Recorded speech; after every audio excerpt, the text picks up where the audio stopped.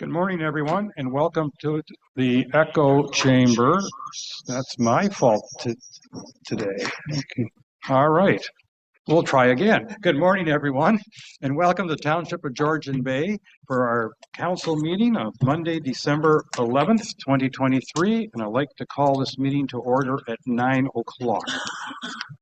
And in the spirit of reconciliation, we wish to acknowledge the enduring relationships between Indigenous peoples and the territories that they have traditionally occupied. We recognize and deeply appreciate the historic connection they have to this place, the land, the air, the water, and all that live on, in, and above it. We are grateful for the opportunity to meet here, and we thank all the generations of Indigenous peoples who have taken care of this place and who continue to care for this place. And we want to show our respect. Hundreds of years after the first treaties were, were signed, Hundreds of years after the first treaties were signed, they remain relevant today. May they guide our decisions and our actions. We commit to learn, to educate, to honor sacred places, and to take action towards real truth and reconciliation. Miigwech.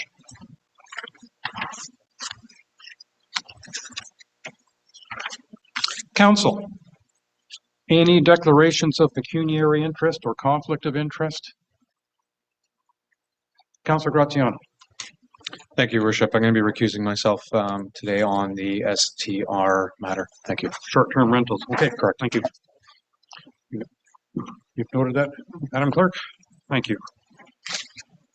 All right. Step one, Mr. Allen. Apparently you've been around for a while. Is there you want us out front, Miss Photographer?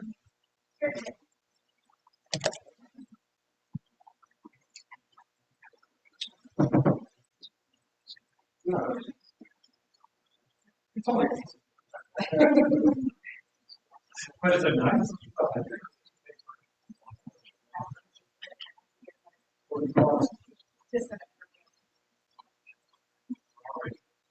Congratulations and thank you very much. Okay, bye-bye. That was a close eye. Dance is not happening.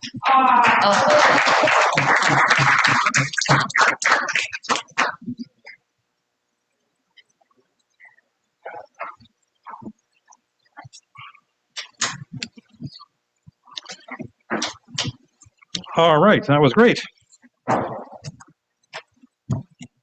And now, Inspector Pittman, your turn. If you're going to provide us with a third quarter report, please. Absolutely. Good morning, Welcome. Your Worship. Good morning, Council. The report that I'm going to be talking about today references the July to September 2023 period. So we're looking really at the peak time of the summer months for us. Starting on the very first page under the Community Service Report, Matters of Interest, looking at Canada Day celebration here. We had our own Mike Brady participating, operating car 7500, which you could tell is quite the old car in the photo. It was on loan to us from the OPP Museum, so they keep that car there. We were promoting the 41st Terry Fox run, and that was down in Perkinsfield Park in Tiny. The replica cruiser and Ford Econoline van followed Terry Fox during his Marathon of Hope for Cancer Research in 1980. And Michael Brady since retired after this, which would be in our last quarter after 50 years of dedicated service to the province with various police services in his career. Truly remarkable. I could say I will not be policing after 50 years. I could promise you all that. I do love my job, but I don't know about that much. Next slide up is Tim Hortons Camp Day on July the 19th. Members of the Southern Georgian Bay OPP were helping out at Tim Hortons. Both myself and Constable Hobson were serving up smiles and coffee in support of Tim Hortons Camp Day. It was actually a great day, and I know that if policing does not work out for me, I certainly have a future in serving coffee. I think I'd like to think I didn't do too bad. At least that's what they told me. Maybe they were making me feel good.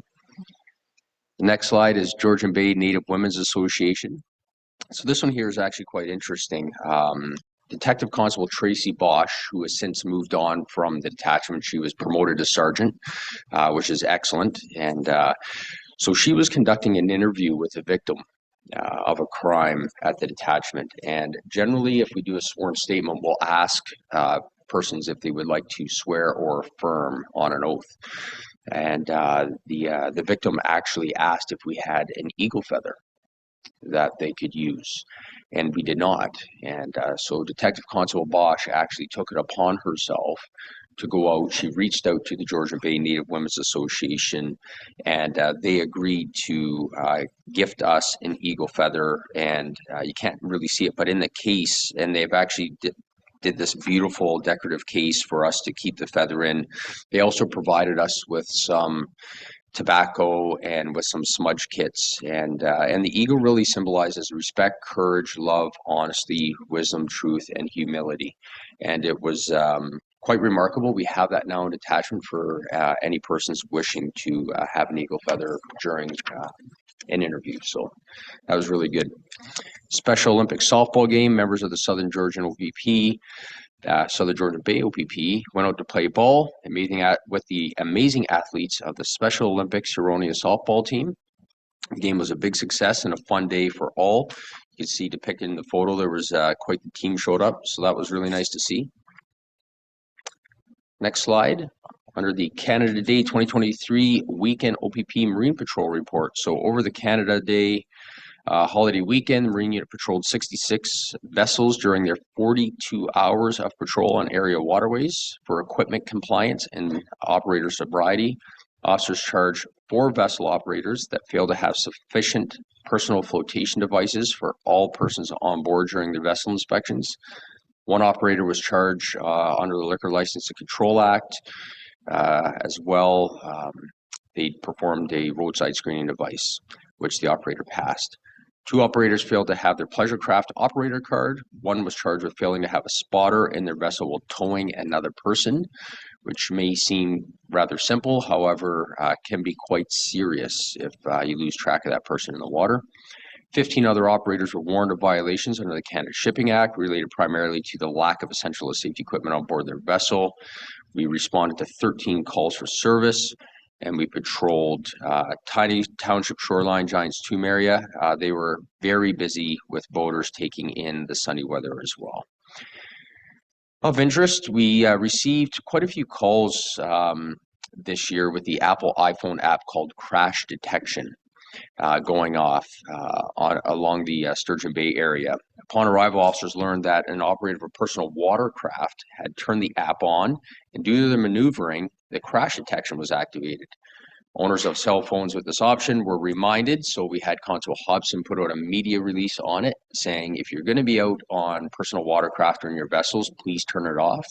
With how rough the waters can be at time and the performance, the tight turning and whatnot, could set that crash detection off. So yeah, we don't need any more calls than we already have. So yes.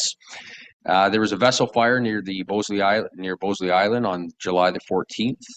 Was extinguished by the crew of the OPP patrol vessel Thomas Coffin. A little hard to see in the picture there, but we have one of our officers at the back of the vessel with a hose putting out the fire on the other vessel. I said that that officer felt good because it was a day that he felt like he was a firefighter. So it was a great day by all, and we managed to get everybody out of there safely, and the vessel was put out. Next slide.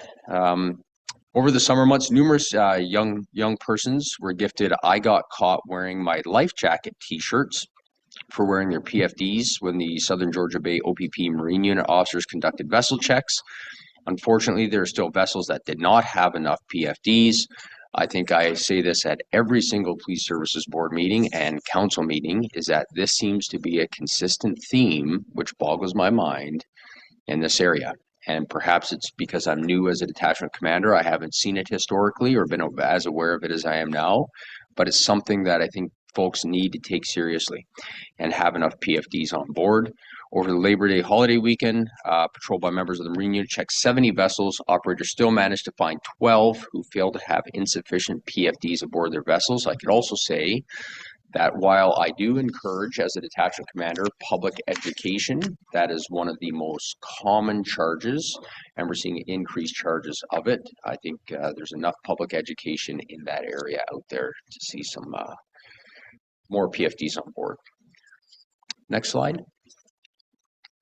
We had a historic building collapse. This was in Penetang during the early morning hours of September the 7th. Building collapse on 78 Main Street went down. Interestingly enough, I was speaking with the fire chief of Penetang, which is also the fire chief of Midland.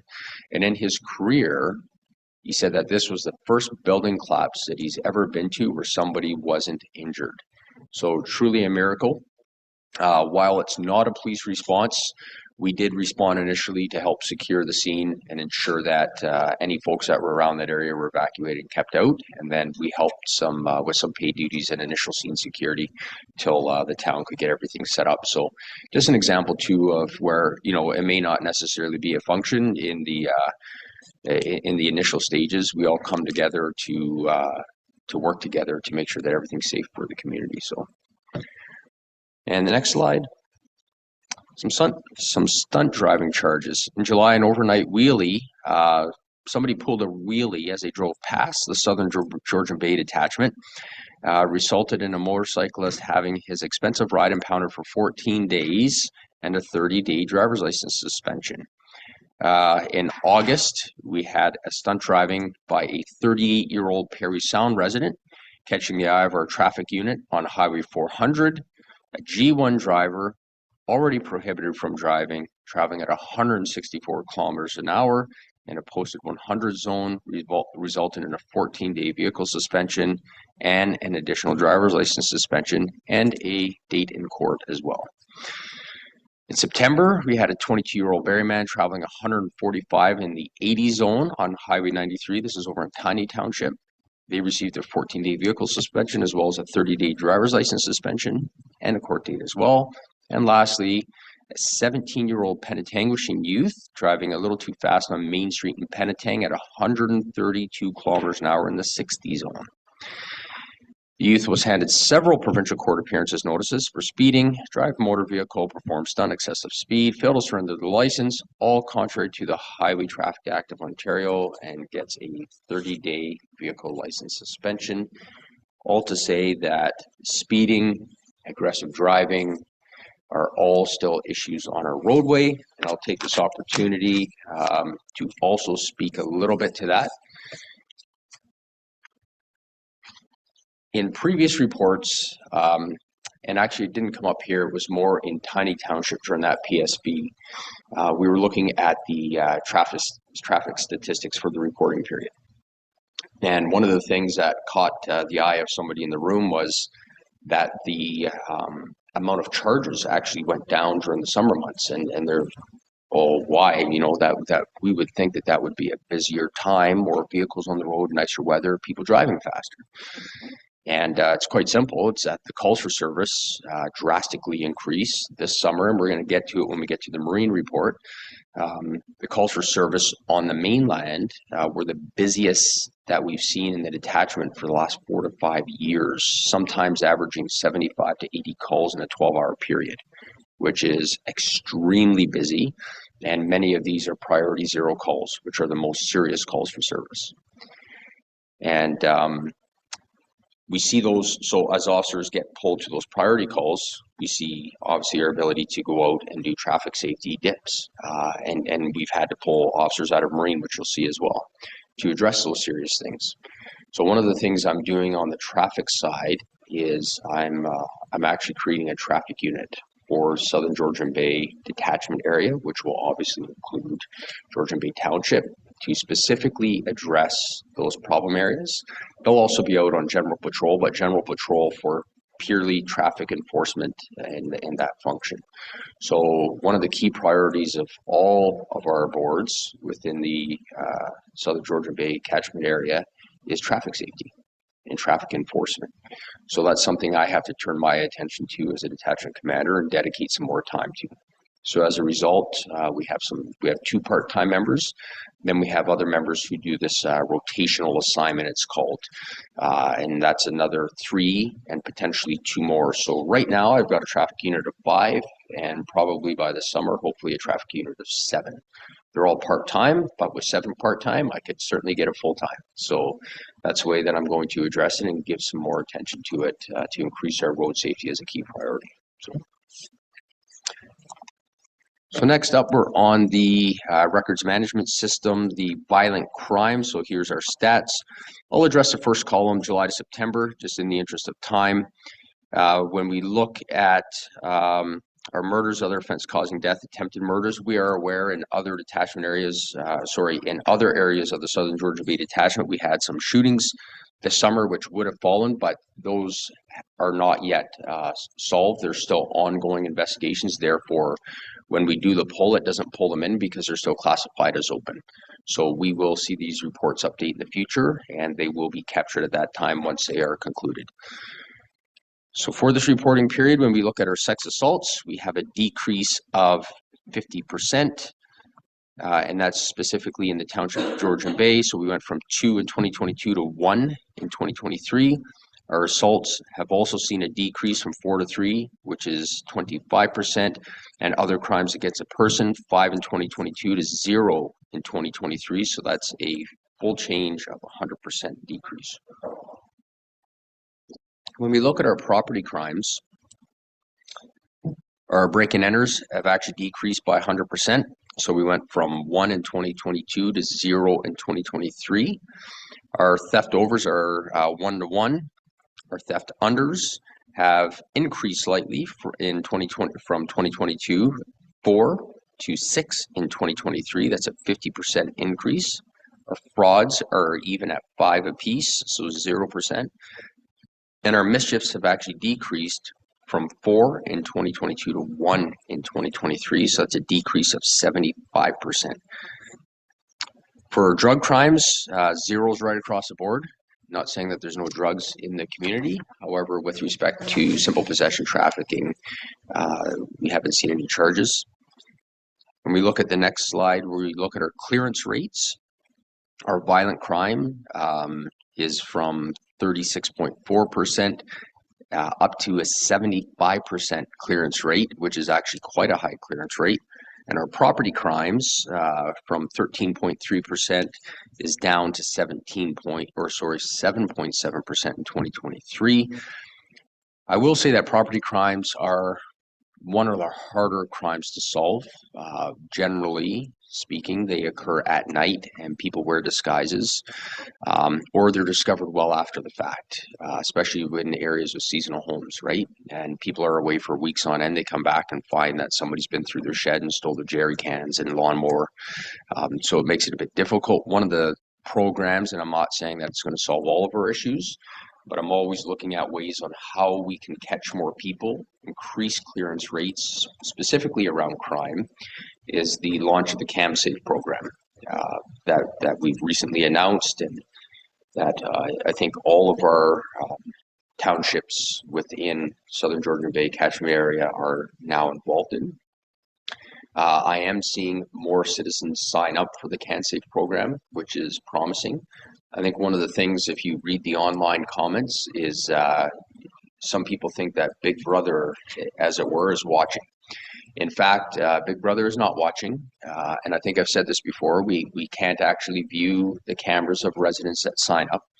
We can see which houses are registered for this program, and it allows officers to quickly determine who that they could call to see if they could view their cameras. So again, we still need owner permission. We still have to call to say, hi, I've noticed you've registered.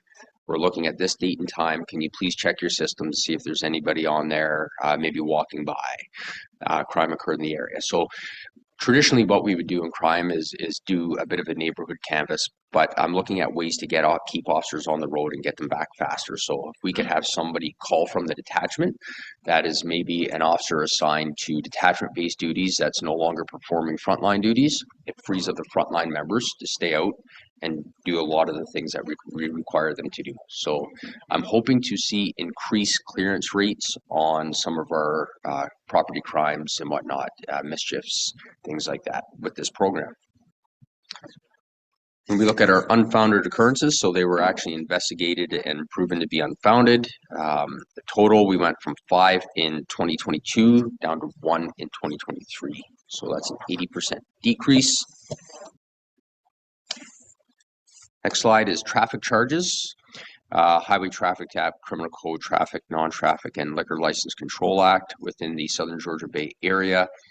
We look at July, August, and September. So for Highway Traffic Act specifically, we have 416 charges, 0 criminal code, 17 criminal code non-traffic, 1 Liquor License Control Act, and 178 other related charges for a total of 612 charges in total for statistics. When we look at speeding, seatbelt, impaired and distracted driving, which we call our big 4, specific to that same time frame, we're looking at 250 speeding, 10 seatbelts, no impaireds, 3 distracteds for a total of 263. Moving over to motor vehicle collisions. Fatal collisions, and we had 2 in 2022. We went down to 2023, 1 in 2023. It's a decrease of 50%. Our personal injuries went from 12 in 22 to 14 in 23. That's an increase of 16.7%. Our property damage from 83 to 82, down 1.2%. We have had, again, our fatals, we've had 1 reported incident this year, so we're down from last year, and same thing, persons killed. I find that's almost repeating itself, that 1 column, so maybe I'll take that out in the future and have it once. Primary causal factors of motor vehicle collisions, so we look into reasons why the collision happened. We just grouped that into 4 categories. The collisions were not related to any of the 4 categories, as we see as speed as a contributing factor, alcohol, wildlife, inattentive driver, and seatbelts were not a contributing factor either. We have had 2 public complaints come forward about conduct, so we're not happy with potentially conduct of members. When we look at secondary employment, we've had no new secondary employment requests. I think most of the officers are busy enough with their full-time duties. Even though some do find some time for secondary employment, we've had no new ones. We had 157.75 cruiser patrol hours and 784.5 marine patrol hours. So a lot of time on the boats and the motors. I don't have that much time on my boat, and my boat's about 13, 14 years old, so that's amazing. Foot patrol hours, we've had 4.5. And then just some movement, which seems like old news now. Staff Sergeant Major was away. We had Sergeant Bill Miller filling in, and we had 5 new members come into detachment and 3 members transferred out, so we were still up 2, which I like to see. Since that time as well, we've just had another 4 members join the detachment, and we're actually getting another 3 members in a couple months. So it's great to see new members. We do have quite a young detachment in Southern Georgian Bay. One of the pressures it causes is we need coach officers, right? So every new police officer gets coached for a period of about 10 months. So we have to find somebody that also has frontline duties to now also take care of this person and show them the ropes, as it were. So, but we're managing to do that. Motor vehicle collisions in Georgian Bay Township. This is for the entire year from January to September. We're looking at property damage. We are 37 equal from 2022 to 2023. Personal injury, we had 4 in 2022 to 7 in 2023. And fatals, we had 2 in 2022 to 3 in 2023, specific to Georgian Bay Township. That's for the whole reporting period. Marine report. So this, I think, one of the councillors asked if we could get some extra marine data. So this is the report that I had pulled. When we look at the amount of warnings, so this period is from January right up until October. The boats are out of the water now at this time. When we look at our warnings, we had 609 in 2022. We're down to 526 in 2023. For charges, 228 in 2022 to 124 in 2023. Warn range suspensions, we've had 2,136 in 2022 to 1,672 in 2023. Or sorry, that was vessel checks. As I'm reading that, I'm thinking, that is a lot of 3-day suspensions. We clearly have a problem here. Sorry, scratch that from the record. Vessel checks. Warn range suspensions, which I would rather see 0. However, they are down a little bit, 12 in 2022 to 7 in 2023. 90-day suspensions, we've had, am I reading? No, this is good. 7 in 2022 to 2 in 2023. Collisions, we went from 3 last year to 8 this year. And cottage checks, 184 this year to 87, or last year to 87 this year. So easy question is, we're down, right? We don't have as many cottage checks. That's why I alluded, and it's not making excuses. It's just the reality of the summer that we've had. We normally try to get 2 vessels out on the water. At times, as a detachment commander, I've had to say, we can't put the 2 out today. We need those members to come over and help out on the front line because we're getting hammered on calls for service, and we're having a hard time responding to those in a timely fashion. So that's why our vessel checks are down. I'm hoping this summer, with the increase in officers, we're actually getting more coming in than we're having transfer out, which is good. To be able to see that Marine program remain fully staffed and see those checks come up. As for the calls for service billing report, in the interest of time, I generally don't go through this unless there's any specific questions. It's all broken down there in great detail for your viewing interest. And at this time, Your Worship, if there's any questions, I'd be happy to answer. Well, thank you very much. I know I have a few, but I'd like to hand it over to the councillors first, so we'll let them go. And Councillor Jarvis is first up with his hand today.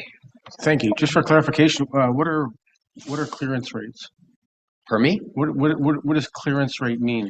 So that's when we investigate the occurrence and we're able to actually clear that. So we're able to solve that occurrence. It's defined as cleared. So when we have higher clearance rates, it means that we have actually successfully investigated and charged persons or solved that occurrence.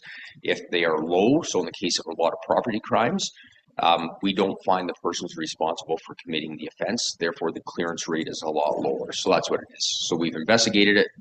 We've actually been able to solve it and or charge, arrest somebody and come to the bottom of it. Okay, and just for that then, so violent crime is down on your chart. Your clearance rate is up. So does one reflect the other type of thing? Not necessarily, no. Even though that our violence is down and clearance rates are up, we were able to probably have more witnesses in those individual occurrences, like looking at, if I had to break them out and look into them, that would be the reason why we would have higher clearance rates. But violent crime could be down, but clearance rates could also be down because we just weren't able to find the person who successfully solved that. So, well, if your clearance rates are up, then it means you're solving more of these violent crimes. Is that correct? that is correct. Yeah. Okay. So potentially more witnesses. Violent crimes, we generally see higher clearance rates because there is somebody else involved that could say, yes, that person hit me. And therefore we're able to investigate and either substantiate or investigate it and then find out that it's false. And in that case, it would be unfounded.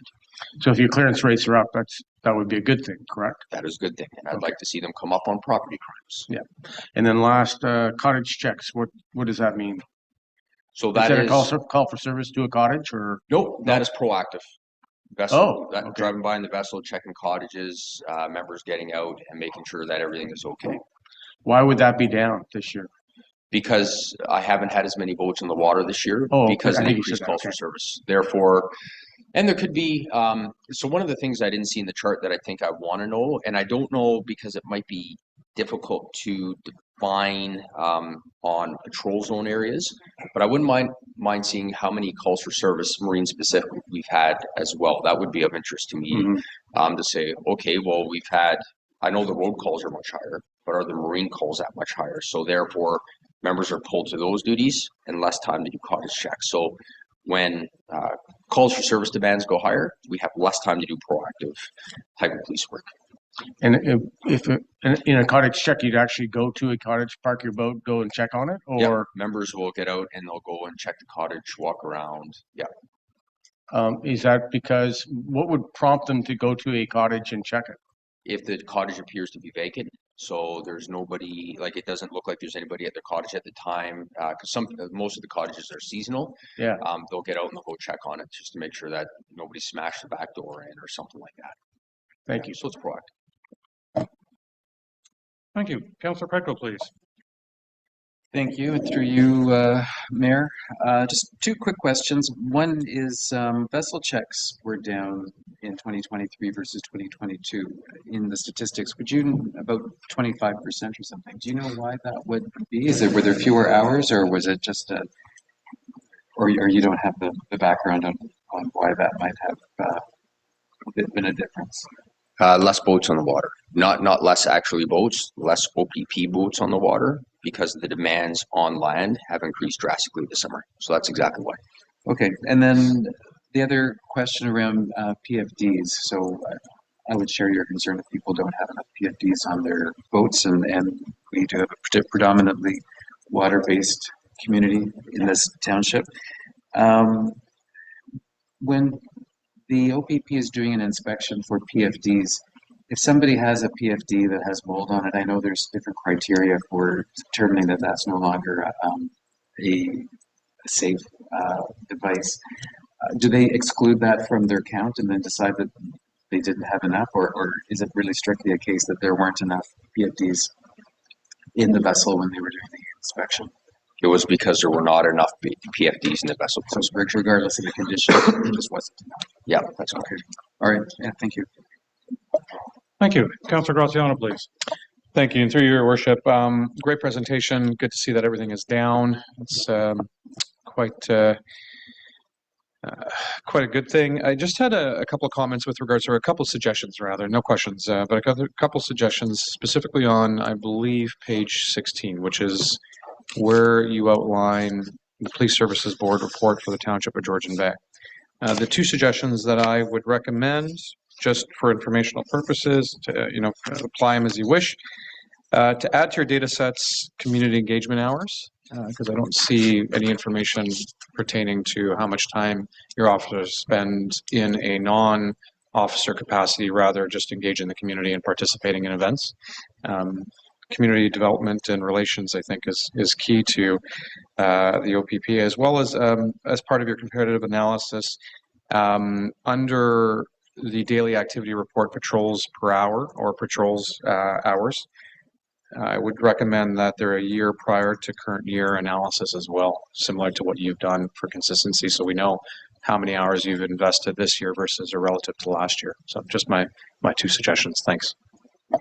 Thank you very much for the comments, Councillor. I could tell you that we are looking at April the 1st, 2024. There's supposed to be an OPP detachment board now. We're moving to this one board model. I would imagine that the reports would change. So as those change, that would be something that we'll look at putting in there perhaps to see if that data is of interest to the one board for reporting purposes. The one thing that I'm cautiously optimistic of, I think, is that when we give the statistics and the information, it's not a comparison on, well, why did this area get 5 hours and we only got 2 hours?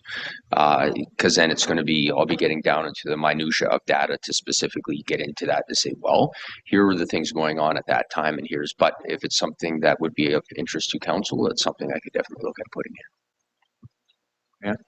Just a comment, and yeah, I would see value in the information. To clarify though, the suggestion was more, as an aggregate, how many hours have you guys spent in your jurisdiction collectively as a whole?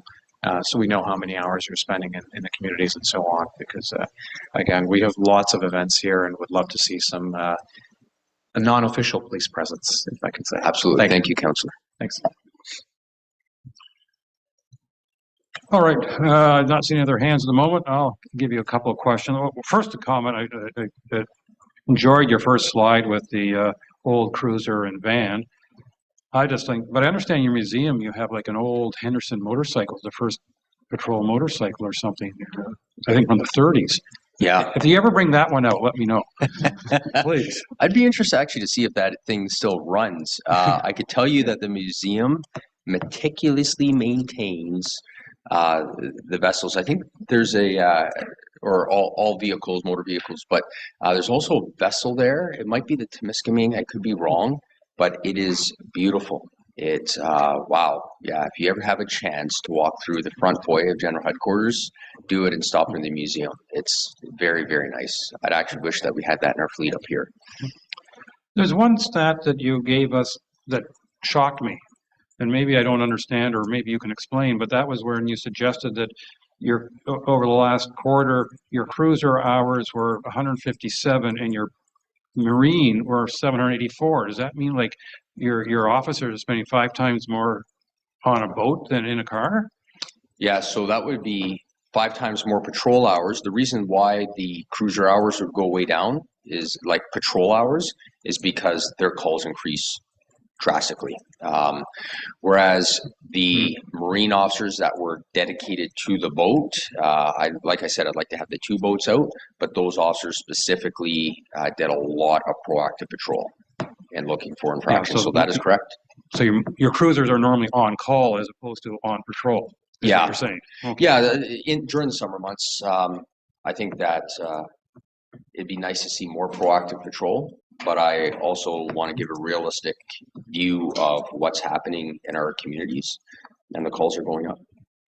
And the other, I know it's outside this quarter, but I wanted to make the comment to thank you and Staff Sergeant Major for all the work and research you did on the float homes issue. I mean, countless hours, and obviously all the people, different groups that you got involved, but I think on behalf of everyone, thank you very much for all of that.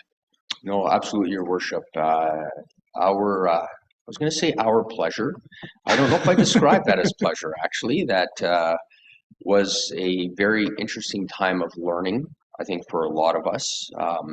I can make a general comment about floating accommodations / vessels, because that's what they are deemed by Transport Canada, as a vessel. I could probably talk about this all day.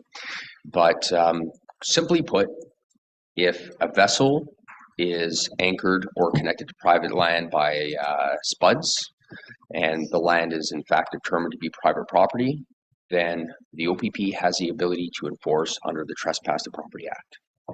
And in this case, we went through great lengths to do some enforcement. But I could say that if there is no connection to the land, so the vessel is simply floating on the surface of the water, we have zero ability to do any sort of enforcement. Now, we can check for life jackets and things like that, but safety equipment. But under the Canada Shipping Act, there's a reference to an inspection. An inspector can order a vessel to shore, or to a safe place rather, if they find any infractions with it. I can tell you that the OPP are not inspectors. The inspection refers to structural inspection, as many vessel manufacturers have specifics to which they will construct the vessel.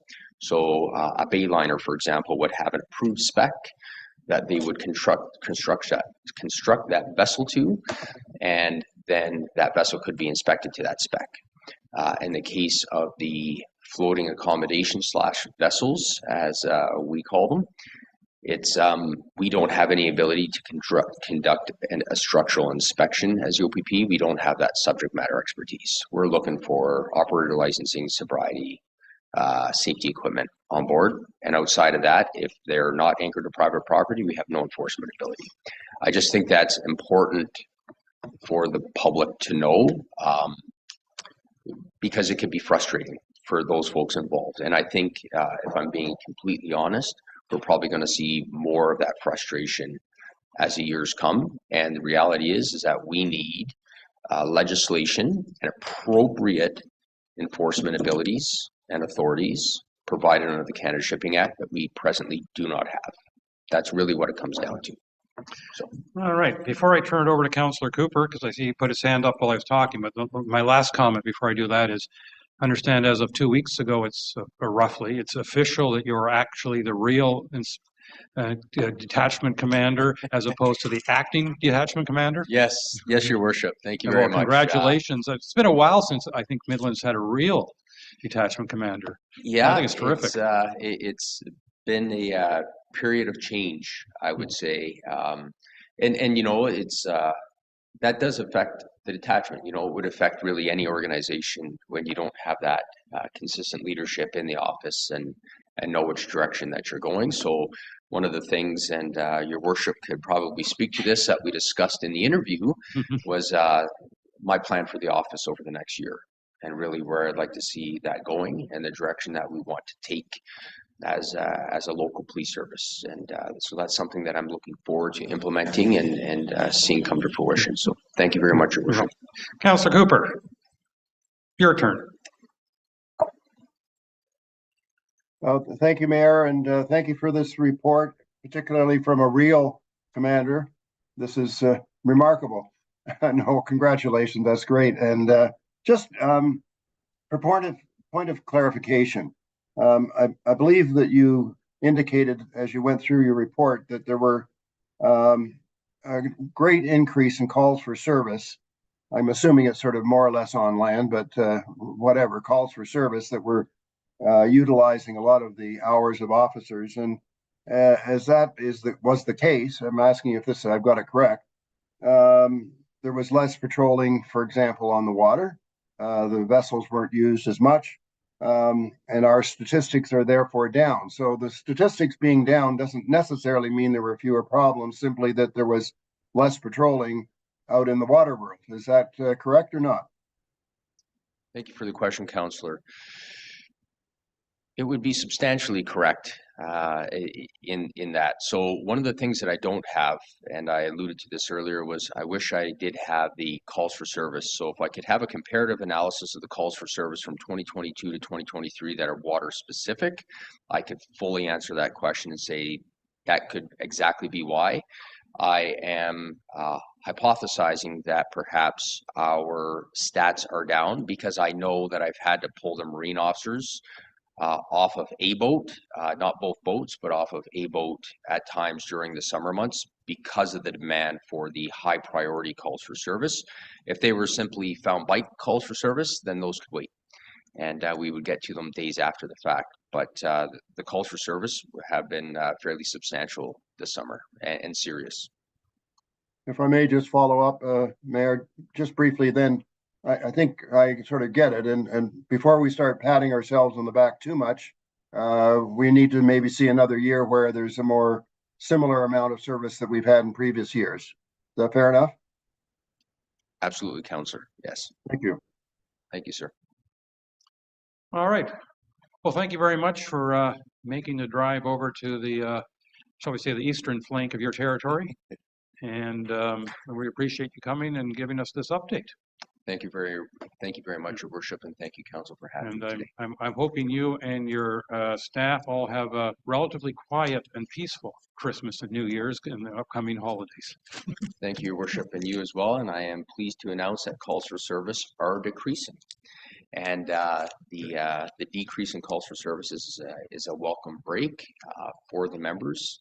And I'm seeing them being able to engage in other proactive initiatives now as a result. So it's a nice time for a breather for them. It's very much needed. So thank you for that. Thank you, Council. Thank you. Thank you. All right. And we have another visitor from Midland.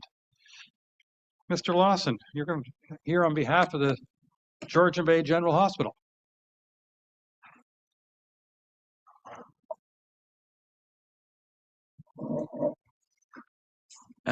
Thank you, Your Worship and Council, for having me today, and appreciate your time. It's a pleasure to be here and speak to you a little bit about Georgian Bay General Hospital, what this has looked like for the past little bit, and where it's going in the future, as I know that's often where people are interested in. So if we just go to the next slide.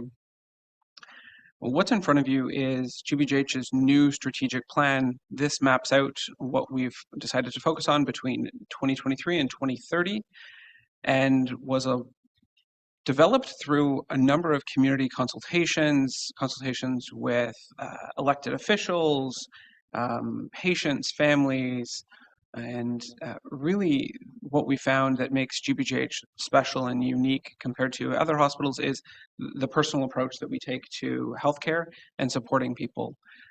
This is evident in many of the stories that come to my office in terms of when people certainly share their journey at GBGH and what has allowed them to get better, heal, and move to their next stage. So this strategic plan also outlines exactly where we're going to go, and that'll be a little bit more of the focus of today's conversation.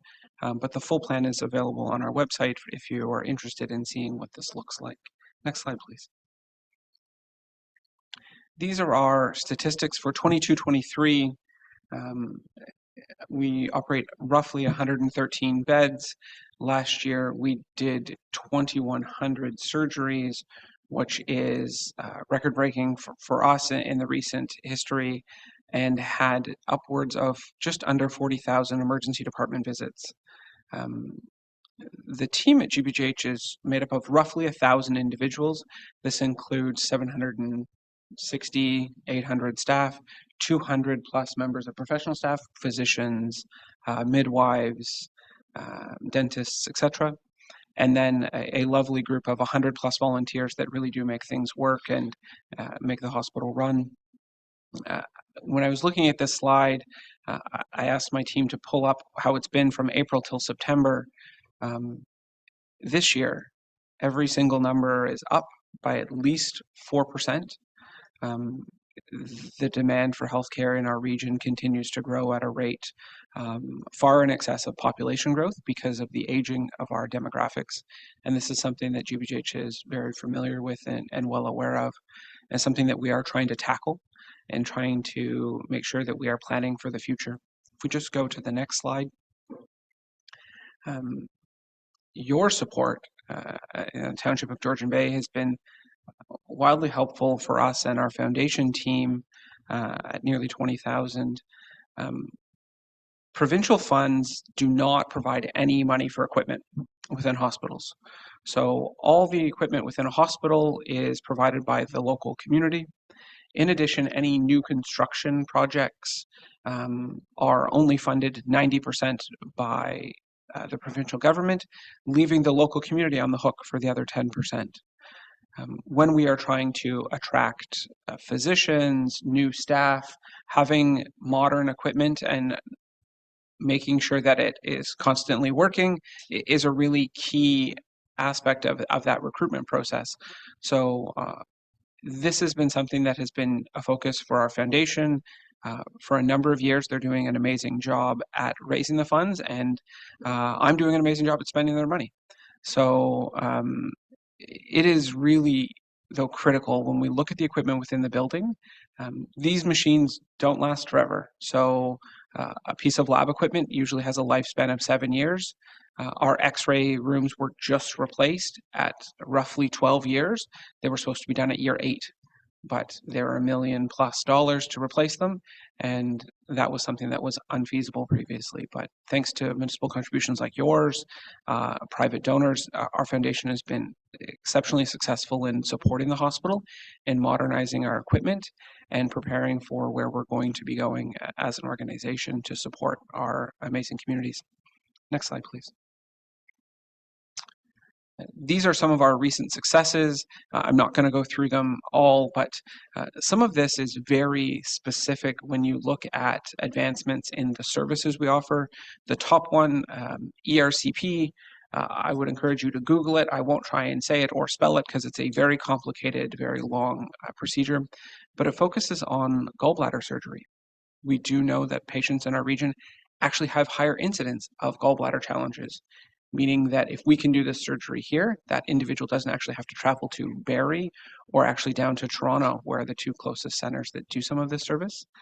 And we have a fellowship trained surgeon who specializes in this, and she has added the service to our complement. So this is all about what we're trying to achieve within our community in responding to what we know our local community demand is, and make sure that we meet individuals where they are. We've also launched our GBJH at home program. So we know that often individuals end up in hospital and then they may not have the supports necessary in the community to go home. So whether that be a personal support worker, occupational therapy, nursing, etc. This program actually wraps around a patient for 16 weeks to allow them to transition home. And the goal is for the hospital to have individuals back into their home sooner to free up space within the hospital. But it also ensures patients are where they want to be. Typically, individuals don't want to be in the hospital. They would rather be at home, and that's where we would like individuals to be. So these are some recent examples of things that we've done to grow our programming to meet the community demand and need, as we know that, as I mentioned earlier, the rate of demand continues to increase at quite a substantial rate, and GBJH is growing to respond to that. Next slide, please. This is a really clear example for me.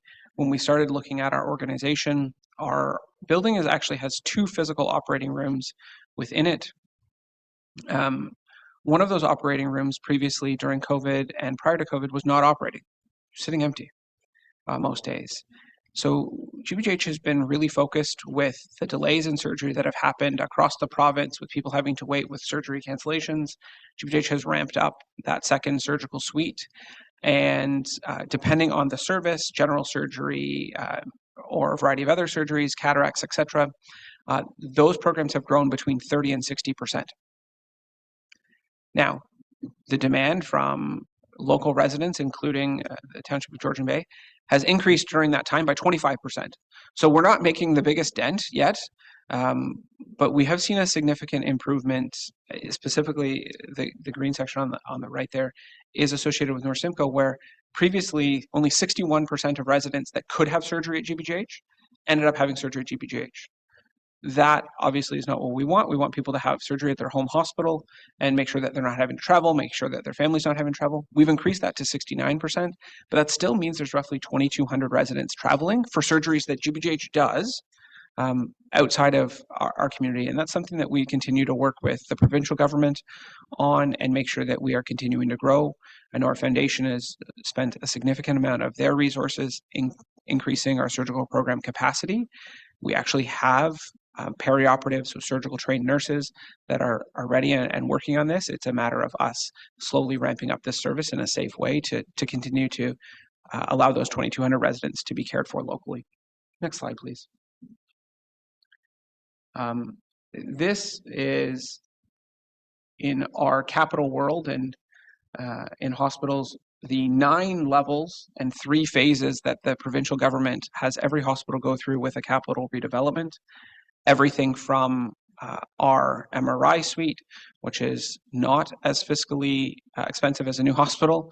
That is an under $10 million project, to a new $1 billion hospital. The 9 stages are the same. There are some that you're allowed to kind of skip through depending on it. But through this process, we have 3 different projects at 3 different phases, and I'll walk you through each of those if we just go to the next slide.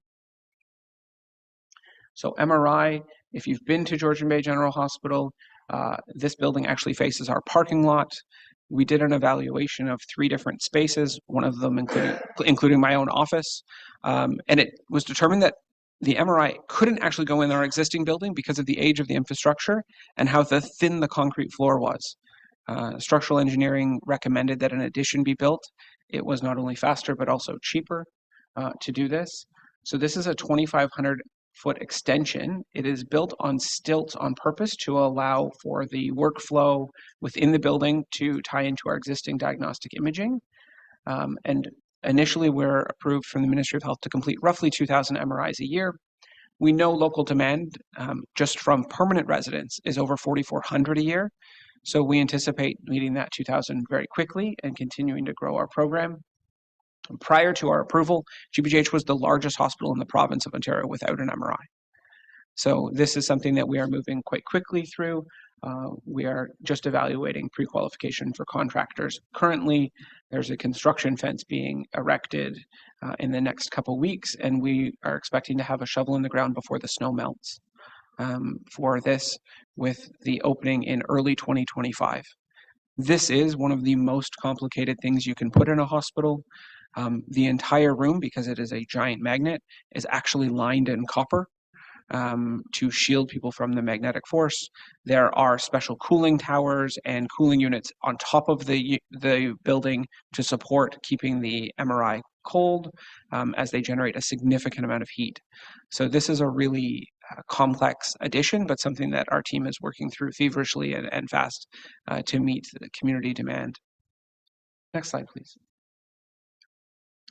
This is an overhead, and this is I'll call it a two-stage story.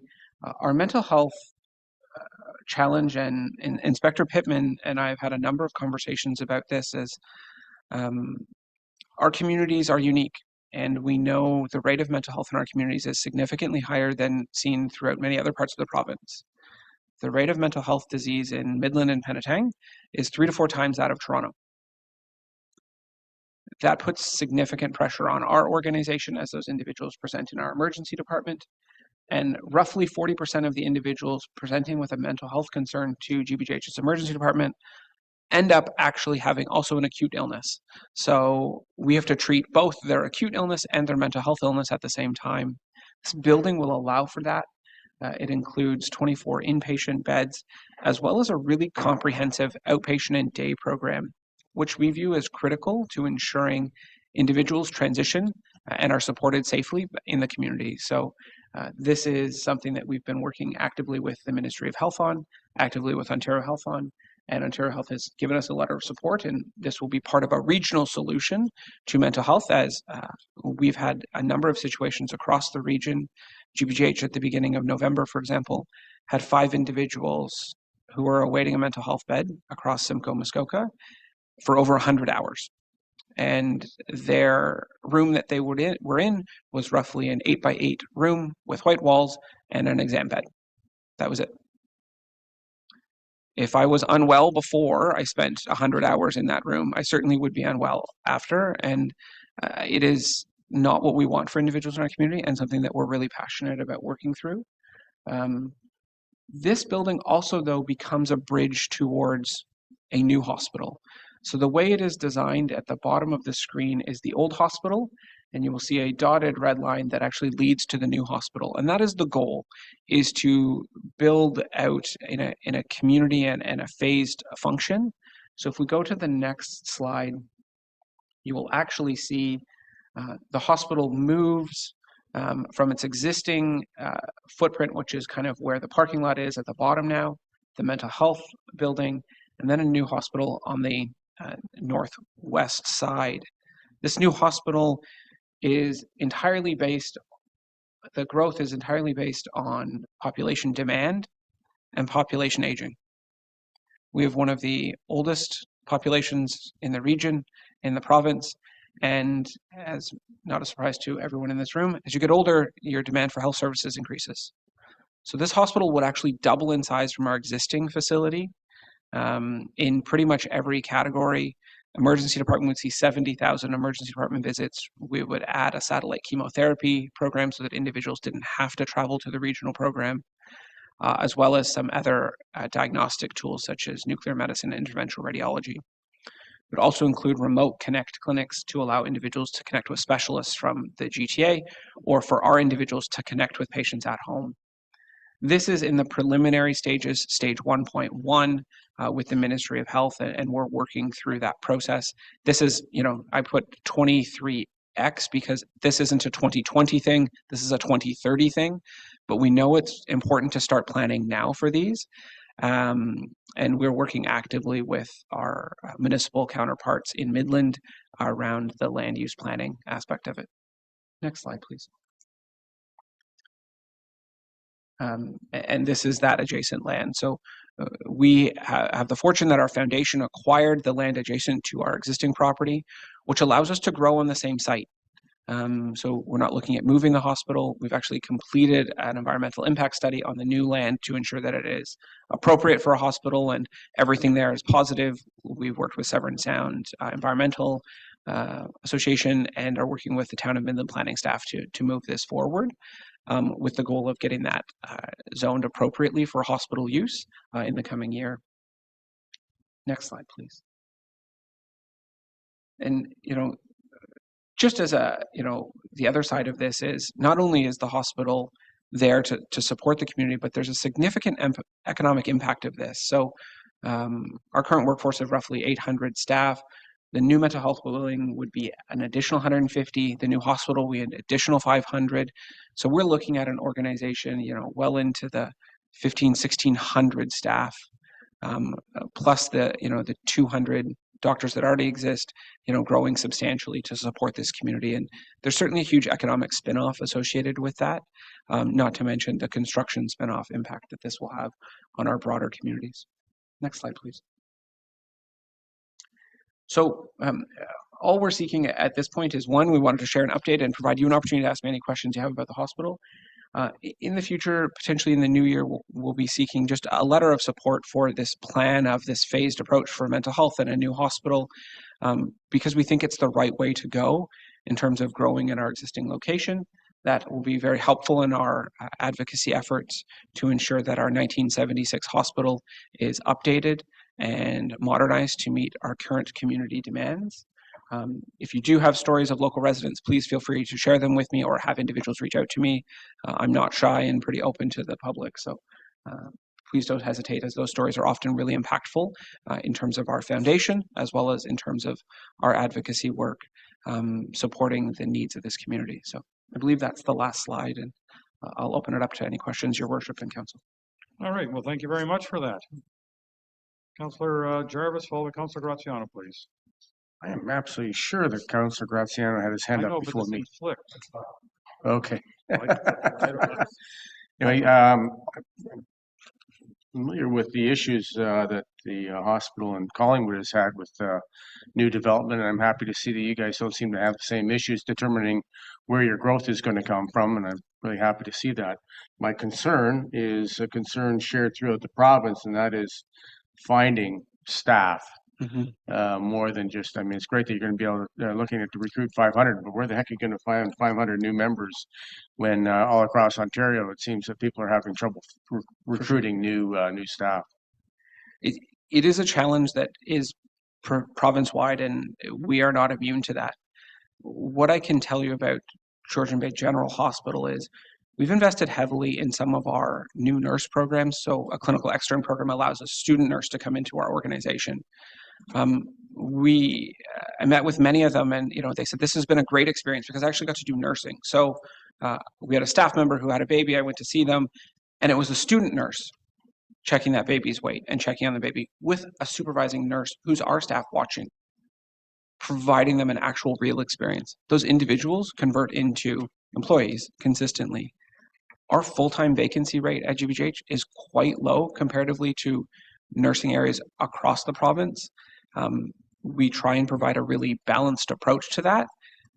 Are we immune from agency and many of the other challenges? No, this is something that we do have to rely on, but I think there are lots of programs out there right now that we're heavily invested in to, one, support new staff coming in, but also make our experience at GBGH a really positive one for staff and make sure that they get the necessary kind of supports, because it can be very overwhelming as a new individual coming into healthcare.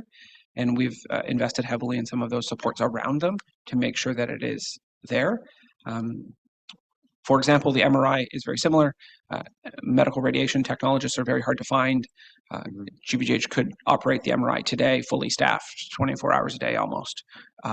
We have people beating down our door to work at our organization right now. So good to hear. Well, I appreciate it, and I wish you well in finding that staffing, not to mention getting that hospital built. Thanks. Thank you.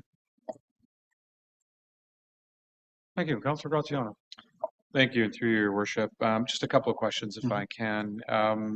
During my time campaigning, I think one of the largest issues that I heard consistently over and over again was the lack of at-home care for elderly. Um, Here in our community, of course, it's rural and very sparse. It's unlike the city whereby, commuting is easy to perhaps get the care that they require. I'm curious to know, with regards to your current and future mental health expansion, do you foresee having any external at-home care for mental health issues, as well as do you currently have or will you have in future any mobile nurses helping and assisting the Okay. elderly within our communities? Thank you. So with regards to mental health, one distinction I will make is that home care is actually not typically delivered by hospitals and coordinated by hospitals. It is coordinated by an organization called Home and Community Care, formerly known as CCACs. GBGH has been successful, as is many organizations across Simcoe County, in being given agency status, which allows us to provide at-home services. And we're starting with this at-home program for patients discharged from our organization to ensure that we're supporting them from an acute perspective at home, because we recognize that that is a big gap. Mental health would be no different than that, that if there's services we can provide at home, we will.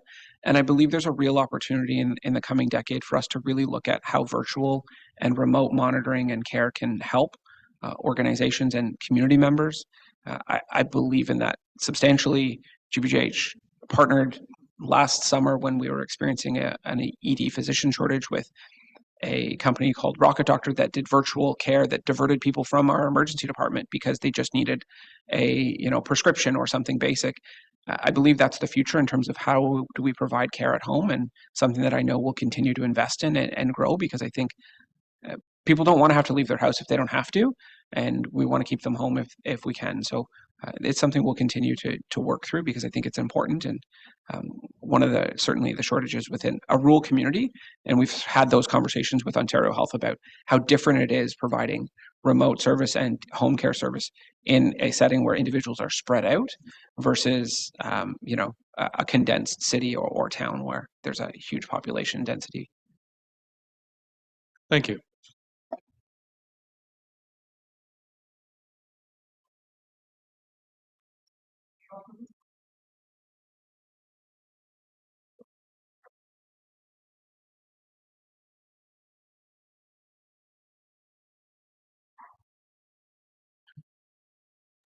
I couldn't hear you, Mayor. Did you say my name? Maybe I didn't have the mic on. I apologize. Councillor Cooper, please. My hearing's bad enough as it is. Thank you. Got to work on your reading, because unfortunately, if we forget the button, it's the lips that have to do it. No problem. Just thank you very much for this report on the General Hospital in Midland. I have a couple of sort of questions in terms of healthcare in Ontario, hospital healthcare in Ontario, and a second question. So the first one is, where is the province at the moment sitting on what they used to call centers of excellence? In other words, the VGH in Barrie and South Lake in Newmarket. I'm in Aurora, so that's my sort of go-to center of excellence. And then there are other hospitals that would be not considered to be under that category. What sort of role would this new hospital play relative to that? That's sort of my first question. Yeah, so we do know that there are specializations happening, and RVH in Barrie with chemotherapy, South Lake with cardiac surgery, the regional cancer programs, etc. So GBGH's role in that is as a partner. And so we talk about a satellite chemotherapy program. So what that would look like for a resident in our community was their first visit with their oncologist would be at the regional cancer program in Barrie. And their first chemotherapy, if they were on chemotherapy, wouldn't be in Barrie. But their second and subsequent would be here in their local community, just down the road. And that's the goal, is that we would work as a satellite in conjunction with them. I think there's a lot of collaboration, specifically in Simcoe, Muskoka, when I talk to others across the province, we have a great amount of collaboration amongst our organizations to support our communities and work in that way. So, I don't anticipate GBGH is going to be on the leading front of that, but we'll be, at the lower acuity side and supporting that. So, offering surgeons at those organizations time in our ORs to allow them to do simpler stuff in our communities so they can do more complex stuff in Barrie and Southlake, et cetera. So that is the way that it continues to work as these organizations become more and more specialized. And you certainly need, a volume of mass to do that in communities. That being said, technology changes every day. And there could be things that pop up in the next 10 years that will allow us to do some really unique and advanced things at GBGH, and we'll embrace those. Thank you for that. And the second sort of piece of this is just an observation, but a curious one. I recently spent some time in a hospital, Southlake, in the cardiac ward, and trying to clean up some things that happened this summer. And I noted that there were quite a few patients from your area, Midland, Penetang, Fort McNichol, in the ward. And I was a little surprised because I thought the first stop would be Royal Vic. But how is their cardiac program progressing? I thought they were sort of on the road to being taking over what is being done south of your area. So what's going on? Why would there be so many people from the Midland Penetang area in the hospital in Southlake? So I'll start with, unfortunately, our part of the region does some things really well. We smoke really well, we drink really well, we don't exercise really well, and generally we're more overweight than the rest of the province. And those tend to lead to some more heart issues, which is the initial part of the challenge. We know those comorbidities exist. Southlake offers cardiac surgery. So that is different than RVH's program, which is interventional cardiology. Interventional cardiology is much less invasive. So Southlake will continue to be, as far as I'm aware, the provider for cardiac surgery, and those more advanced procedures, often called a CABG or a TAVI, whereas RVH would provide, if you had a heart attack, you're getting in the ambulance and going to RVH, and they will deal with that in terms of dealing with that clot at that time. So I think both organizations continue to work collaboratively to support our communities. It just depends on the degree of specialty. This would be similar to what happens in many other aspects. RVH doesn't deal with all cancers. There are some that have to go to Princess Margaret in Toronto, etc. And that is just an economies of scale aspect. Thank you for the clarification. And if I could add, Councillor Cooper, I much prefer your current backdrop to the one you had in the last meeting. I'm so glad that you're back to this backdrop. All right. I only want to make one comment or observation, if I could, and that was in one of your slides you noted in the last, whatever it was, 17 years, that maybe the township is giving you about $20,000. I think it's extremely important to note that actually in that same period, our taxpayers have given probably something in the range of $1 million that's supposed to go towards hospital care to the district coffers. A third of that was shared with RVH for their cancer section, and the rest have been shared among other hospitals. And I think we're now very close to district. They do now actually officially recognize the fact that there are some residents in the district that don't use their hospitals, but use your hospital. And I'm really hoping that 2024 is the year that we're going to see your share of that money go towards you. So I've got my fingers crossed that number will be significantly larger if you were to report it a year from now. That's fantastic to hear.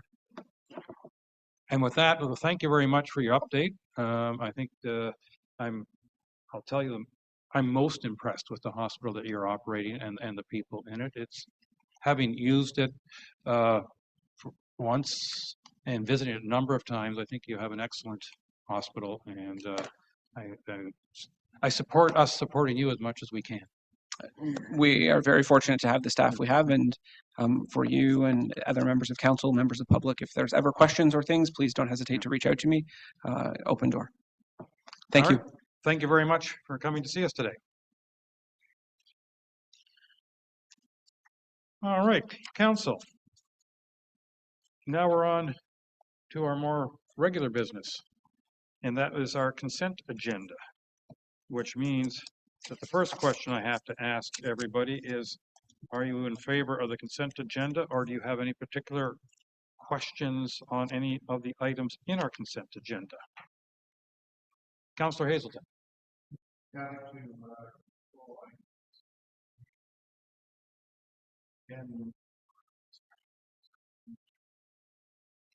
G and N. No sound. I can't hear. I am so sorry, Mr. Cooper, Councillor Cooper. I was suggesting that we pull items G and N for new business discussion. So those are the two sustainable communities items. Yes. Okay. Any other, Councillor Jarvis? Yeah, I'd like to have some discussion around the work plan. That would be item P. Okay. It'd be more clarifications than anything else on that. All right.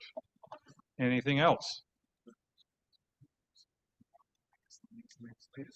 The 2023-2024 work plan with strategic plan.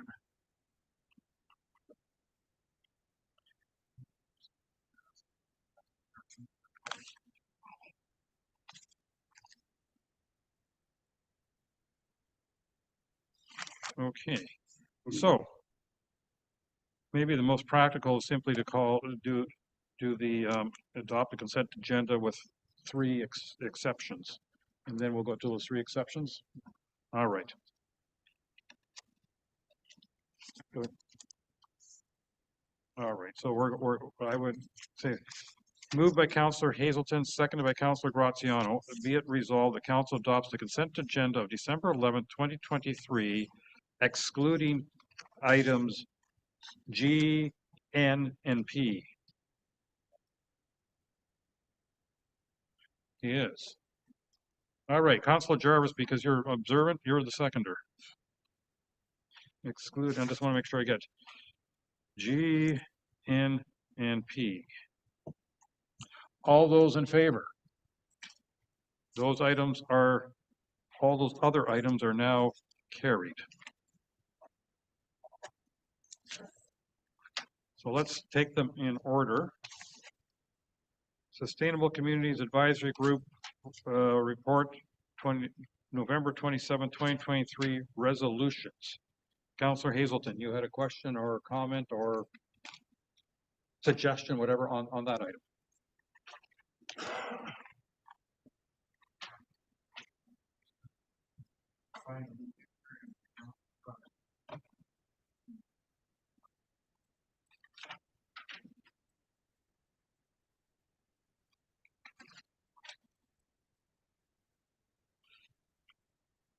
Yeah, it's pages 84 through 92 of the new version, or the latest version.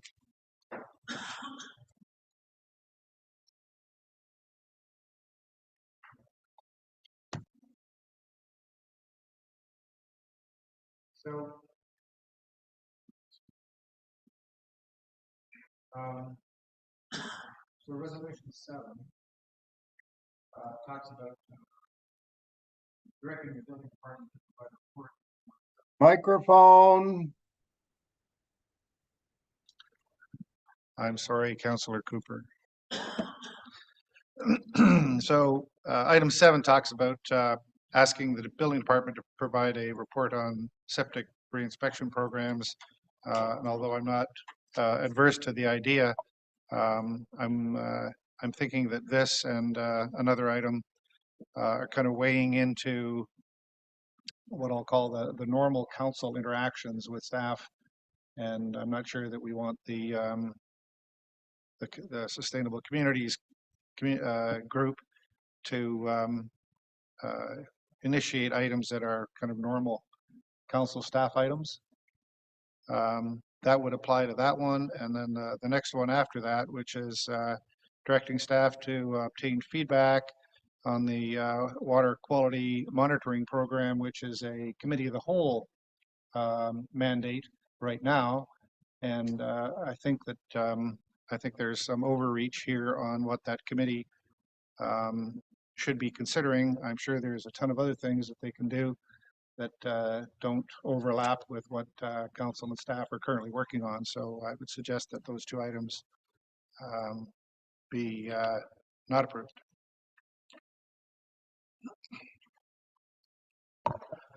All right. So basically, your sustainable community should not be involved with septic reinspection or water quality. Can I sum it?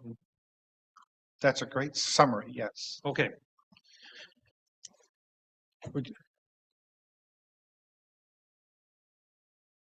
Commissioner, would you like to respond?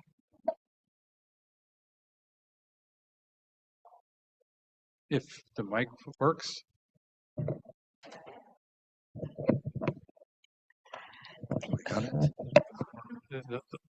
Oh, I like that service. That's a good service, Rod.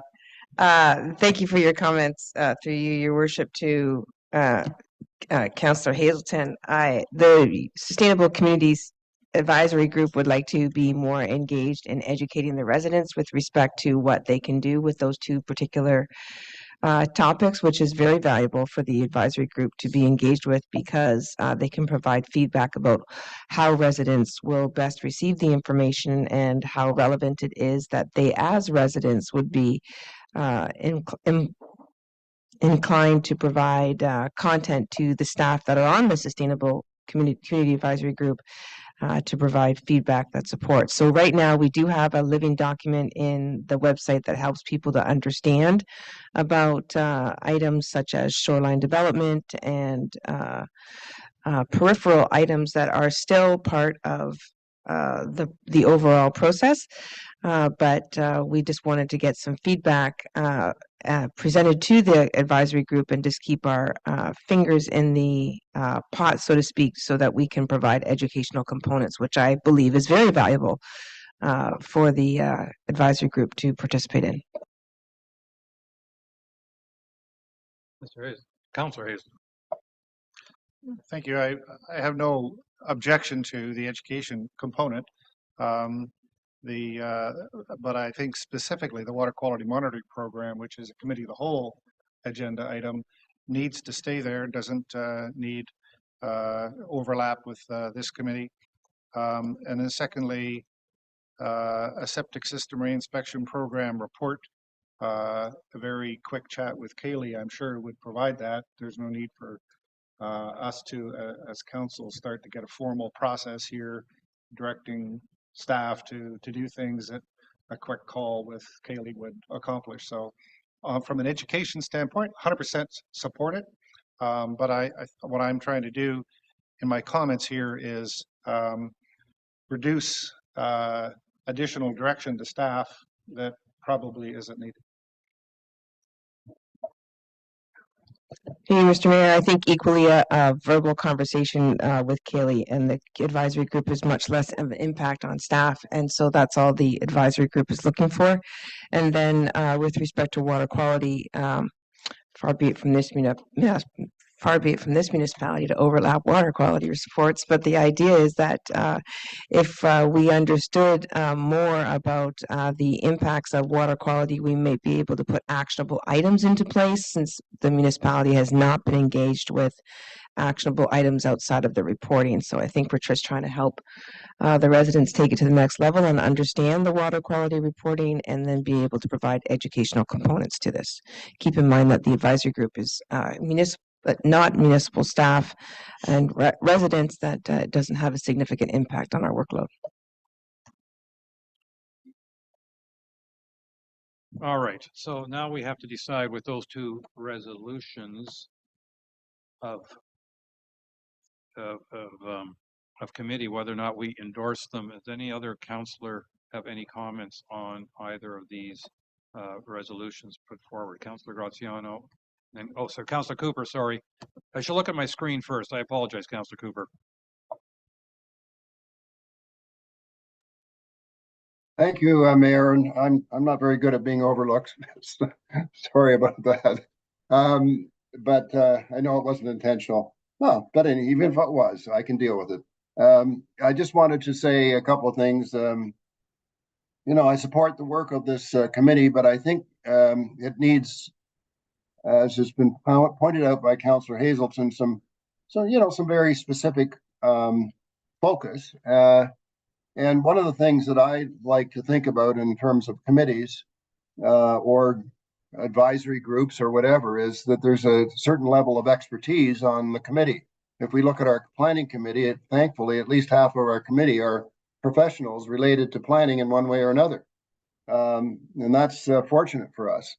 I wish it was the entire committee personally, but that's the kind of thing I think we should be looking for in all our committees. And whereas the sustainability committee or advisory group could help out on things like education, and I would support that wholeheartedly.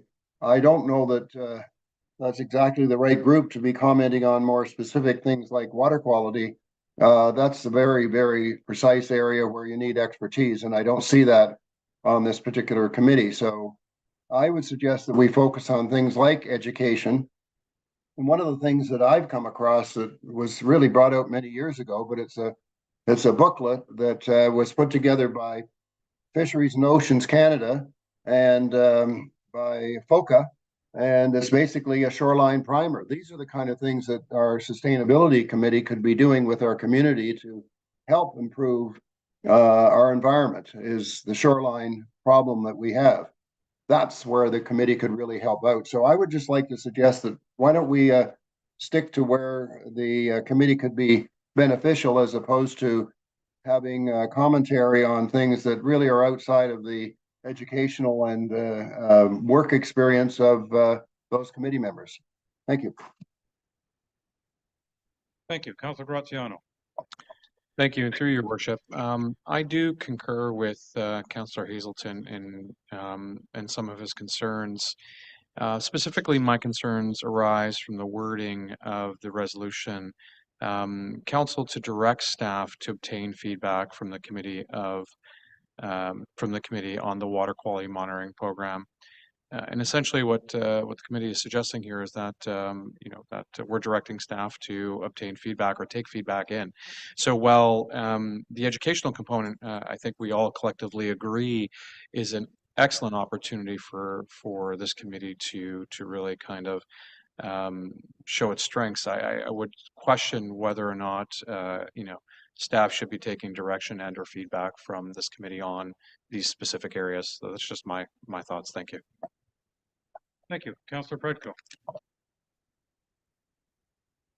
Thank you, and through you, Your Worship, just to reply to the comments, I sitting on the committee, I think the context was, especially with the septic system motion, was informational to be relayed to the group to understand what impact it could have on other projects that the committee may take on. I think the committee at this point is still trying to find topics that it wants to focus on as a committee and prepare reports for. So it is really in an information gathering perspective.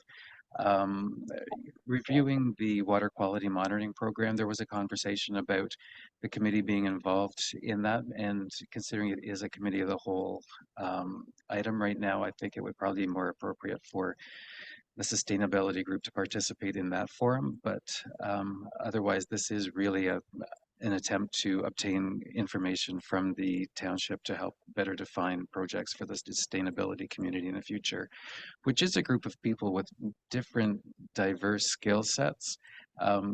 Unlike planning, there isn't a designation for sustainability experts. So these are people who have had experience in different green initiatives and including things like water quality testing. So we're really just trying to narrow down what the focus of this group will be in the future. All right, thank you.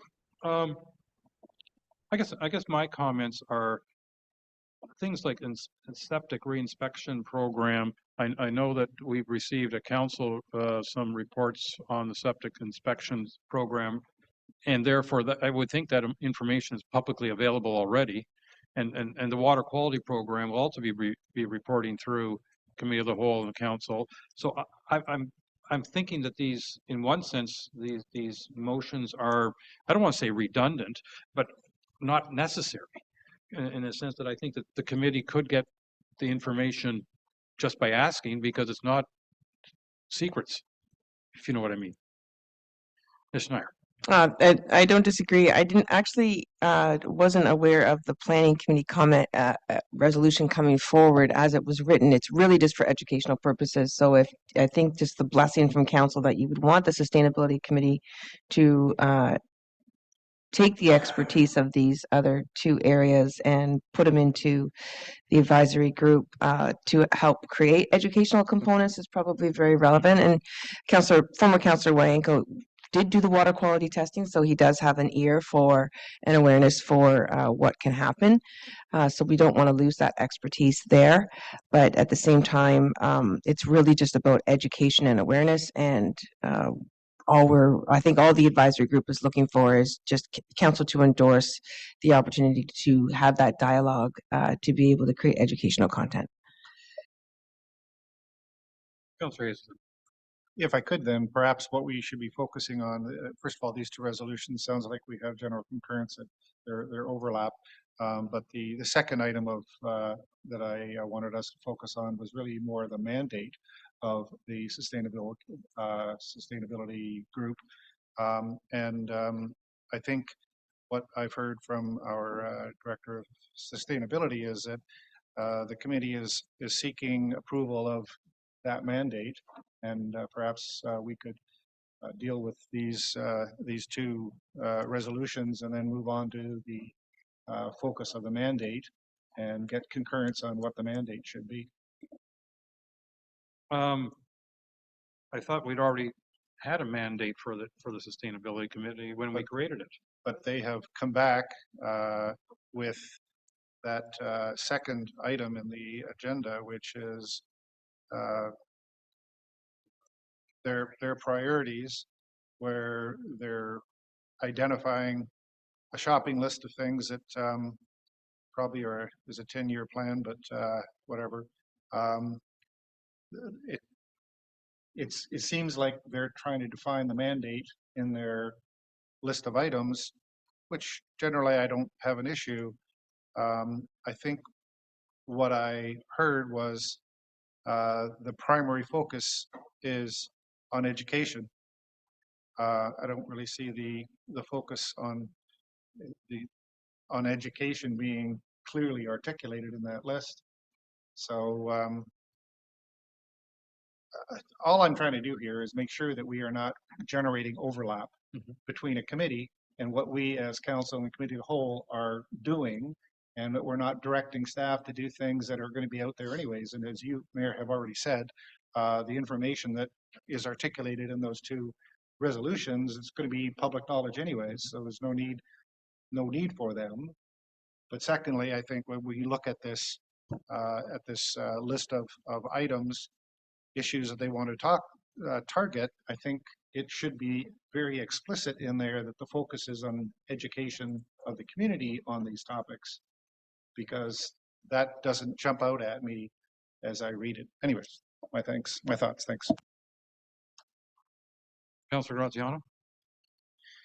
Thank you, Your Worship. And I'm wondering whether or not we're now kind of migrating into the report for the priorities. I did identify two concerns that I had for that as well, with respect to some questions around new developments under human impact and water quality, as well as shoreline modifications being identified as priorities for SCAG going forward.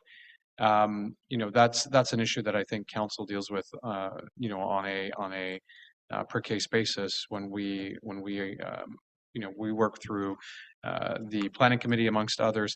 And I have some concerns with that. I mean, what I'm not seeing here is maybe reviews on how salts are impacting our waterways, and so on, which, again, is perhaps a suggestion there for future.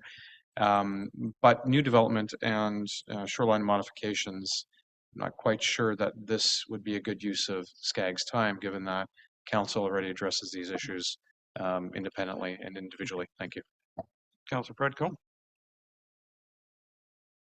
Thank you, and through you, Your Worship. I think the mandate currently for the SCAG committee in their first actual task to review is the report on greenhouse emissions on our facilities that is funded through the federal government, and that's primarily what they're working on, and that is the primary focus of this committee. These items came up as a request from the chair for things that the committee could look at in the future. They're not obviously carved in stone. I think the fact that there's a report being requested primarily would be for Ms. Schneier to provide some background information on the feasibility of these items. I don't think the committee at any time considered that they were carving out themselves a priority list, and these are really just informational, trying to find out what is feasible for the committee to look at after they've finished working on the greenhouse gas emission project. Thank you. All right, well, and we also have the Sustainable Community Advisory Group priorities report coming up.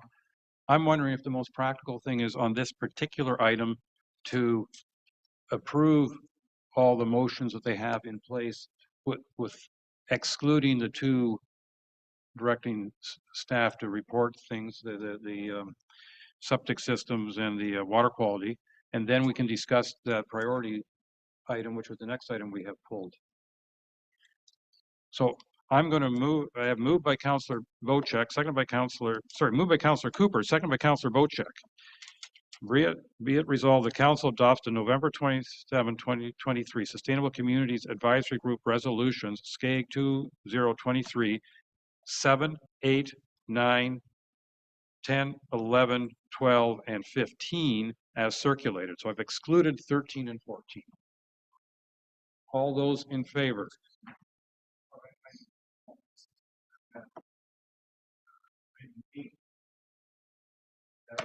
Microphone, please. Sorry again. I've got item 8 as the water quality monitoring one. I have a different sequence. Well, okay. Let me go find another version of it. no, well, if you look underneath item 8. The mayor read the actual SCAG resolution numbers. Yeah, so sorry again, because I had the old version. I have different numbers for some The reason. SCAG resolution numbers wouldn't have changed. They did. They wouldn't have. I can show you on my screen. 8 is the one relating to water quality, and the old version.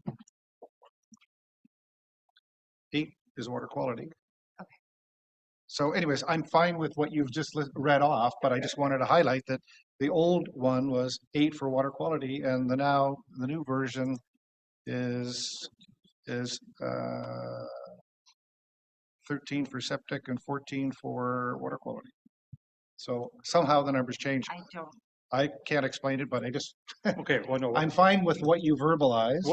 Yes, because what I verbalized, I've excluded the one on septic and the one on water quality. Thank you. Okay. All those in favor? And that is carried.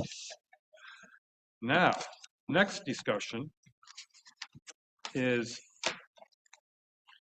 the motion we have is simply to receive the report. But do you want to add some questions or discussion about that report? Propriety, sustainability. You know the one I mean. Item N, Sustainable Communities Advisory Group's 2024 priorities. Councillor Hazen. Oh, my mic's still on. Isn't that amazing?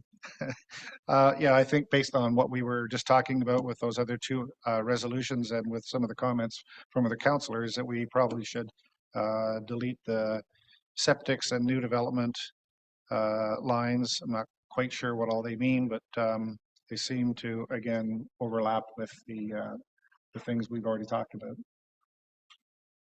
And I know we're only receiving it for information, but What I would be concerned about is if the committee goes off and starts diving into some of these topics that we've already yeah, seem to have agreed that it's not something that we want them chasing, that we don't want them wasting time on these things.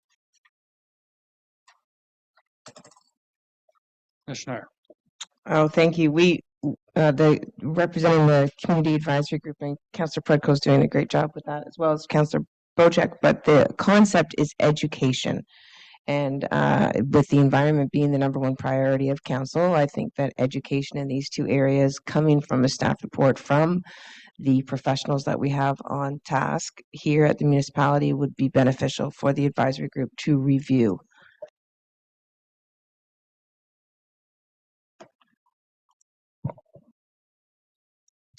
Councillor Jarvis, followed by Councillor Graziano. Yeah, and I hope you'll stop me if I'm repeating anything that's already been said, because you're getting too close to your microphone. It's getting difficult to hear you. Too close, too far, whatever. Anyway, my impression of this is that, and based on what you've just stated, Jen, is that really if we were looking at this from an educational standpoint, then that should be the top of the list on the priority side. So if we just had this set up in your background section on this motion as education with regards to these things, then I wouldn't have any problem with it. I don't think anybody else would either. And I think that's really important, that we got to make people aware of what their impacts are with regards to things you've noted and how they can work on, as Councillor Cooper illustrated, shoreline naturalization. And so if we took that education section, the wording for there, and just moved it to the top of the priority list, I think that would be your overriding object here, is to educate with regards to all those other items. And I think that would make sense. Through your worship, that's exactly it. It's education awareness just to help councils support the environment is their #1 priority. Councillor Graziano. Thank you, through your worship. And Ms. Schneider, thank you for helping us understand. Perhaps you can clarify, because the term education is somewhat ambiguous, and allow me to develop this for a moment. So the SCAG committee's list of priorities here identifies new developments, as I had articulated earlier. And I'm curious to know how you would educate the community on new development. And what I mean by that is, in 2018, the District of Muskoka released a report that said that the size of the built form or the structure of the property is not going to impact the environment. Rather, it's the buffers and so on. There may be consensus to the alternative that suggests that we should maintain smaller properties, whichever side of the coin a person falls on. How do we educate on new developments or on shoreline modifications? Because are we using what council's passed and then distributing that information and educating communities on that education? Is SCAG at its own discretion determining what to educate and what information to educate the community on? So I'm just curious to know, can you build on what education means? Thank you. Thank you, through your worship, Councillor Graziano. The good news is that the SCAG is a committee of council, so nothing that SCAG doesn't come through council for approval to begin with. So there is a member on the SCAG that has a neighbor that clear cut their lawn for development and has done nothing to help remediate any type of naturalization. And then we have another member on the committee who is passionate about water quality and really wants to educate residents in the township about what they can do to help improve the water quality, especially if they're on a septic and their water is sourced from rivers, lakes, and the bay. So I think that using those passions from the council endorsed members of the community advisory group is a really great way to take a different lens of education and make sure that we're using the experts and the visual knowledge that these members have of what's really happening in their communities, and put some eyes to the ground for council in neighborhoods where they may not necessarily see what's occurring. So the educational component will be about how to replant trees during the development process. It will also talk about shoreline rehabilitation using indigenous plants and using already existing information and resources and just piling it together to make sure that it's available for residents to be able to use. SSEA and GBB do a great job already speaking about indigenous plants and the importance of these types of plants to create good solid roots along the shoreline. I think that that information exists right now on our website, if I remember correctly, but it's also really good to have a document that says what can you do to help your shoreline that is living and current and provides information and context. And you can see that the theme of everything I'm saying is about education and awareness.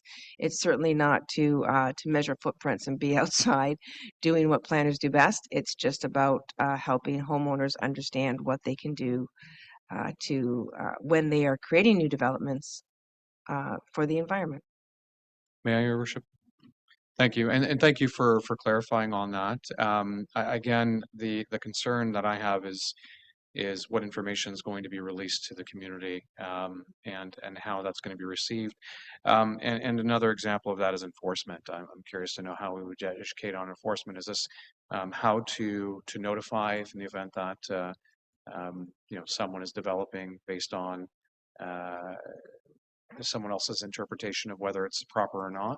How are we educating around that? So in the aggregate, I'm concerned that the information that SCAG would otherwise be releasing may not align to council and council's Can I perspective. remind you that they are a committee of I understand, council, and yes. therefore they are not releasing anything without going through council. And I do understand that. Yes, thank you. Okay.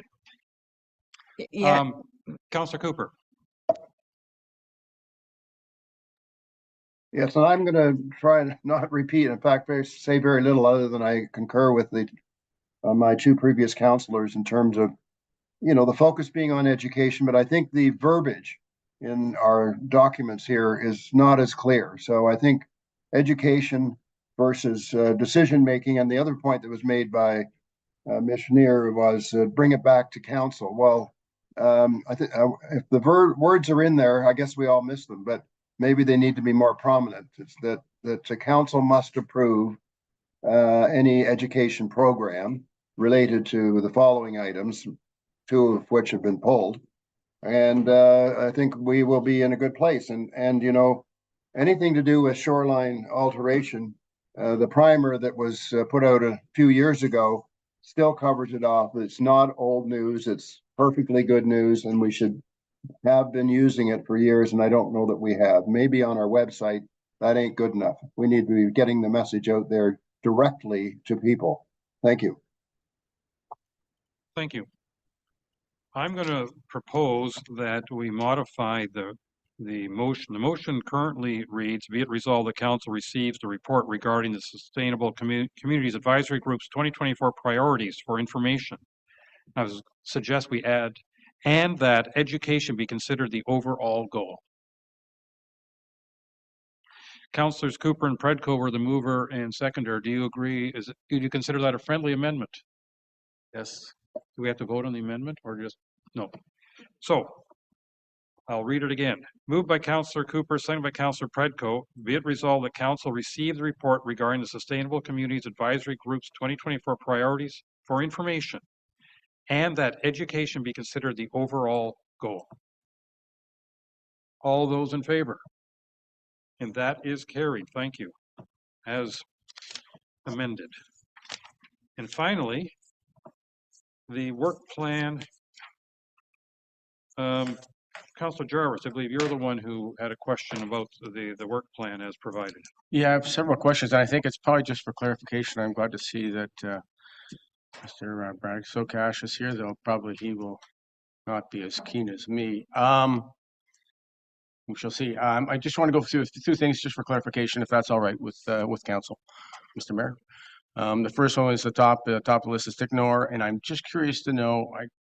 We've been over this a lot of times, but is there the possibility in the future with everything that we're doing on this, creating I presume this is correct, that there will be some taxes that will be collected in the future should this development go ahead. Is that correct? Through the mayor. Who's talking about? Is that what you're talking about? Okay. Through the mayor, as the properties are developed, there would be some taxes collected. So there is the possibility of income sometime down the road on all this. Through the mayor, correct, but that income would be to offset services that are Right. provided to the Okay. residents. Appreciate that. Next one. Was the M&R. Of course, these aren't numbered, so you and I will both be clawing away here. The consolidated infrastructure. So what does C of A mean? That was all I needed there. C of A is certificate of approval. Ah, okay. So this relates primarily to. I did have stormwater. that in brackets, so that with a question mark. Okay, that clarifies that. Thank you. Now known as environmental compliance authorizations or applications. So ECAs. EC something or other. Whatever. ECAs or Those are the ECAs. Oh, I had to put one of those in. Okay, great. Thank you. The Honey Harbor water tap.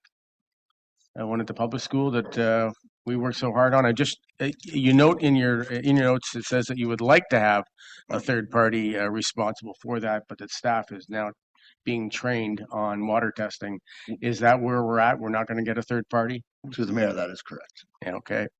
12 Mile and Miners Bay Wharves. That was a federal download, was it not? Predates me, I don't know. Oh, so we wouldn't know whether any monies were came with that download then. I wouldn't. Yeah. You can always ask, can't we? Okay. And then the ongoing use of there was a note on here on pesticide usage. Where are we here? I will be done on this one. This is my last question. It just notes that in the use of where the heck is it? Yeah, there was one of the there. Operation sustainability, ongoing minimal use of pesticides, and in the report you talk about herbicides. So are we using any pesticides or are we just using herbicides?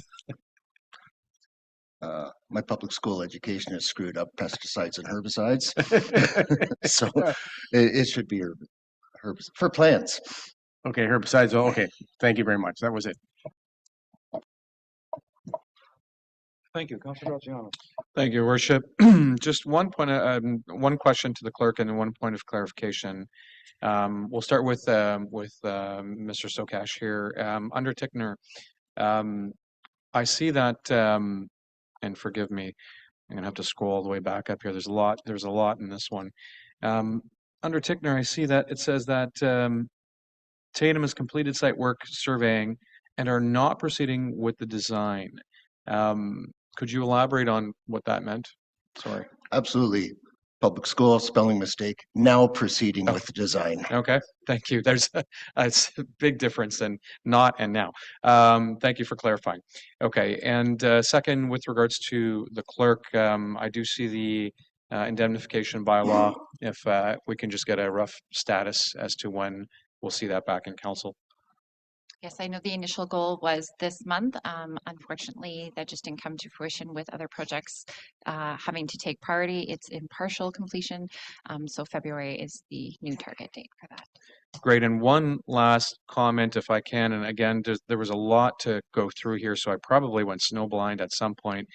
I'm wondering whether or not, do we have anything on live activity lanes in here for this coming year, 2024? Not sure if I saw that. To the sorry, activity lanes. Active transportation? Active transportation, thank you. Through the mayor, not that I recall.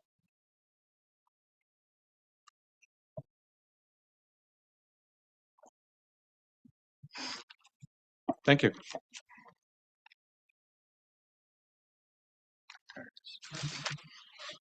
Councilor Predko. Thank you. And through your worship, just a quick question to Ms. Schneider. This grand opening of the park, it doesn't say which park. I'm assuming it's Honey Harbor and the pickleball and rendezvous park, but we also never had a official opening for Mrs. C's Park, so we could just leave it as grand opening of parks. Sparkle on your nose. Mrs. C's Park. Mrs. C's Park was not on the radar, admittedly, but I will work with my colleague to make sure that that happens. Thank you. And the Port of Honey Harbor and the Honey Harbor Park, we're just waiting for the minister to come and give us her availability. Rendezvous Park, thank you, are definitely on the radar for 2024 to be officially opened with the minister. We've invited her several times. I know she wants to be here. It's just a matter of timing. Thank you. And then one quick follow-up to our CAO. How will we be receiving updates on the progress on these activity items throughout 2024? Will we get them through a consent agenda item or some other means? Yeah, through you, Kutsia, to Councillor Perko. Yeah, I think there was a discussion that we had at council in terms of how does council want to be involved in this program, and I recall that council wanted to be relatively hands-offish, which is why on a quarterly basis this would go into the consent agenda. What we can do, however, is maybe have this document available for council to have access to on a regular basis, so that council can maybe inquire as to or ask for updates on an ad hoc basis, as opposed to having a list once a quarter, and then that way we can kind of keep things moving a little more fluidly. Thank you. Any other comments? I just want to note that I think this is a very impressive document, a heck of a lot of detail, something that I don't think this council has seen in the history of this township, to the best of my knowledge. And I think it gives a good idea of some of the work that everybody's doing. I hope it doesn't encourage us to get swallowed up in the details, that we lose the forest for the trees. But with that caution said, I have moved by Councillor Cooper and seconded by Councillor Jarvis. Be it resolved that council received the 2023-2024 work plan with strategic plan for information. All those in favor? That is carried. Thank you. All right. We have a couple of open forum guests, and I'm going to suggest we get the open forum done and then take a break. So we have Michelle Cooper in the room. You have 2 minutes to tell us whatever story you would like to tell us. Please go ahead.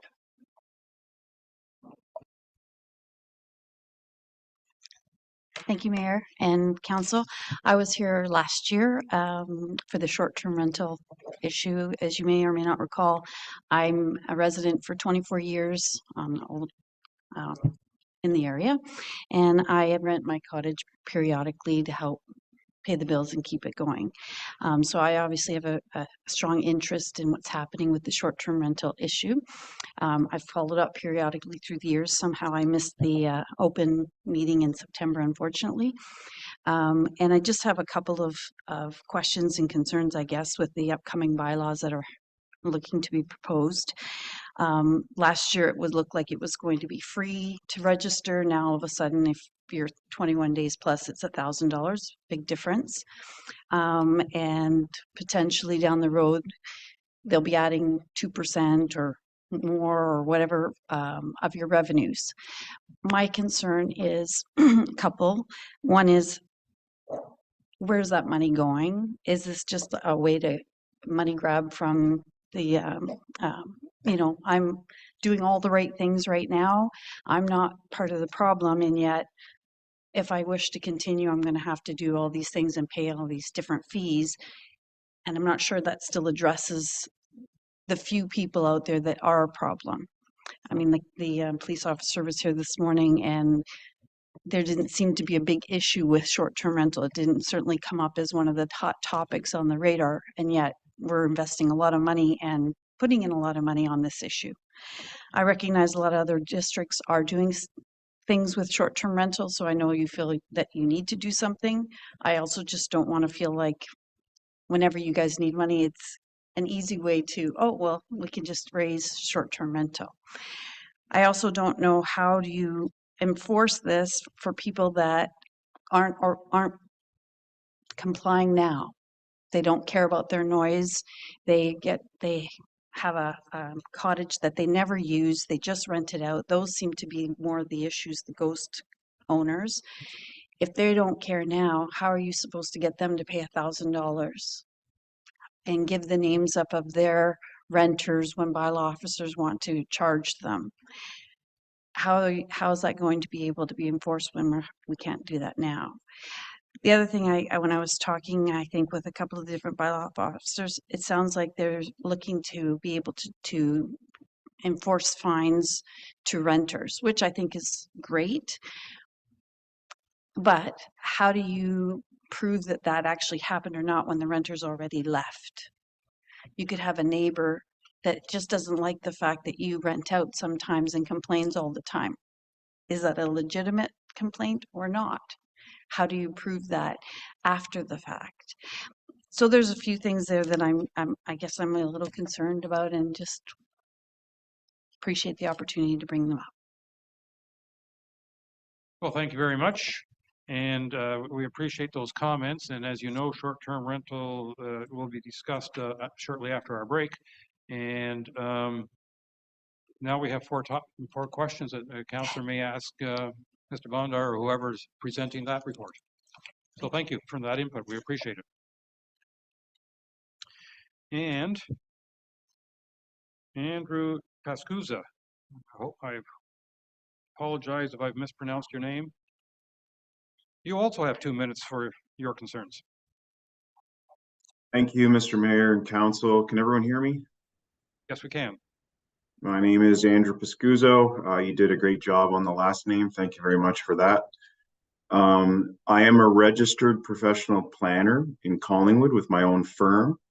And I'm here today on behalf of a property owner within your municipality by the name of Vince Cartier. I sent an email to Mayor and Council last week. I'm not sure if you've had an opportunity to review my email, but I just wanted to take some time quickly today to explain my client's matter in person. I am meeting with staff later this week on this topic, and also I'm hoping to be a deputation or a delegation at your council meeting in January. So my client owns a 100-acre property that Baxter Loop Road travels across. So Baxter Loop Road is a township road, and the township road is on my client's property, and it has been for quite some time. My client has been requesting through staff that the township consider a financial payment to transfer the portion of Baxter Loop Road that occupies my client's property to the township. Obviously, this is quite an unusual situation, in my opinion, which my client has only recently found out. We're obviously hoping to rectify this problem as soon as possible. My client has been paying taxes on the property for quite some time. As I've indicated, we're looking forward to our meeting with staff this Thursday. But at today's session, I'm going to make the request for council to please consider passing a resolution directing staff to report back to council with some options or recommendations to council on this matter. And that's it. I'm happy to answer any questions you may have. Thank you for the opportunity to speak. Thank you very much for your input. And I believe we will be getting a staff report on this matter, or they will be making suggestions to us. And I'm sure council will actively discuss it at that time. So we appreciate your input. Thank you.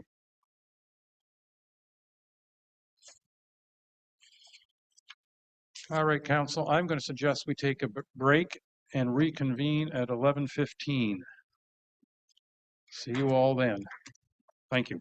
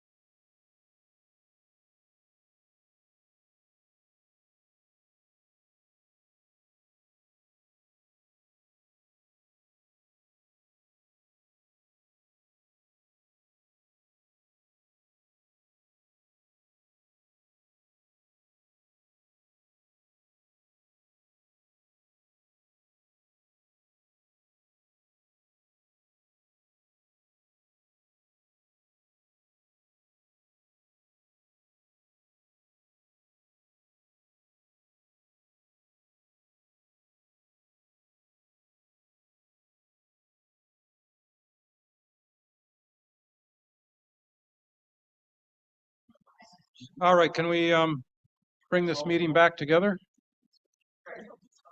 In council, I'm going to suggest,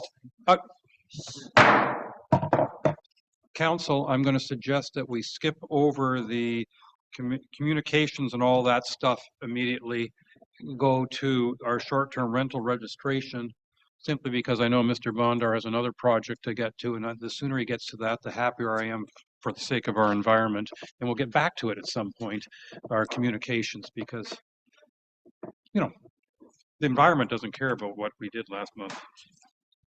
Okay, but before I do that, the Commander-in-Chief has told me that we must adopt the agenda.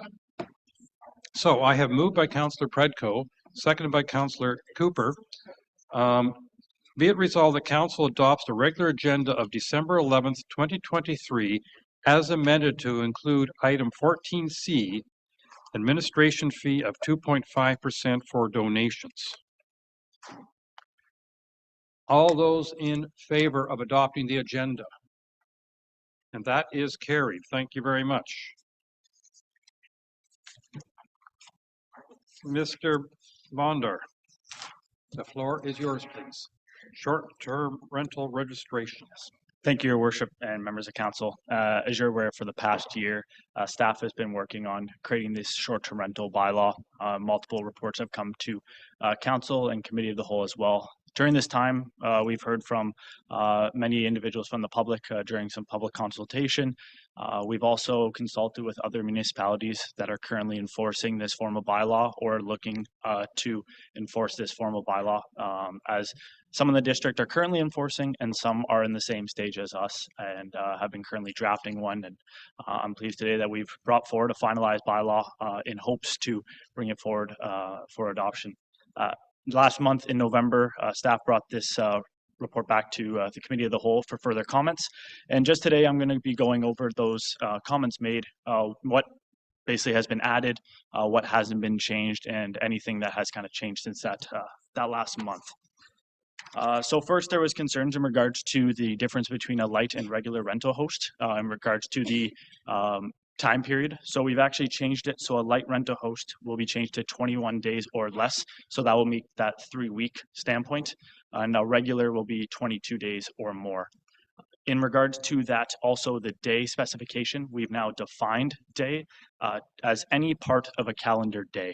So what that would allow for is that if someone shows up on a Friday at 3 o'clock, even though they haven't had a full day of rental, like a hotel, they would still, that would count as a day in the year.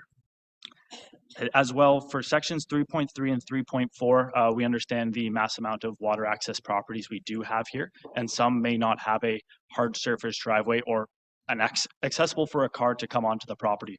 So if that is not the case, an accessible dock has been added, and so basically they will have to have a dock that a boat can moor to so that the renters can have safe access to the property. As well, section 3.7, there was made comment in regards to communicating with that responsible person for having a phone that can actually receive text. So that bylaw can basically use all options to be able to communicate with that individual. So that was added to the section. So if we do receive a complaint, we can try call, text, or any email, even if we have it available, to try and communicate with that responsible person. As well, one of the changes, the last one here, in regards to, we want to specify more where the sleeping could occur. So section 11.7 has been modified to specify that sleeping can only occur in the approved guest rooms. That will become as part of the application. Once the registration is complete in full, that will specify where the sleeping can actually occur on the property for when the renters do come. I've mentioned the changes that we've made. I also want to mention some of the comments that were made that haven't been changed by the bylaw department at this time. So under section 11.3, the prohibitions, there's a comment that no person shall operate or use any short-term rental premise for commercial activities. I just kind of wanted to reiterate, and this is verbiage that we've found in other bylaws used within municipalities close to us. Commercial activities is defined in the bylaw, and it states for the purposes of this bylaw means activities being hosted at the subject property that involve costs or monies for services provided. So examples, weddings, receptions, and music events. So that's just one thing that wasn't changed. As well, we didn't make any change to the septic pump out that we're requiring every 3 years to prove. We've consulted with the chief building official, and this is not the same as enforcing the building code. So if anything, like any property in our township, if there's an issue with the septic, the building department has their process to deal with that. This is not what we're attempting to do here. This is just basically merely for good practice to ensure that the septic on a property would be in good standing, and it's been pumped out regularly, so that basically to stop any potential issues from happening. Not every renter that comes here may be, understand what a septic is. There's a lot of people that come from the city that may be on, township everything. So, flushing the toilet with paper towel or all these different things that wouldn't normally, like, you never know what can kind of transpire. And we just want to make sure that it would be functioning well. And to provide comment on that, this isn't something that just us as a municipality is looking to do. Lake of Bays has an active short-term rental bylaw since 2021. They require this. And Bracebridge and Muskoka Lakes are also in the process where we are of bringing forward a bylaw, and this is a comment made in both of theirs as well. So it's something that is being looked at throughout the entire district. As well, there is no additions made to the Renters Code of Conduct. There was comment made during Committee of the Whole in regards to adding pieces to the Renters Code of Conduct that would allow us to stop an individual from acting out at a marina or outside of that rental property. This bylaw does not have the power to do that. If someone is acting out at a marina, boating safety would be dealt with through the police, or if they're acting out at a specific other property, there's other avenues we would have to look at. It's not something that can be enforced through that Renters Code of Conduct. It's basically just a document that we're looking for renters to sign to state that I've read all the township bylaws that would apply. I will act in a good manner while on the property, and so on. And lastly, there was comments were made about registering boats in transient trailers.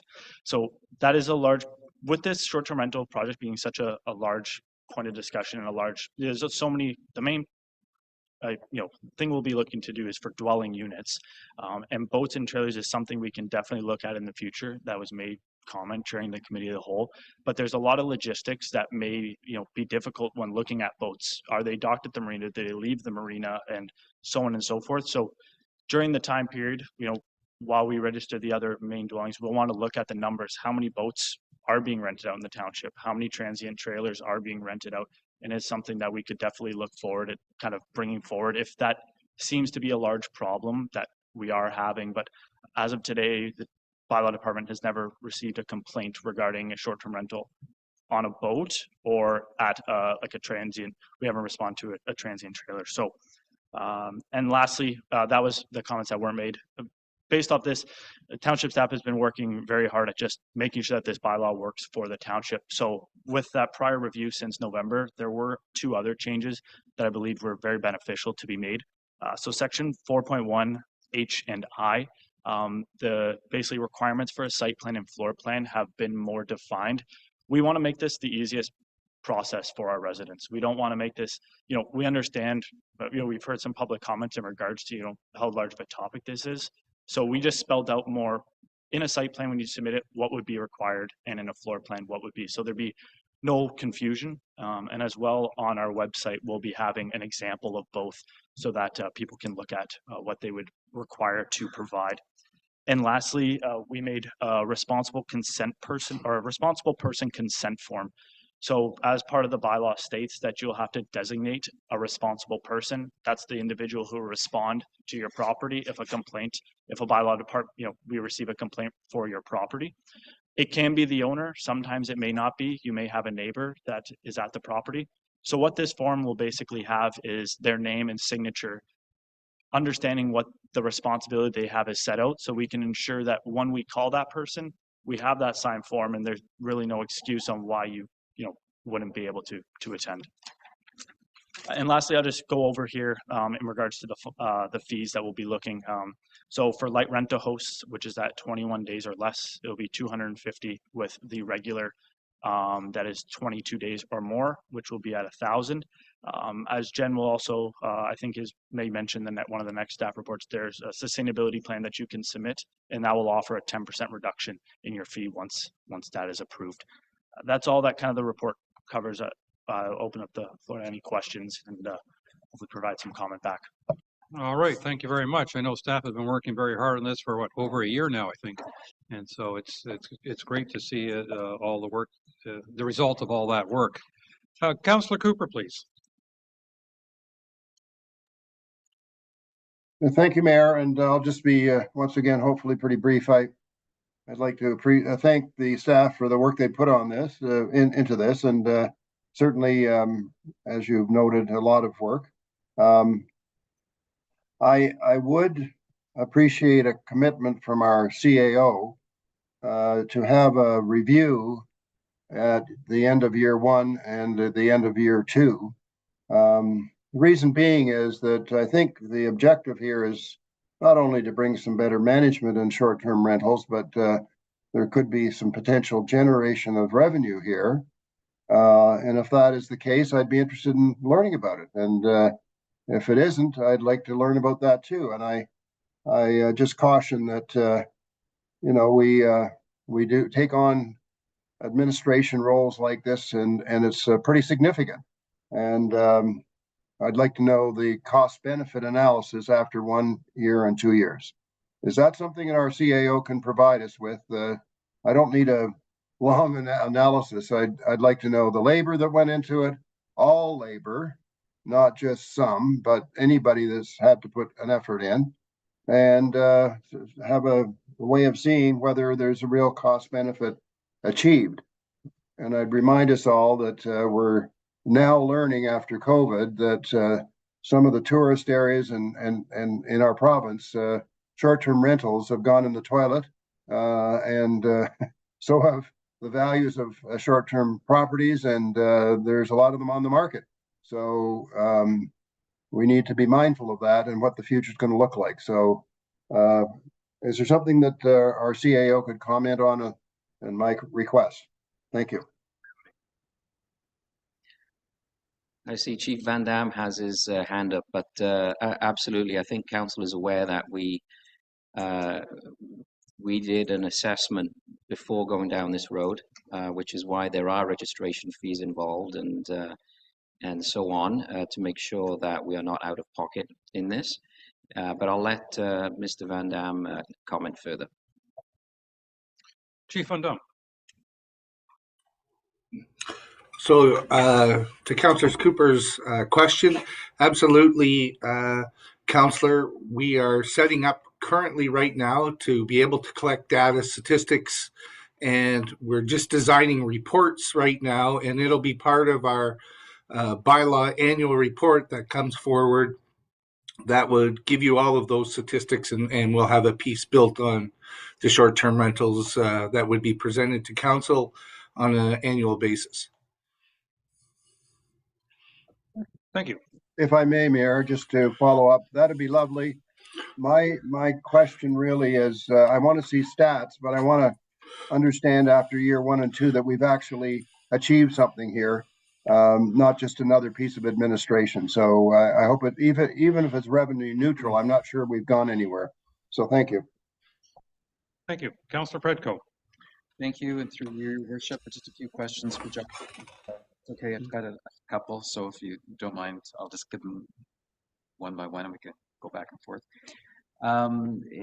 In the addition of banning commercial activities, for Airbnb, that they have a special declaration that you would or would not allow commercial filming on the property, which I'm assuming from our township's perspective, that would be a commercial activity if you were filming a commercial or doing other kinds of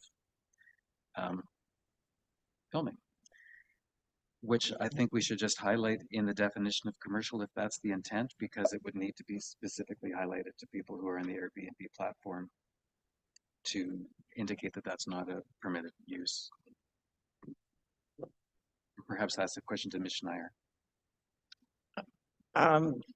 Thank you. There are commercial Airbnbs that are used for filming. It's not for definitely I would agree that it's not for the naughty kind of filming, Right, right. for sure.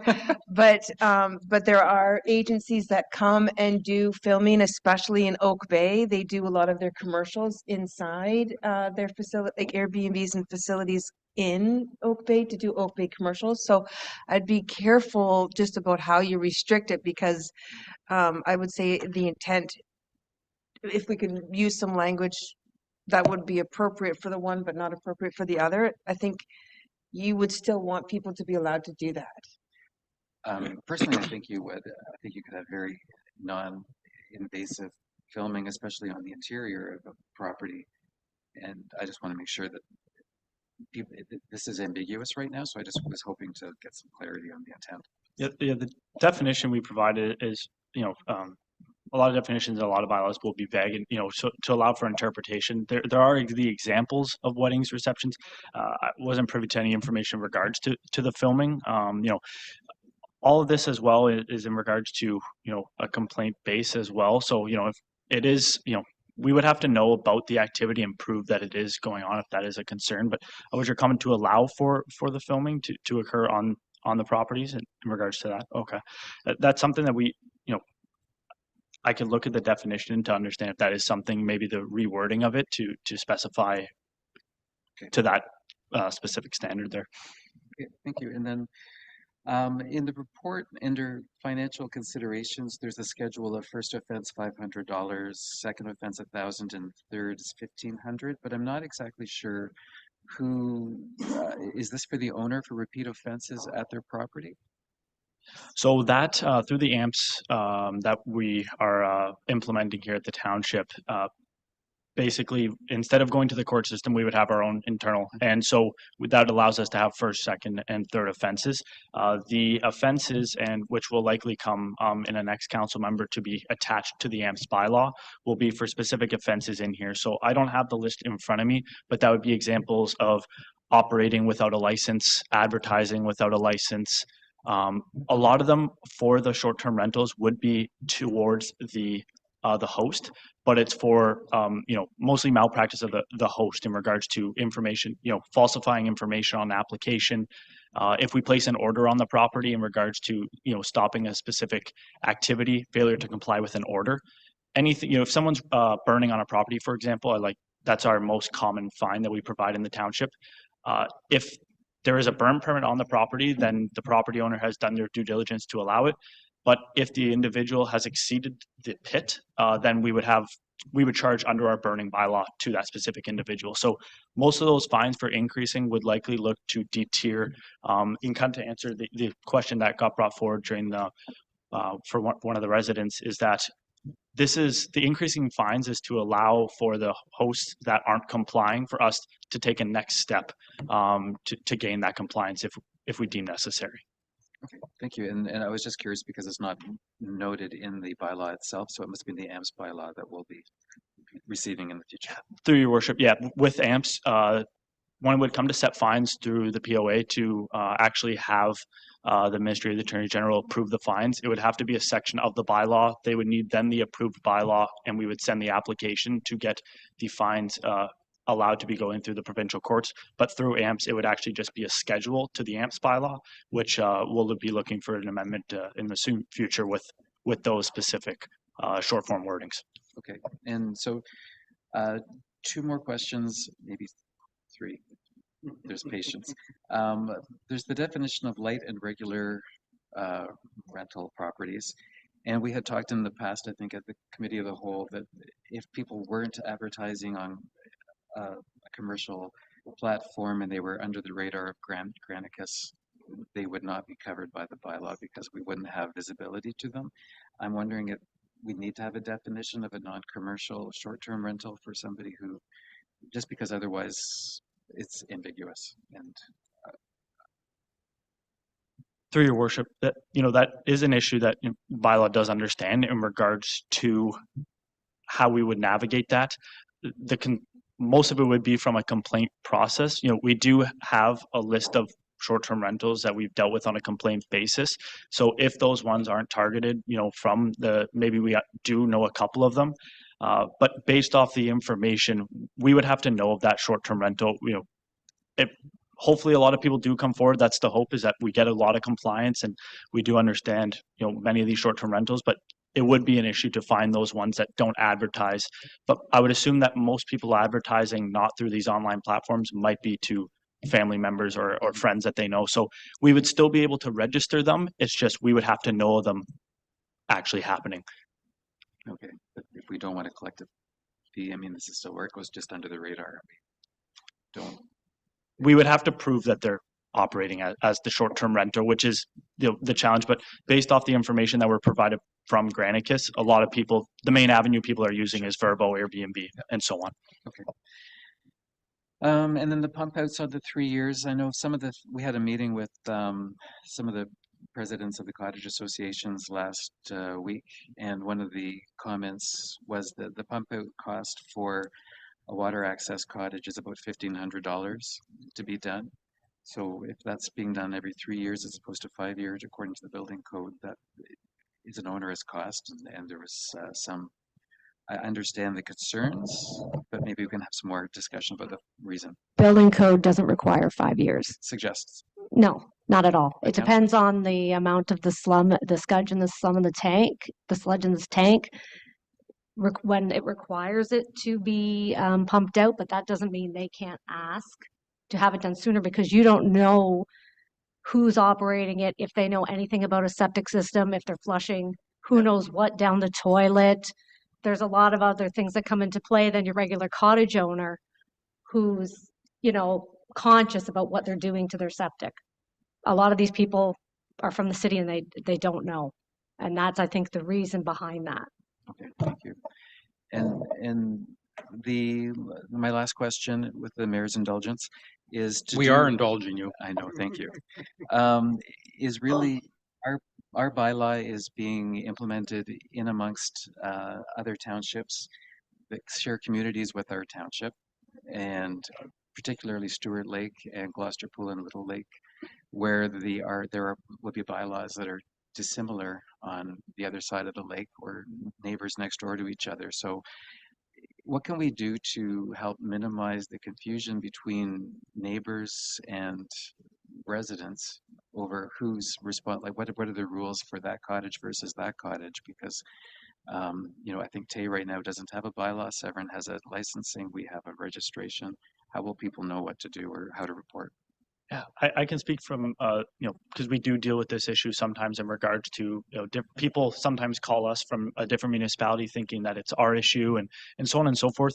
I'm not sure if Jem would like to make comment, but the biggest part and how large of a bylaw this is that we'll want to make sure that, if bylaw is adding a comment, like in every tax, when the tax roll gets sent out, information in regards to that we can provide through all our avenues, social media, the website. We want to make sure that everyone is aware, of that demographic, what's happening in our township. We do deal with certain things in regards to noise that, they say, yeah, why on, pardon, I don't know the name just off the top of my head, but there's a street in Mactier that switches over into, and it has happened in regards to firework discharge, where we actually didn't conduct the enforcement, but it was 2 doors down from a property. So it is something that happens with all bylaws, but I can assure you, because we want to make this as simple as possible for our residents, that we'll try and exhaust any option to provide them that education on, this is happening in our township, and that's the main goal of the bylaw here. Okay, thank you. That summarizes it. Thank you. Councillor Hazelton. Speaker on. Or mic on. So first of all, thank you so much for all the updates you provided.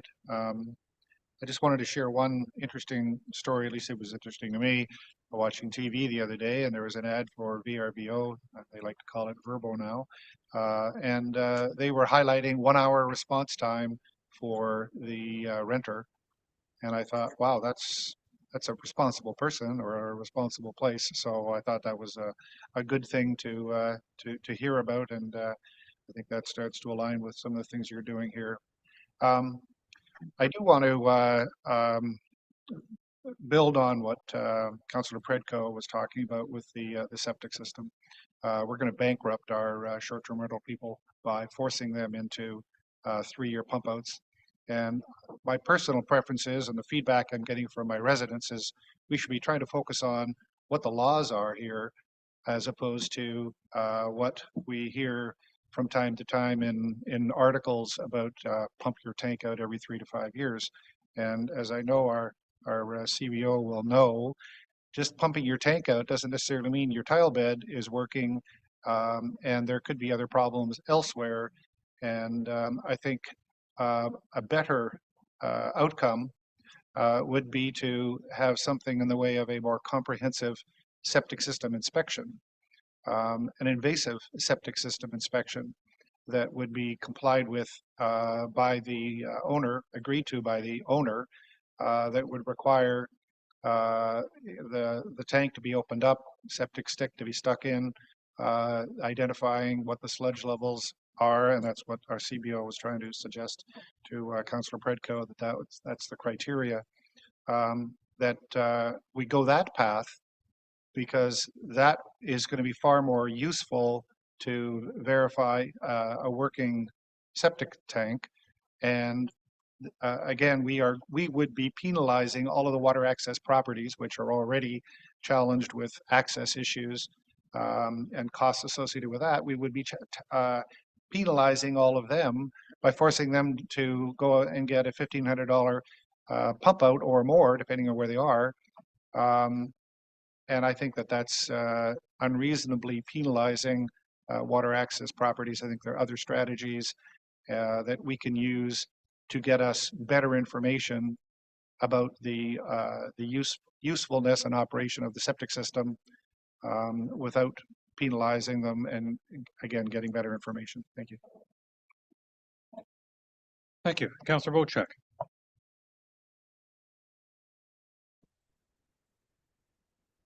And this one doing. Testing. Yeah. Both ones. Yeah. Oh, I see. Okay, I think we're good. Technology, wonderful stuff. A couple of points. First of all, let me say I'm not a big fan of the township being involved in this at all. When it comes to septic systems, I think the 3-year mandatory needs to be looked at again. You've got people that are going to rent 25 days a year. You're going to have people that are going to rent 6 months of the year or 7 months of the year. I don't think having a time frame on the septic pump out is really the proper method. It should be hours of usage or something like that. I may have an Airbnb that I registered with the township, but maybe it doesn't rent out this year or next year. And you're going to make me pump that out in 3 years. So I think, like other councillors here, I think this needs to be looked at. Not only that, there's 2 different types of Airbnbs. There's ma and pa kettle that own a cottage that rent it out for a month or 2. And then there's corporations out of the US that own these Airbnbs. And I'm not sure that the MECP should not be involved on those commercial properties looking after the septic, similar to what they are in cottage communities or hotels or anything of that fashion. Under Section 8, I really don't think the ability is there to monitor or for a township employee to determine when that should be pumped out. These are comments. They're not anything more than that. And I would appreciate that you would look into this in depth and come back with something substantial about this. Secondly, how much consultation has our bylaw department taken up with our insurance company and the insurance company of our residents? I'm thinking that if we are the body that's governing this and we're making up the rules, and somebody comes in and rents for a couple of weeks the kids and the place burns down, are we going to be liable? Are we going to be named in that lawsuit, and it's going to cost us millions of dollars? And our insurance companies should probably be aware of this. So that's one of my concerns, is how much consultation you did with the liability factor of us being a controlling body of this. And thirdly,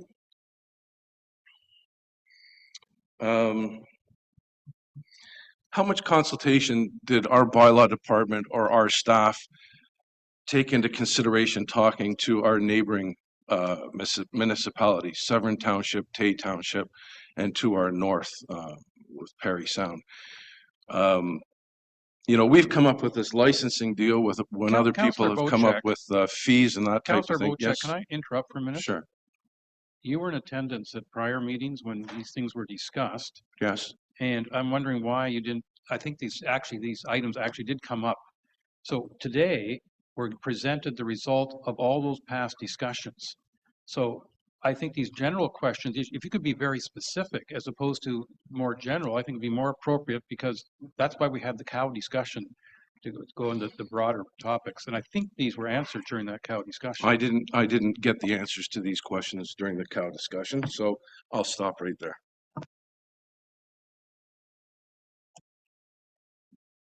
I have one question.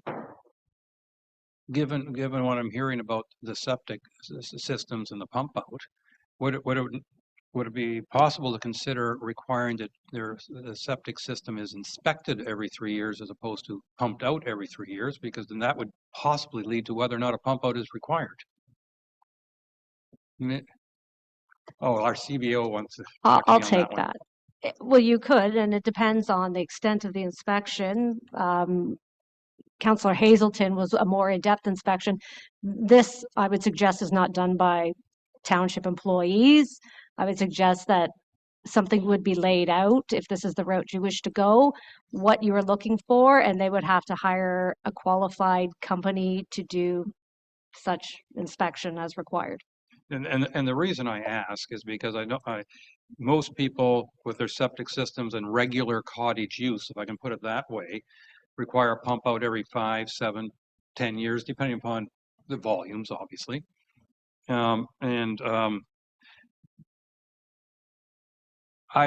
Especially in the cases of the folks who are maybe only renting out for 2 or 3 weeks or a month a year, and in all likelihood, the many cases I know of, they're renting to other, I'll call it cottagers, people aware of septics and what they actually mean. It's a whole different scale than the folks who are running this. I love the term of ghost owners. Thank you very much. I'm going to borrow that term. Ghost owners who have no idea what's going on there, and they're not going to do anything about their septic system until it backs up. And so I think if there's some way we could scale that requirement, if I can put it that way, and my suggestion is that we ask that they inspect their. I mean, it could be simple that they do a sludge test or whatever the right term is. That they open up the tank and see what's inside at least every 3 years. That's one suggestion. Or I'll get to you for second round. You already spoke first round, but I do see your hand. Through your worship, that as I can tell that the pump out is one of the larger questions brought here forward. The bylaw was presented today to come forward and to adopt, to be signed today. If that's not council's wishes and that you would like us to look further into that, further into the pump out requirements, that is the case. As I mentioned, this is something that we've taken similar wording from surrounding municipalities in regards to this and what they're requiring. It was in regards to safe practice, and I do hear the comments in regards to possibly one person's use versus the other. The issue is in writing a bylaw that would be very likely maybe hard to distinguish the two. So possibly looking at a different wording if that's council's wishes for yeah. the I mean, I know this came up in Cow, and you in what you have in front of us, you did not change it, and I think that's where some councillors have some concern that we can talk about that. And I have one question then for our clerk, and then I'll turn it over to Councillor Coopers and Hazelton afterwards. Is it possible for us to approve the bylaw with one, let me call it hole in it? Or because I mean, or do we have to postpone the whole darn thing if we ask for one change? With holes, no. Specified clear, small, minor changes, yes. Okay, thank you. Councillor Cooper, please.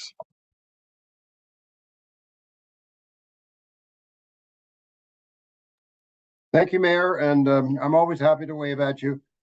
Just first of all, I'd like to thank you very much for your comments because I think it is really, rather than a pump out issue, I think it's an inspection issue. And I think that's bang on, and maybe that's something that we can deal with. And whether it's after 3 years or 4 years or 5 years, an inspection would be also a contributor to our overall goal, which is in the environment, looking after the environment. So let's go down that road. That's not really why I had my hand up, but I wanted to encourage your suggestion. I think it's an excellent one. And if a facility, a cottage, is getting a lot more use because of short-term rentals, there's a good chance that there's going to be some issues with the runoff into the water. And I think the other thing we need to remember is that there's being reference to our neighbors. Our neighbors, and particularly as it pertains to coastal Georgian Bay, are not on mostly granite with their septic systems. It's a much more difficult situation to control. So I would encourage that. The reason I really raised my hand is a couple of things. One is that a comment about existing rental properties, particularly in my area in coastal Georgian Bay. How many of those people are going to be registered with you? Not so sure about that. I'm not sure how much that's going to really happen. So I think you need to be mindful of that and aware of it. I'm just suggesting that might be not a high registration. Secondly, and this is just for my fellow councillors, I read something last week that I thought was quite interesting. It was a comment about our code of conduct, and particularly how this might pertain to us as councillors. I think if we have our own short-term rental in our township, it's one question. It might be an MCIA issue, Municipal Conflict of Interest Act, financial, in other words. But there could be a code of conduct issue and a conflict if, in fact, we even have a short-term rental somewhere else, because our vote here, in a way, impacts. So I think we should be very careful as councillors to be voting on this if we have a short-term rental. That's my advice. Thank you. Thank you. Thanks for the advice. Councillor Hayes.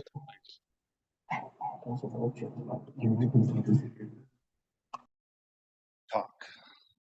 So I'm delighted to hear from our clerk that we might make a minor adjustment, not a big hole. And if we were to take that item G from the bylaw, which talks about septic system inspections, etc., we could just change the second line to read something like, as well as a record of system inspections by a registered commercial operator, and these inspections to be performed every 3 years.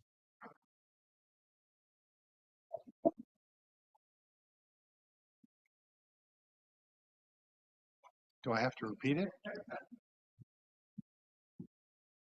A qualified? Okay. Anyways, a small modification would, I think, address all the things we're talking about here and just shift it from a focus on 3-year pump outs to inspections by a qualified commercial inspector.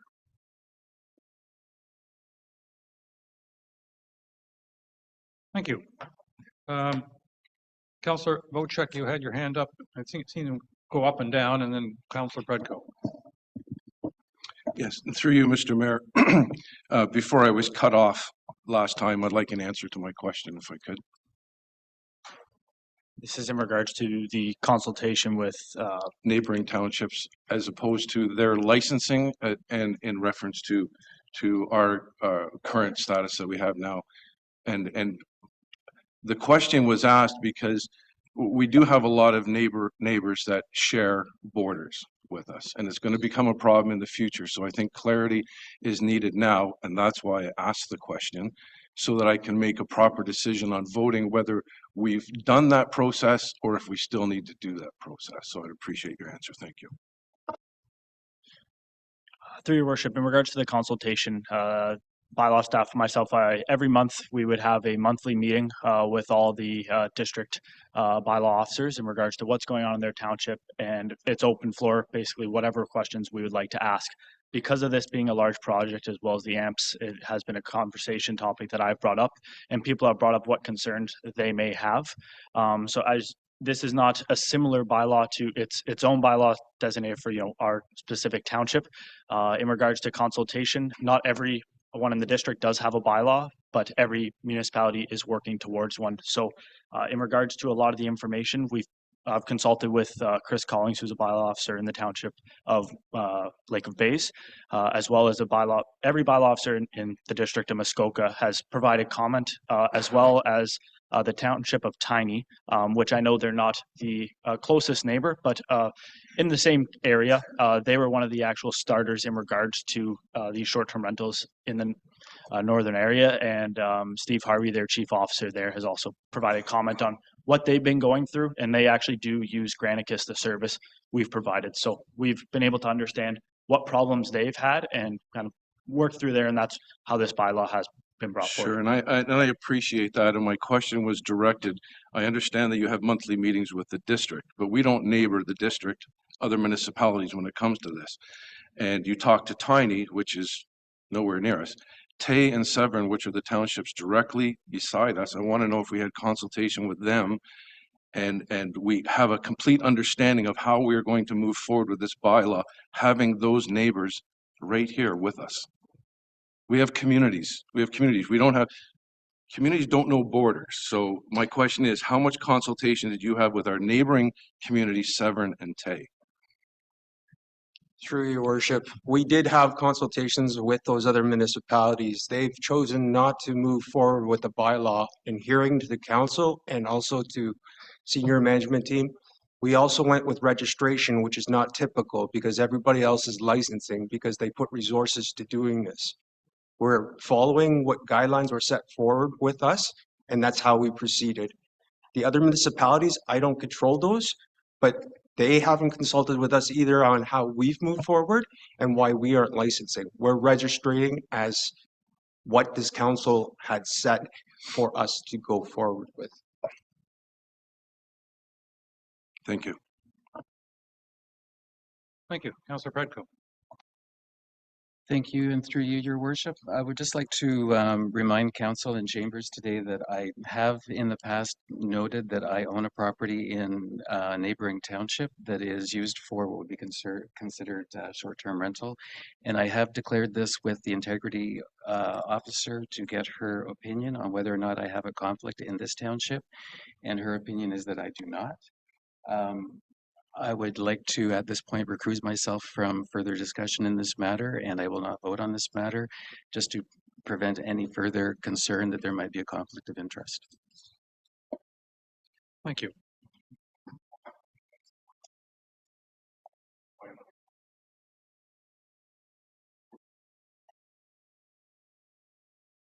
All right. Councillor Bochek.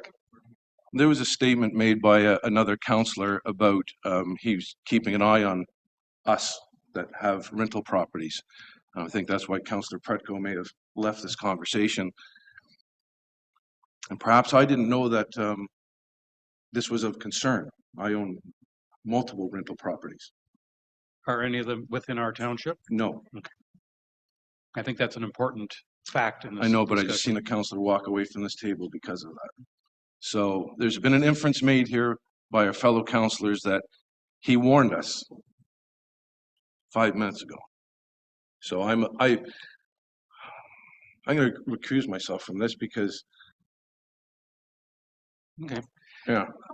I think it's important, if I may, and we are not, as council or staff for that matter, supposed to advise individual councillors as to their conflicts of interest, because that's an individual decision, the way the system is designed. But I thought that Councillor Predko's observation that he had shared this with our integrity commissioner and had received a ruling is an important factor. I'd also like to comment further to what you said earlier, Councillor Bocek, about the compatibility, if I can use the word, our compatibility of our bylaws with our neighbors. And, I think I don't see that as that significant an issue, simply that we do go to our neighbors on numerous bylaws for their experience and try to learn from that when we design our bylaws. But having said that, we still create our own bylaws for what we think are best for our township. And I think I have to presume that most property owners know which municipality they live in, simply because they're paying property taxes every year. And so anyway, that's my comment on that. Councillor Cooper, you have an additional comment? Are you recusing yourself, Councillor Bocek? Okay, thank you. Councillor Cooper. Thank you. And I just want to clarify that I was really passing on some. Oh, hang on. Wait, I got 3 conversations going at once. Stop. Councillor Cooper, please. Oh, my goodness. I didn't pick up on all the rest of that, but thank you. Thank you. I was really just trying to point out that I had seen something recently that implied that we all, including myself, need to be very careful when it comes to conflict of interest and MCIA. And I'm not trying to imply anything, including whether I would be taking a fellow councillor. It certainly wasn't my intent at all, but rather just to remind us that we are in situations on a regular basis, including some of the committees that we have, where we have people making decisions and making recommendations to council, and they have a conflict. So with all that in mind, I'm just reminding us that we need to be careful. That's all. It's no more than that. And if somebody feels rightly so that they should make their own decisions, we should make those decisions, and the integrity commissioner can't finalize anything for us. So you can get an opinion. That's only an opinion. So thank you. Thank you. Councillors Jarvis, Hazelton, and Cooper, do you have any conflicts of interest in regards to this topic? No. Okay, then we still have quorum because there's 4 of us sitting here, unless the clerk is going to correct me. I would just like to note that as long as the meeting starts with quorum and due to declarations of pecuniary interest, quorum can be as little as 2 people. I'd forgotten that. Thank you very much. So we're more than okay. So we have 2 forms of quorum now in effect. Okay, we're still covered. All right. So far, with all the discussion, we've got the suggestion that we amend the proposed bylaw to basically replace pump out with inspection, which I think is a relatively minor change. And other than that, I'm going to ask the remaining councillors if there's any other discussion on this topic. And I'm so glad that Councillor Bocek's hand is still up, but I don't think he's talking anymore. Councillor Jarvis, I don't think you've spoken yet. Yeah, I've said nothing because I'd like to get this thing going, moving, and so that our bylaw staff can work on it. But I understand the complications created specifically by the septic issue, and I appreciate recommendations brought forth by yourself and Councillor Hazelton. If he's in agreement, then we should move ahead with that change. Okay, and it's so fortunate because the mover and the seconder on this motion was Jarvis and Hazelton.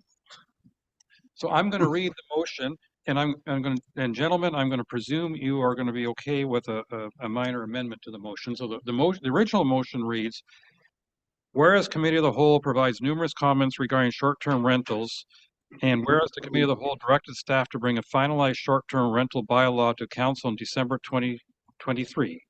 Be it resolved that Council approves the draft short-term rental registration bylaw to be brought forward for adoption, and that Council approves the draft fees and charges bylaw amendment for Appendix G to incorporate the short-term rental registration fees. And my amendment is, and that Council, no? If it's about the wording, no, because it needs to be in the other resolution. So what do you want now? Nothing. Just that essence. So I don't have to say as amended to include inspections No, because versus. that'll happen when we actually adopt that. Okay. So we're going to reword it at the, so forget Matt. Okay, as read, all those in favor? 1, 2, 3. I could say it's unanimous, but there's only 4 of us doing it, so that is carried. Now, our next topic, sustainability plan for short-term rental registration. Gentlemen in the rear, are you still feeling in conflict for that topic? I would imagine yes, no, maybe.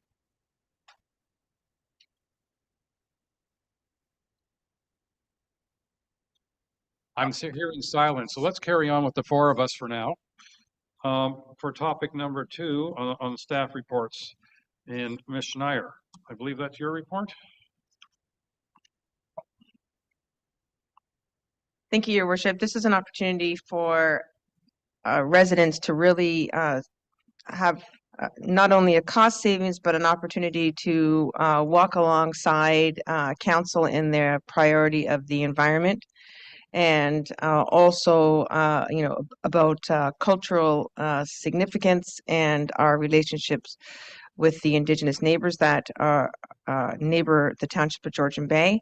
So this plan is presented to you. It is definitely standing on the shoulders of brilliance behind major organizations that have sustainability plans and have been able to implement badges and support for hosts and guests as they travel. And so I present to you the sustainability plan. The idea in year 1, based on recommendations of the SCAG, was to just to ask residents to submit 10 items that they would be willing to commit to in 2024. They'll have a calendar year to complete it, and staff will do random audits with at the end of the year prior to registration in 2025 to ensure that these guests have done, these hosts have done what they said they were going to do.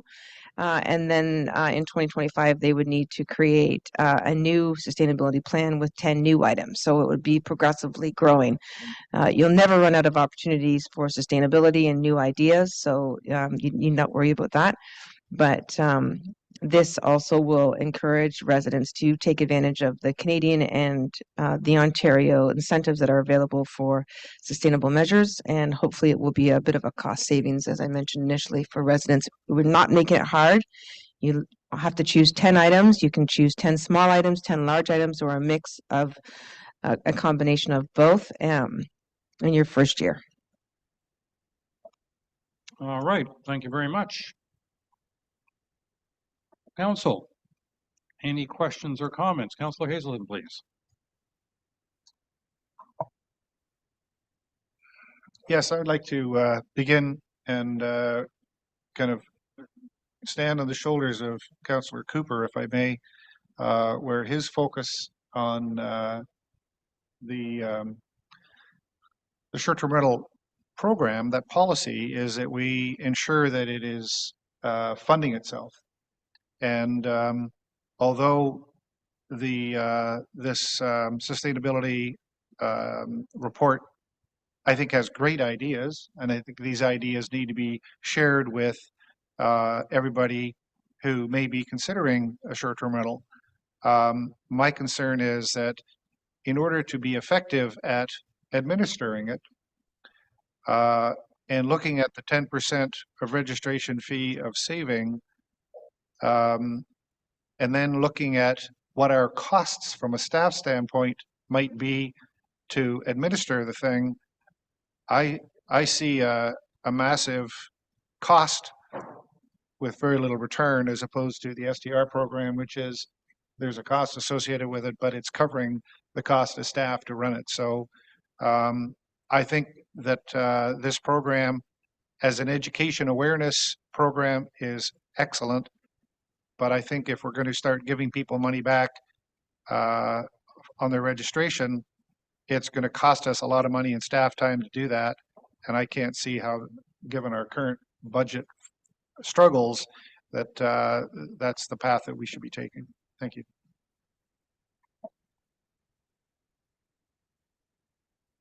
Councillor Jarvis.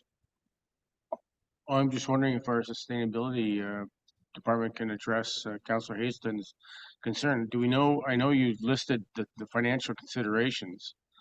If the reason I ask is, I was looking at this from a totally different perspective. I was going to suggest that maybe we should be promoting this with a 20% deduction, because $25 to me doesn't mean much when there might be some effort that needs to go forward on part of the short-term rental person to achieve the 10 things that they want to achieve. And if this is something we do want to encourage, and I agree with that. So I was thinking of even a more significant discount in order to promote it. But if there can be further costs inflicted on us as a result of this, then I'd have a hard time with that. And I'm just curious if we can, I don't know, deal with the costs that might be associated with administering this. Commissioner. Thank you, Your Worship, to Councillor Hazelton. My colleague and I are often having conversations with residents on our day-to-day about how they can be more sustainable in their communities, their home, and you know, especially now with the food cycler program. So it's a very common discussion. If we were to quantify the amount of times that we have conversations about the food cycler, I would say it's probably similar to what we have conversations with residents about how they can be more sustainable in their home environments or in their ecosystems. So I can't see it being significant. These hosts will have to provide 10 items, and we are not going to audit every person. We are going to do a random audit within the scope of our work week and our work plan, and to be able to provide council with feedback on how hosts may have reduced their carbon footprint based on those audits, which is a very easy way for hosts and ourselves to be able to measure because of carbon calculators that are out there, especially with Georgian Bay Biosphere. I completely agree with you, Councillor Jarvis, through your worship, that it should be higher than 10%. I was lobbying for that before, because I do believe that to encourage hosts to be committed to sustainability, there are large ticket items that would be available for them to be able to participate in, especially with respect to heat pumps and EV charging infrastructure. So if it's the will of council, I completely support the increase, but I think that the staff time is negligible on this. It would be no different than what we're spending right now on food cyclers.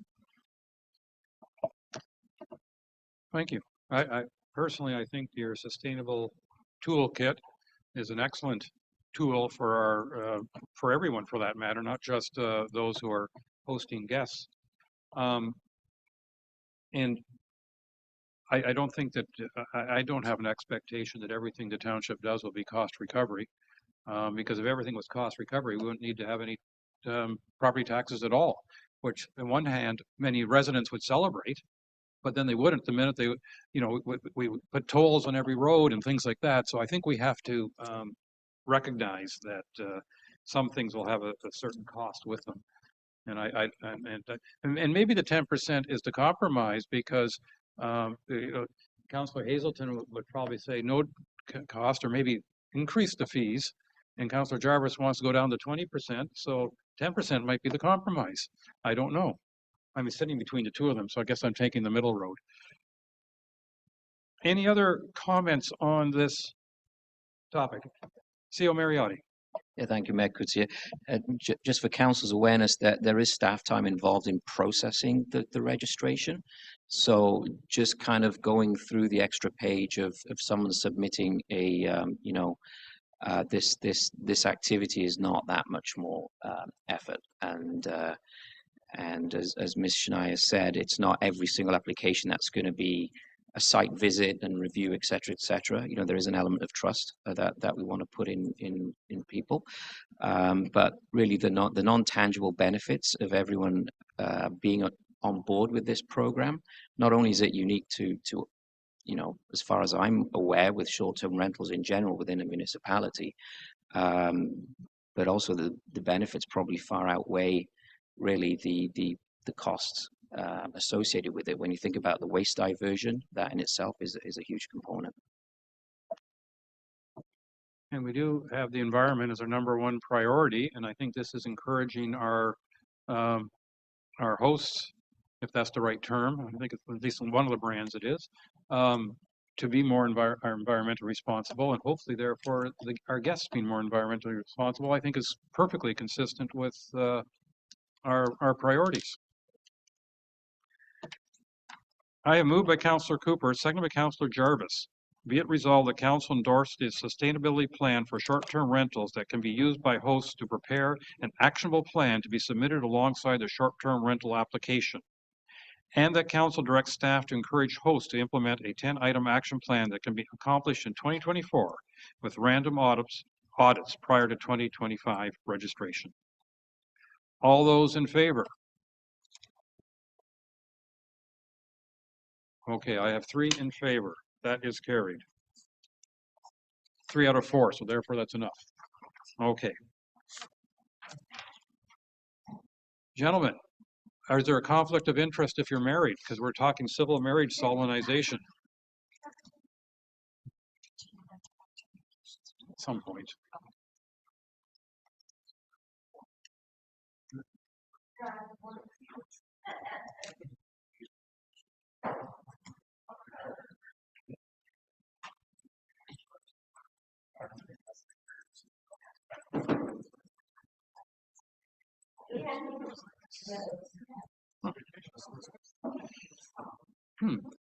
Ms. Levesque, are you encouraging marriage in our township?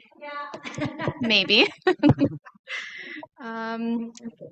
Thank you. In August, Council approved the issuance of marriage licenses, which met one of the Clerk's Department work plan goals. Since then, the township has received approval from the Registrar General to start issuing licenses. Part of the work plan was also to offer civil marriage solemnization services, which is outlined in this report. Offering this service will provide residents with a low-cost alternative to traditional wedding ceremonies and be another revenue source for the municipality. Attached to this report is the civil marriage solemnization policy and application form. Within the policy, staff are proposing that ceremonies should be offered during regular business hours, Monday to Friday, 10 a.m. to 3 p.m., dependent on the availability of the Clerk's Department and the council chambers. The Clerk's Department will be monitoring requests received for civil marriage ceremonies off-site and outside of regular business hours, and will amend the policy if deemed necessary to expand. Staff are proposing a fee of $250 plus HST for the civil marriage solemnization and $150 plus HST for the actual marriage license. Before we can begin offering these services, we'll have to send the bylaw that is further down on the agenda to the Registrar General and then wait for approval. We're hoping to get this service up and running by February, but that all just depends on how long it takes the Registrar to approve. Thank you.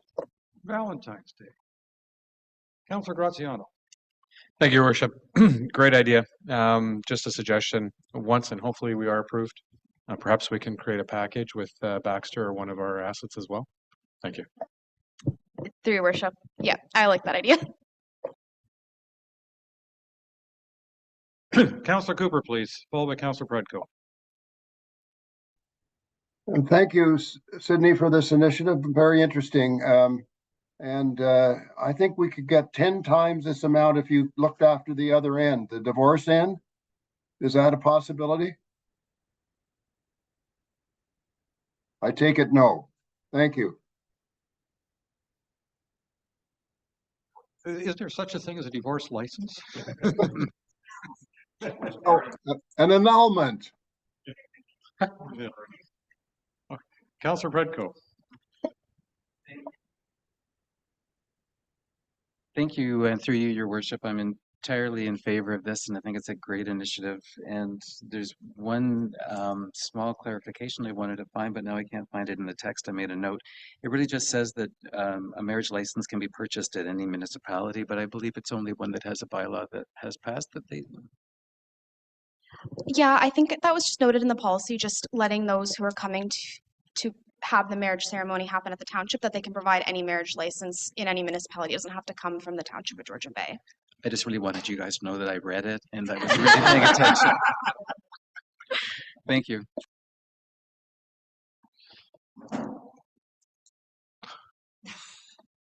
I think I just heard a statement being made there as the binder hits the floor. I have moved by Councillor Bochek, seconded by Councillor Cooper.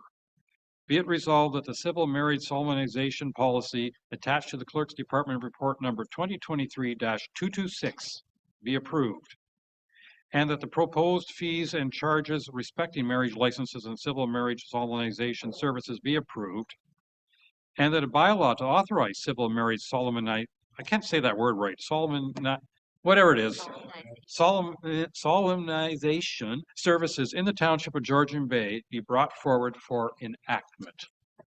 All those in favor? And we're all seen to be in favor of marriage when appropriate. Okay. And the last staff report we have is Impact Data Sharing and Services Agreement. It's yours, isn't it? Which? Sorry. Ms. Boutiette. Through your worship, this was discussed with council informally earlier this year. We're at the end of the deadline to sign the agreement. This was discussed also at the district level many times. The recommendation is that we do sign the agreement with the caveat that we're not entirely in agreement, but we will continue discussions with them. Seems reasonable, and discussions are continuing with the group of municipalities who are concerned about those. I think it was 2 significant paragraphs that they're holding our feet to the fire, so to speak. Council, any questions or comments? Council Predko, did you read this one too? I did. Thank you, and through you, your worship. Just to Julie, by signing this, even though we are not necessarily in agreement with all of the, and I guess we don't have the details, a councillor, as to what isn't fully agreed upon in terms of what we're giving up in this new consolidated agreement. But do we lose bargaining capacity by signing it and still not agreeing? I'm just not sure if as long as, like, what the long objective is here. Through your worship, there was an attachment. I'm just triple checking that it actually is there. In all of the documentation that was provided by MPAC, there was also the last attachment is the assessment client memo, and that was done by an external firm who assessed the actual memo, and that had all the details of what is one-sided. It's the last attachment. The last Sorry, so I attachment. missed that. And really the highlight of this memo is that unless all of the municipalities would have held strong to not sign, any one municipality that doesn't sign would kind of be on the benches to fight alone, which is a bigger issue that it involves all of the municipalities, not just the Township of Georgian Bay or the District of Muskoka. So by signing and saying we're signing, but we're not 100% pleased, please continue your consultation with us, is the best path forward at this time. Okay, thank you. May I presume that Voxter assessment client memo has been shared in one form or another with Impact, so they know what you're talking about. And I can't help but say good luck with the conversations, but we got our fingers crossed that they will recognize the concern. I have a rather lengthy resolution. It's moved by Councillor Graziano, seconded by Councillor Predko. Whereas the Municipality Property Assessment Corporation, MPAC, has developed and requested all Ontario municipalities to sign a new data sharing and service agreement, DSSA, and whereas the Ontario municipalities have not been granted an ability to amend language in the DSSA by MPAC to provide added clarity or amendments as may be necessary, and whereas permissions and protections in the new DSSA are heavily weighted to the benefit of MPAC, no kidding, they wrote it, without equal consideration for the municipal partners supplying the data, and whereas the District Municipality of Muskoka has approached MPAC to discuss areas of common concerns held by it and other municipalities respecting the DSSA, now therefore be it resolved that in a sign of partnership and good faith, Council agrees to sign back the data sharing and service agreement under duress due to disagreement with certain provisions of the DSSA, specifically sections 3.9, changes to service levels and dependencies, 5, municipality permitted uses of impact data products, and 6.9, records and audits. And that the Township of Georgian Bay supports the position of the District Municipality of Muskoka with respect to changes needed to the DSSA to bring about a fair agreement for municipalities, and that the mayor and clerk be authorized to sign any necessary documentation. All those in favor?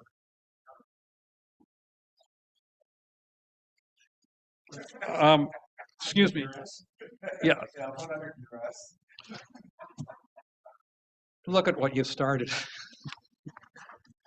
Okay, now, perhaps under duress, I'm going to suggest that we go back to communications from mayor and council and communications from CAO to get back to where we're supposed to be on the agenda. And last month, we ended with Councillor Graziano. So why don't we start with Councillor Graziano this Thank you, Your month, Worship. and we'll go backwards from last And month. last month, I wasn't really prepared. This month I am. So it's great that I get to start. It's been a very fun month, and to summarize, if I can, starting with the Lions Wild Game Dinner, which was an excellent event. And thank you, Lions, for hosting that year over year. It's always a great sellout, and anyone who wants tickets, start to put your name in the hat now for next year because they fly off the shelves. On the same evening, I attended the MacTier Legion Awards night and was awarded a medal for my contributions as a member to the Legion. I also attended the Township of Georgian Bay holiday event, which I have to say was a fantastic event as well. Seeing our CAO in a blingy tie was always, it's always fun. Followed by the Port Severn Christmas Parade, and attending that again year over year is just an excellent event. This year was a very, very large turnout. And I was just amazed at how many families and children attended. I want to personally extend a thank you to everyone that coordinated the event as well as helped and assisted with the event. I then, the following day, proceeded to the MacTier Christmas Parade. Again, another excellent event, another very, very large turnout this year. Always great to see everyone and all the smiles and happiness in MacTier. Predating all these, I did attend the holiday train with fellow councillors and ramped up the holiday season with it.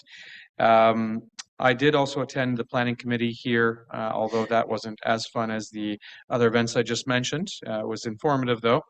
And then lastly, to end my holiday festivities, I had the honor of hearing Councillor Jarvis sing Christmas carols recently. So that concludes my month. Thank you. It was a Councillor Jarvis event. It was a personal event, but it was a great one nonetheless. So thank you. Thank you. Councillor Hazelton. There we go. Interesting month. I won't be as colorful as Councillor Graziano, but I did want to report that I had what appeared to be a very good conversation with James Steele from the district on waste management. There was some follow-up that was promised. I haven't had that yet, but I think for the first time in probably 5 years, I thought that we might be heading in the right direction. So I was very encouraged.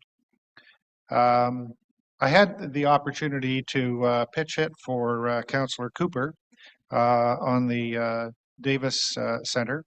There was a meeting by the Muskoka Area Indigenous Leadership Table that was on the Friday last week. And it was an opportunity to, number one, review the Phase 2 information about the Davis Center. But the goal was really to open the door for more Indigenous input, and given that it was the Muskoka Area Indigenous Leadership Table, there were many Indigenous folks at the table, and we were able to succeed and have open doors now for some follow-up with some of those folks. And so that was, I think, a very successful outcome on that. I also attended, as did I think everybody else here, the township Christmas party, and I'd just like to offer a well done thanks to the staff organizers. I thought it was a good event. And as seems to be normal, a very busy month, calls and emails with residents about short-term rentals, lifting of holds, and potential development in or near environmentally protected, provincially significant wetlands and F1 fish habitat. Thank you. Thank you. Councillor Cooper, please.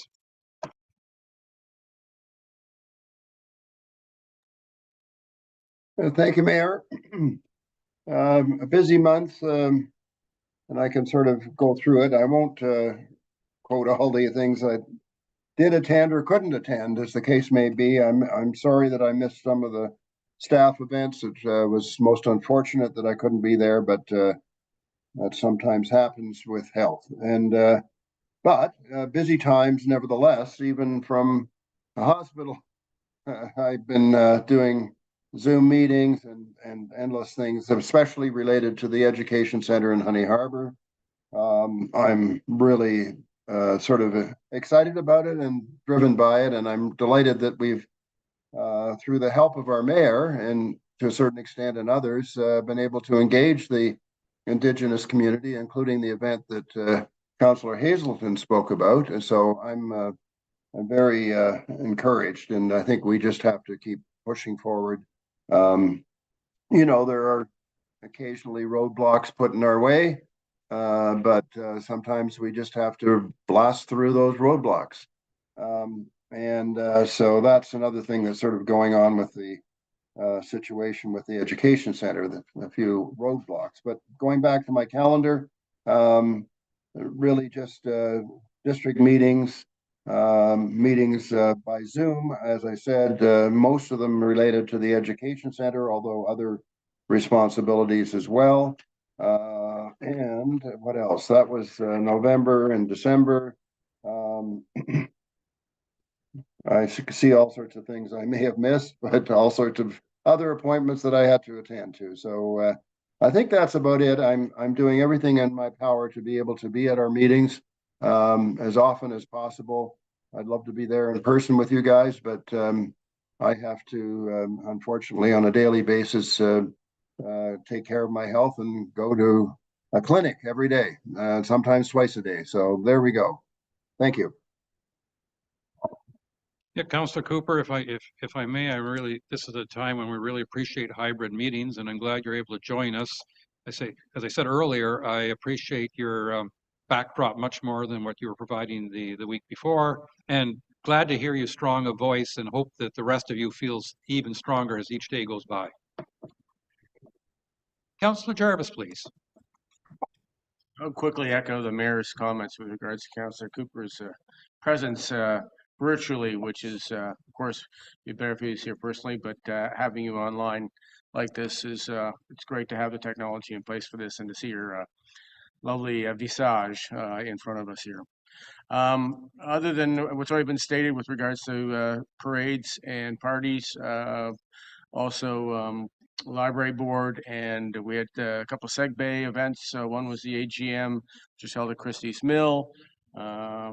Yeah, that was an event we all individually paid for, but it was a nice event. It was done at night, so we didn't have to look out the windows at any floating cottages, which was apparently something they have to look at on a regular basis, unfortunately. We had the holiday train was the other one, which was a lovely event, and the weather was extremely cooperative on that one too. So some lovely events going on this time of year. Great to be able to participate in them, and that's it. I won't say anything about my singing ability.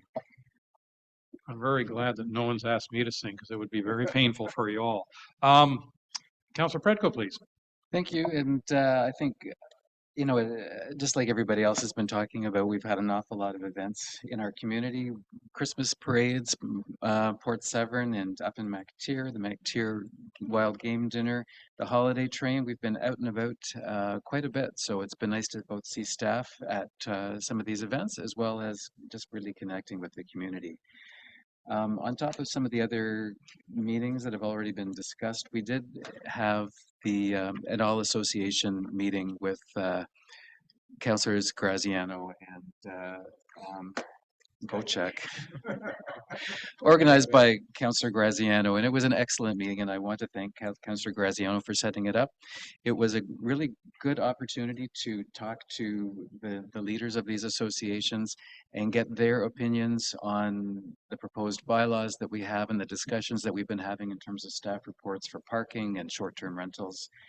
But it was also really good to hear what they think is going well and not well in the community. And I was actually quite heartened by the engagement that we had today and the direction that these organizations are looking for 2024 in terms of working together on their own with their associations, but also using this as a conduit for the township to give them more direct information on what we're talking about in terms of facilities and policy changes. I think it was a very good direct line, and I hope we're able to continue this in the future. It was great.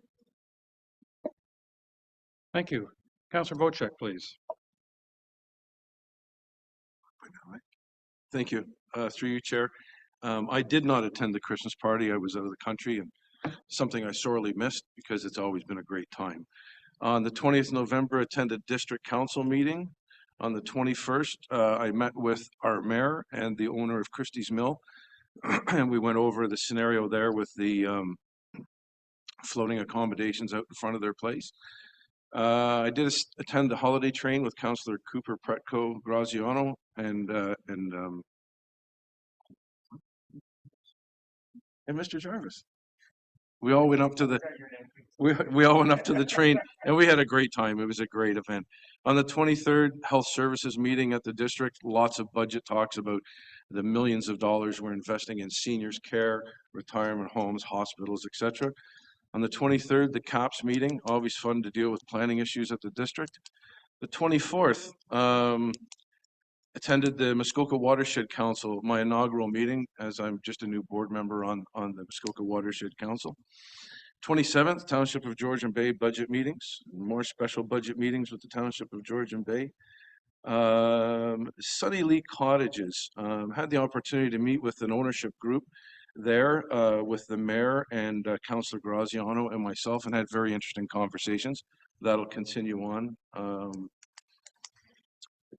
Councillor Graziano and I met with a resident on Coreyville Road to deal with some issues on sanding. Hopefully we'll get an affirmative answer on that, but we'll see what happens. Santa Claus Parade and Party. The main thing I wanted to make here, the point here was 132 children received gifts at that party. It was at no cost to the children, and it was a party without borders. We had kids from Wabashine, from Port Severn, from everywhere. And it was just great to see that Christmas party do so well. The All Associations meeting with the group, great. It's going to be a semi-annual meeting, and it looks like it's going to be very well received. Obviously, Christie's Mill, we did the Seg Bay AGM, and very proud to see that 2 Honey Harbor businesses won Business of the Year for 2021 and for 2022. So good for them. That's my report. Thank you. Yeah, I also had a very busy month, and I'm not going to list everything I did here, but I will note that for the last 3 weeks, on a daily basis, it seems, I've been involved with the float home challenges in Port Severn. And I think I'd like to point out that the OPP, I know, have been very active in research, and including also our bylaw department, who has probably one of the largest files in this whole thing, though the OPP may be coming close now. And one of their initial requests was that I escalate it politically, and I was quite successful in doing that, and to the extent that we got ministers and the premier supporting the OPP and all this, and I think that's extremely important. That's very well done. Very well done. an issue far from resolved, and our next challenge is the feds. And they're hearing from all of us very actively, including at the provincial ministerial level. And so I'm hopeful that the new year will bring, shall we call it, clarification in that situation in one way or another.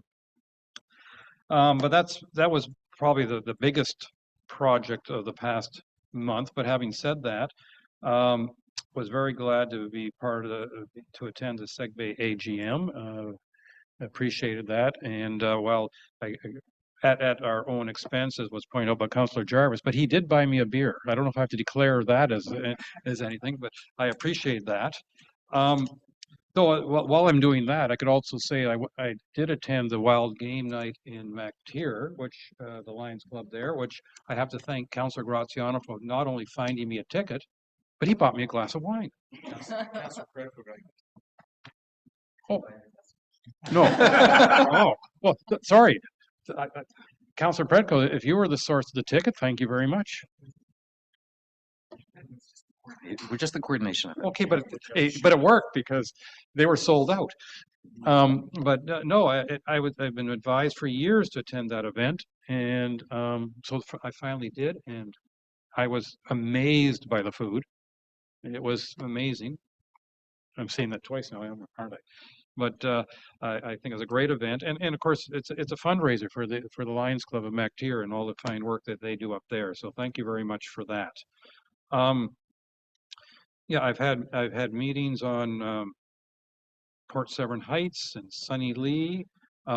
Attended the Muskokan Area Indigenous Leadership Table, as Councillor Hazelton made reference to on the first. I always appreciate those meetings and talking to everyone there. And then came, unfortunately because of that, a little bit late to the staff party, which was very impressive.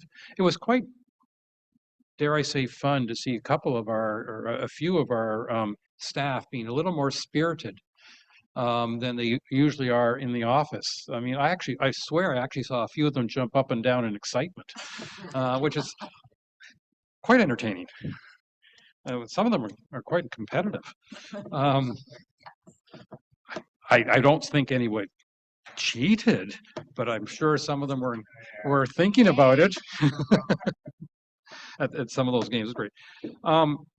It was with huge regret that I wasn't able to handle the Santa Claus parades. It was an important family event that I had to go to, and but I really wish I was able to attend. And a huge thank you to the folks that organized those events for our communities. I think they're very important. And also, as Councillor Bochek made reference to the children's party that followed the parade here in Port Severn. I mean, that's an event that's been going on for years, and it's an amazing community support, and I think it's just wonderful. Had the pleasure of going to a Georgia Bay Land Trust dinner, basically because I was an ex-director, and meeting some of those folks and the fine work that they're doing, and we're hoping that our plans with them will go forward quickly in the new year with regards to some easements. Yeah, I had a couple of meetings with Jeff Lehman, our CAO at the district level, sorry, our chair at the district level, one of them including the CAO, and that's our relationship with the district, I think, is something that's very important that we have to keep working on to make sure that we get all that we can from their support in the areas where they can support us.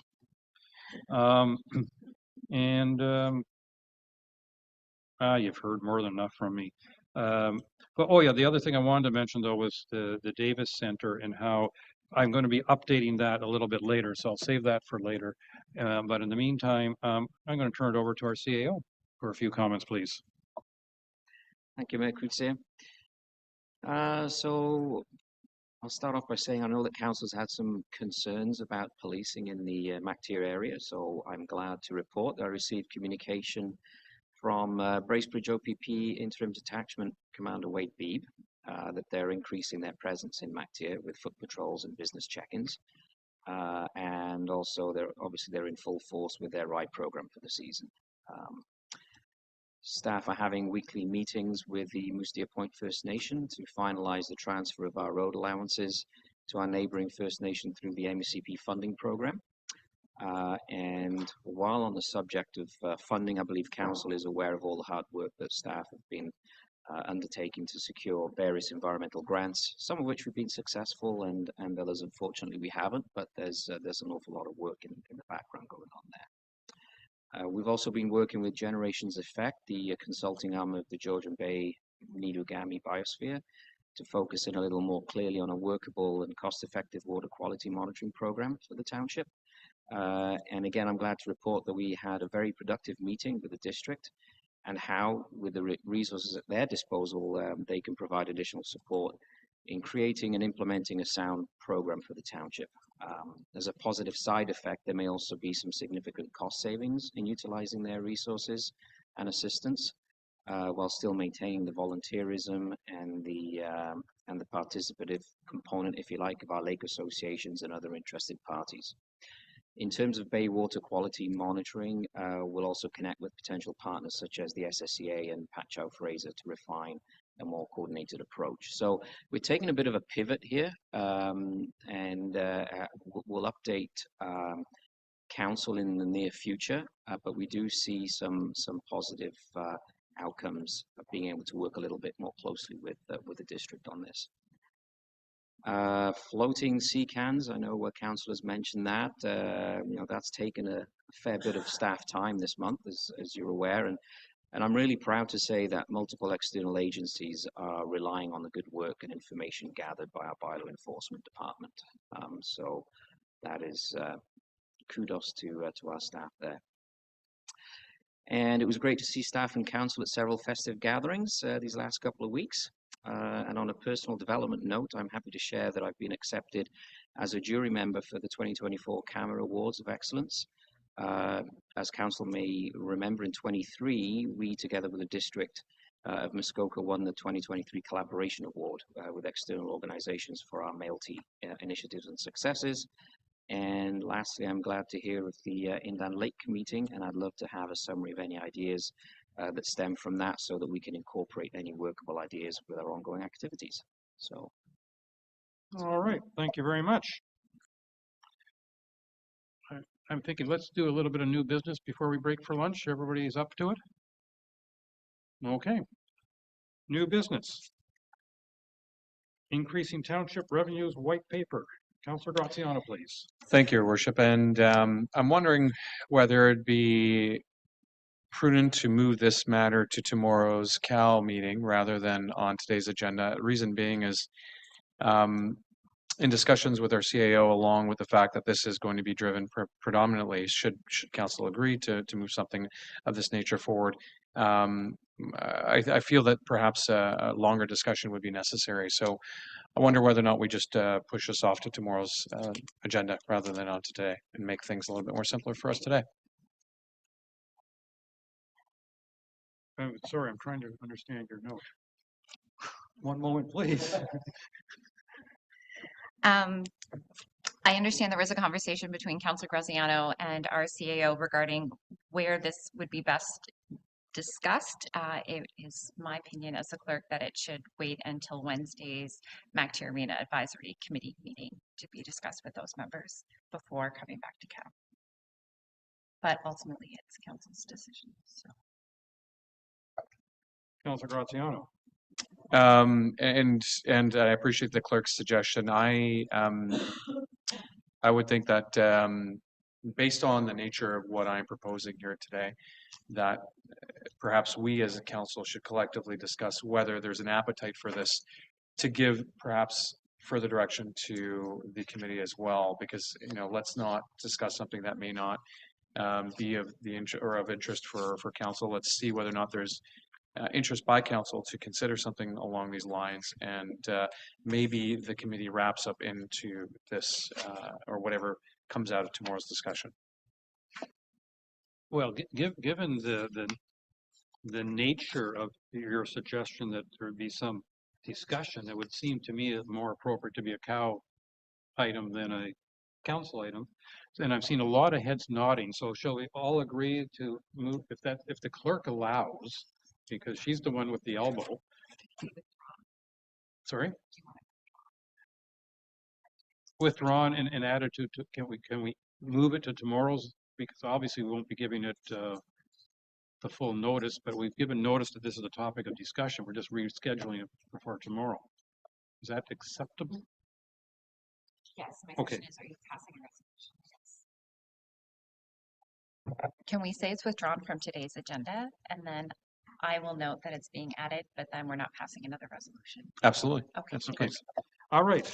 So item 14A has been withdrawn and will be added to tomorrow's agenda.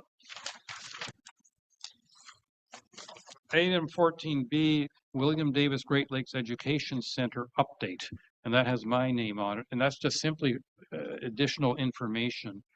As you may recall, that I think it was last month, we passed a resolution supporting going into phase 3 of the Davis Center study. And in including that resolution, we noted that we'd be asking, we would put 50,000 in, and we're going to be asking district to put 50,000 in. Presentation was made to district. There has been some discussion with district, and they actually put a motion forward. I guess it was on last Monday's meeting that this.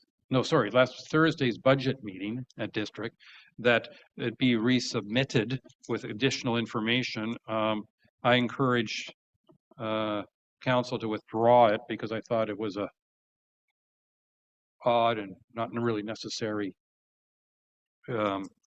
motion, and it was withdrawn. But the bottom line is that they have a few additional questions or concerns. And what we're organizing now, when I say we, Councillor Cooper and myself, are organizing a meeting with a couple of people from district and a couple of the consultants to discuss these concerns, to see, I think with that discussion, we probably will narrow down to one or two things to which they might want additional information that might be provided. So I think we just have to hold our breath until, I'm going to say, the new year, before it actually is in front of district council for them to make their decision on whether they're going to join us. And at that time, depending upon their decision, we may want to revisit our motion, our resolution, and modify it. And whether we go it alone, I'm hoping that's not going to be the case. But just so you know, there has been a delay while we gather additional information for district to make their recommendation. Councillor Cooper, you'd like to add to that?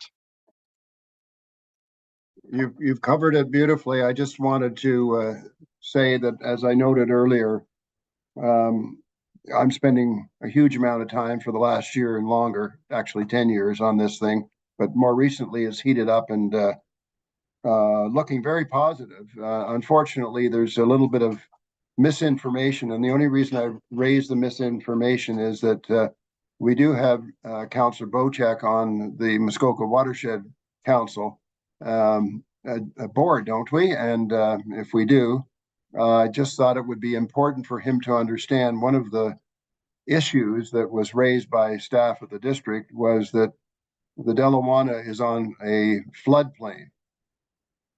And I said, what? So I think it would be helpful, Councillor Bocek, if you could clear up something like that with the Watershed Council. For one thing, there are no floodplains on the Great Lakes and Georgian Bay. They're on inland lakes and rivers, but there's a different issue on the Great Lakes, which is water levels go up and down over a long cycle. Our highest water levels are not in the spring when there's flooding; they're in the summer.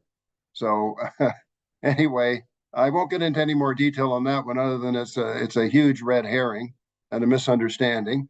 And but I'm hopeful with the help of Mayor Kutsier that we can overcome some of the other misunderstandings and or information, provide some information if there's been some sort of where we missed the target. I think I don't know that that's true, but let's see how we can get through that as quickly as possible, because here's the real thing. In January, we need to go out and raise some money. and get at it through the federal government, provincial government, and a variety of other sources of funding. So if we're going to make this happen, we have to hustle. And so any roadblocks, you can rest assured that I'm going to have my head down and charging forward. Thank you. Thank you. Councillor Bochek. Thank you, and through you, Chair, to Councillor Cooper. When it was mentioned that we were in a floodplain, my eyes opened up real big, and I got on my phone and I texted you the minute it was said, but you never responded. And I found out today from Councillor Hazelton that you've changed your phone number because of something that happened a while ago. So I have your new phone number. I'm going to forward you all those texts from last week, but you're right, we are not in a floodplain. And the other thing I wanted to make mention of and kind of get some clarity on here was there was some concerns of the district, and I thought they were legitimate concerns or want for a little bit more information. And I don't know if the process or the protocol on how that information gets back here, but I think it would be lovely if that information was shared back with this council, so that we have a better understanding, because I do not want this to affect the decision that we made here at our council in the way of funding. I would just like to see the results of the questions. No, absolutely. That's one of the reasons why I brought it forward now, is that so that our council and residents know where we're at. Perfect. And where we're at now is to clarify some issues with district, Perfect. A little road bump. They happen. So that was my update. I don't require any motion or resolution or anything on this. I just wanted to make sure everybody knew where we were at. Now, item C. Ms. Walton, you want our attention for 5 minutes? You got it. Okay. Through you, Mayor, to all you councillors, we're doing Slaying Hunger. That's a matching campaign due to a donation, a community donation of up to $10,000. Fantastic. We have some people who want to put donations online using our payment form. I think I've asked a couple of times, maybe, through different ways, whether we can waive just for donations and sponsorships the 2.5 administration fee. For me, I think this says a big ticket thing as council. It says we're here for our community. If we waive that, the $1,000 that somebody puts through on their credit card is $1,000. That's that. Instead of $1,000 and $25, which could quite possibly be another donation of $25. And that goes a long way, especially with the food bank, especially with the Honeybee Festival and other campaigns that come out throughout the year. So I'm asking, the resolution would be, is that for donations only, I would create a separate form, a separate payment form for donations and sponsorships, that we waive the 2.5%. I know Julie's giving me the eyes. So if we could do something like that, maybe you want finances input, that's what I'm looking for. Thank you. Ms. Boutier, would you care to add your thoughts on this? Any cost that is not borne by one person is borne by another. So the 2.5% would have to be absorbed by the township coffers. Just for clarification, that 2.5%, I believe, and my memory's poor, whether it was a year ago or 2 years ago, we discussed this at one point, because roughly half of that was going to cover the charge of the credit card itself, and the other half was going to be our end, or something like that. We had at that time proposed a 5% fee, which that was the case, and council went with the 2.5 fee, which is pretty much a straight cost recovery of what the credit card companies are charging us. Okay, thank you. Councillor Bochek, please. Thank you, and through you, Chair. Something that was a concern of mine too, because when you go onto the township website and you make a donation to the food bank, it automatically adds 2.5% to your amount that you've donated. And it's it's great that people are willing to donate to the food bank, but then they get hit with another 2.5% that goes to a big corporation to cover credit card costs. It's a little bit hard to swallow, especially if you're making a big donation. You know, the $25, $50, $100 donation is not much to take that 2%, but if it's a big donation, it is. Case like myself, and this is why I brought this up, if I were to donate, I would donate through one of my corporations, which I write off the full amount as a charitable contribution, and as well the 2.5% I write off as well too. So case of a business or an individual, it's not a big deal, but for the mom and pa that are sitting at home that want to throw $50 there and then they get the 2%, it's a bit discouraging. And do you want to discourage somebody from donating $50 for $2.50? That's my only point. Thank you. Councillor Predko. Thank you, and through you, Chair, just to Trish, or actually to Julie, sorry. Do we know what the total amount of bank fees that we would collect on donations annually is? Like, what's the magnitude of dollars we're discussing today?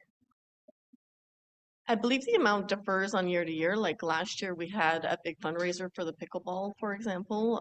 That was of great nature, and if people pay by e-transfer or check, those fees don't apply. They're essentially online because it's a credit card transaction, and those are credit card fees that we're trying to recover.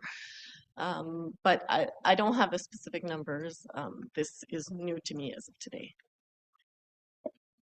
Okay, and then I guess my concluding question then would it be possible to design the website in such a way like other charitable donation websites have, where you have a little checkbox that you say, I will pay the processing fee as part on top of the donation so that the organization gets the full amount, and it's their choice as to whether or not they select that? Through you, Your Worship, to Councillor Predko, I do believe I could probably do something like that in the back end since I handle that stuff anyway. I just want to make sure that I don't even believe that we get a lot of credit card, but it is a deterrent. And I have heard that it is a deterrent when people go make the payment. So I don't think even, I'm saying like leave it as for administration, absolutely, go ahead, pay for it. But when somebody is being gracious enough to make a donation, I don't think that they should have to.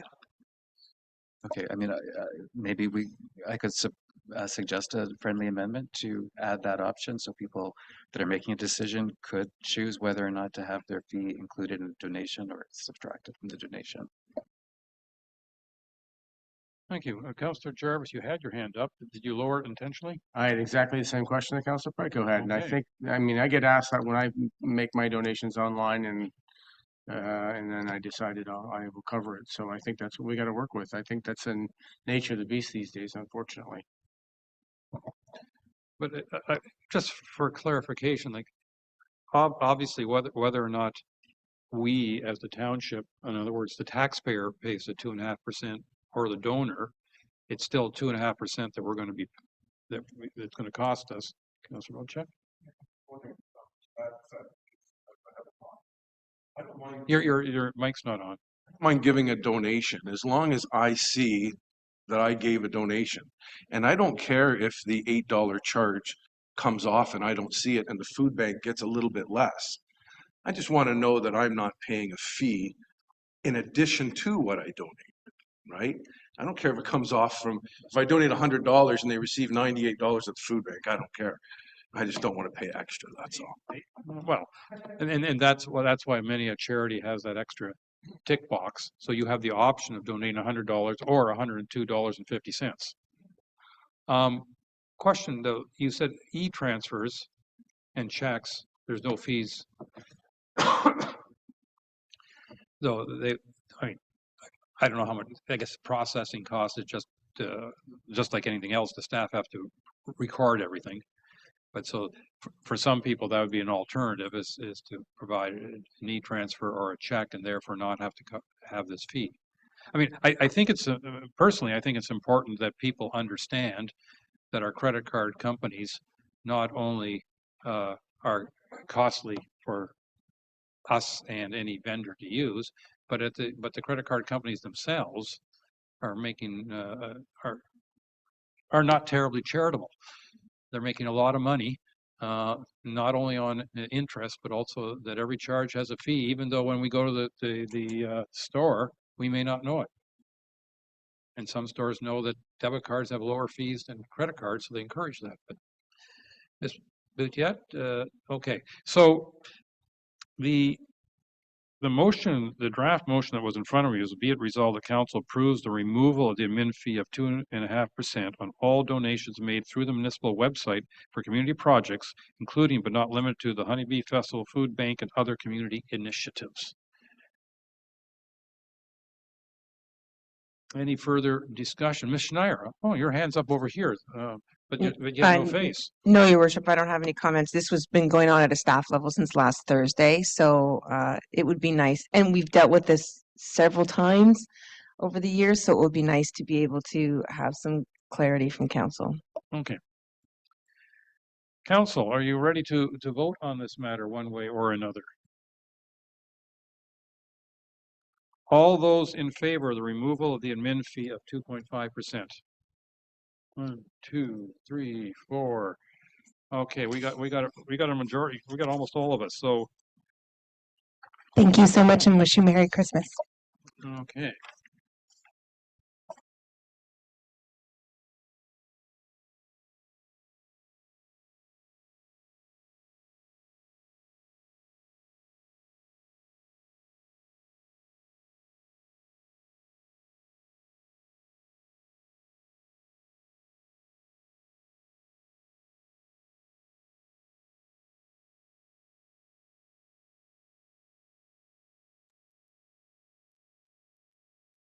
Microphones. I apologize. Sorry, Councillor Cooper. We are taking a lunch break and reconvening at 1:45. I apologize. This is not.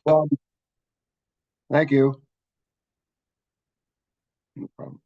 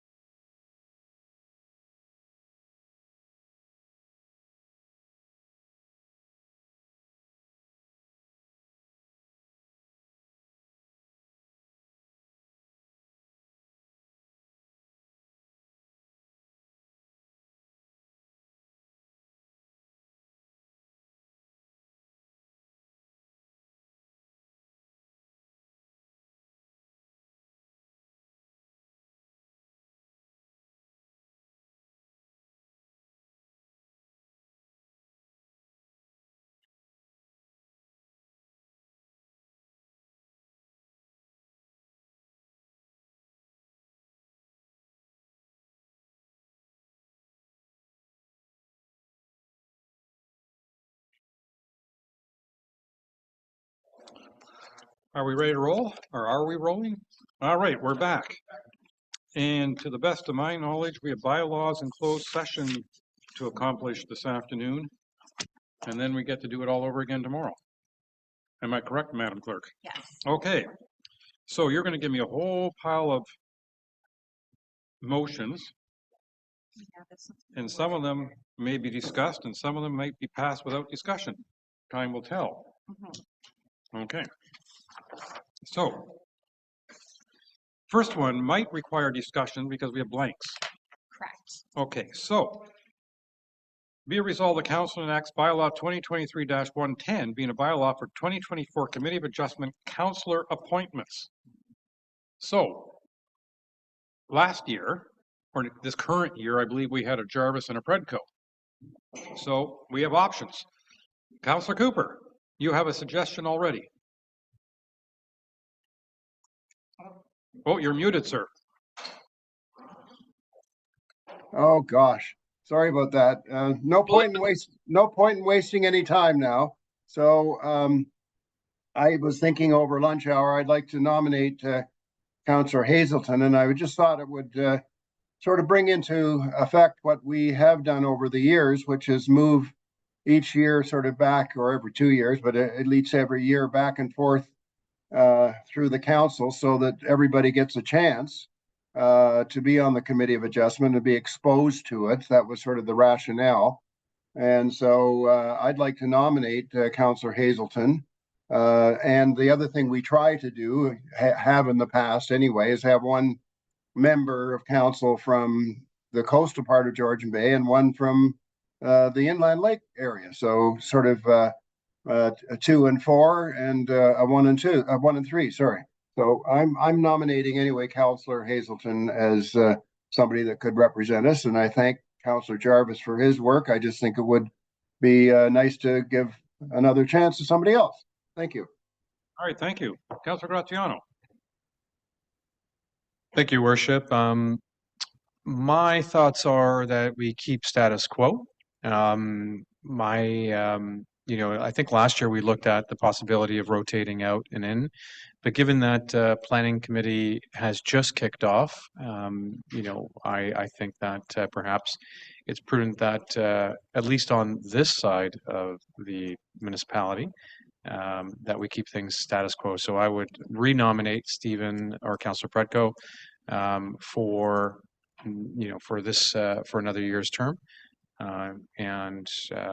If Councillor Jarvis is interested, have him stay the course, and then perhaps we switch next year. But that's just my 2 cents. All right, thank you. Councillor Bocek, are you 2 cents or are you a nickel? Usually.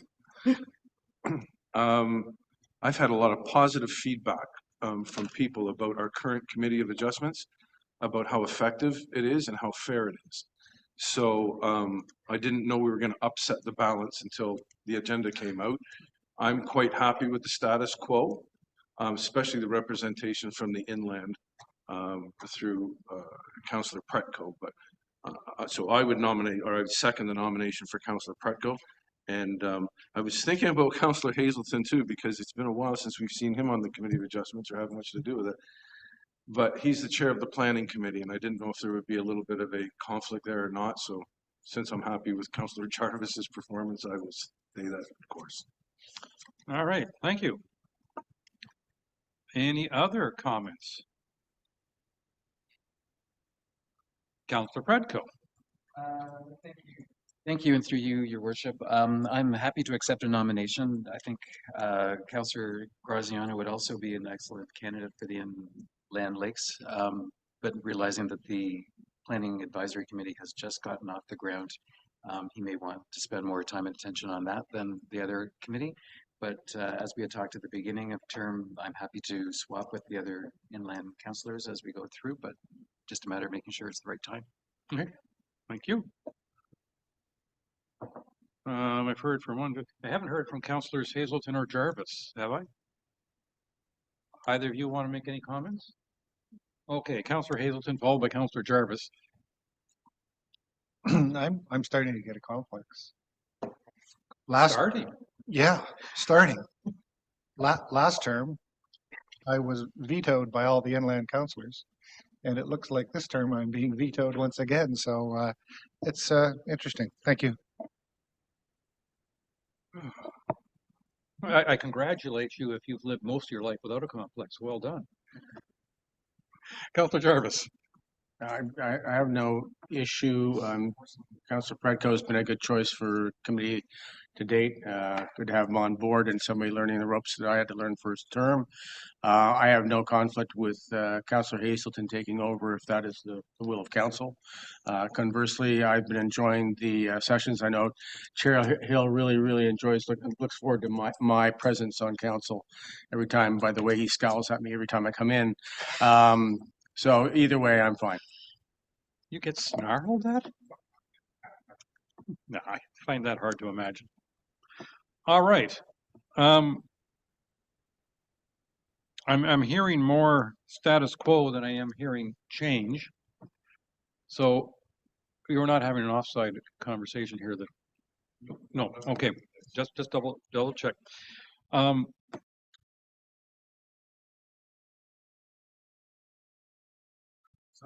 Side no. Were there negotiation going on? Okay. Given what I'm hearing, I'm going to suggest that we modify this motion to include Councillor Predko and Jarvis as the candidates, because I've heard more along that line than other. So I have moved by Councillor Cooper, second by Councillor Hazelton. Be it resolved, the Council enact bylaw 2023-110, being a bylaw for 2024 Committee of Adjustment Councillor appointments, appointing Councillors Predko and Jarvis to the committee for 2024. Mr. Mayor. Councillor Cooper. I made a nomination and that hasn't been voted on. And it was the first thing that was nominated was Councillor Hazelton. And I'd be happy to add to that Councillor Predko to my nomination list. And I think it needs to be dealt with first as opposed to what you're proposing at the moment. I don't think that's exactly cricket. So I think we should, if in fact Councillor Hazelton is somehow being drummed out by the inland councillors, then let's hear about it. So on a point of order, I would like a vote on that. Clerk Way. This isn't a formal nomination process, so there isn't a point of order. There isn't an issue with the process as of yet. If it's not in other instances where we're appointing a chair, in which case there is a formal process that needs to occur, including accepting the nomination and voting on each nomination as it comes forward. The Planning Act states that we need to reappoint councillors annually, which is what this bylaw is for. But you can vote on Councillor Hazelton in order, but you don't have to, or you could take his name off the list of the resolution, or you could do one at a time, same as you would any other resolution. It doesn't have to be, there isn't a formal nomination process with this. So I'm asking you, Chair, to deal with it on either on a one-on-one or whatever, but that was sort of the order these nominations came in, and I think it's only fair that we follow that process. Let's see what's going on here. Council, all those in favor of Councillor Hazelton being added to the Committee of Adjustment?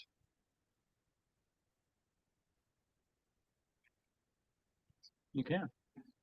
All right, so we have Hazelton has had enough votes to add in. All those in favor of Councillor Predko? Okay, Predko's been added in. All those in favor of Councillor Jarvis? Also, so he's getting the same amount of votes as Hazelton. We could, in theory, appoint 3 because right now we have a Committee of Adjustment of 6 versus 7. That is an option. Mayor, if I may. You may. I think that might be just fine. Now, the inland councillors may think that we're stacking the deck, but well, they don't have to vote for it, so that's why I'm inquiring of all our council. Anyway, I wouldn't have any problem with your suggestion. Thank you. Councillor Bocek. Do you want to be added to the list? No. Absolutely not.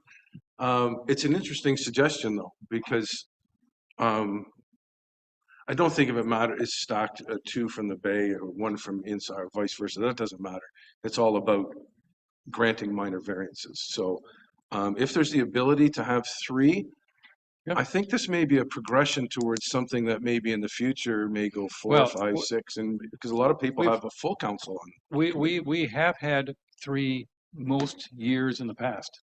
This past year was the first time we only had 2, and we had 6, because in the past, for as long as I can remember, it was 3 councillors and 4 non-councillors. I thought it was just you and I when we sat for the whole term.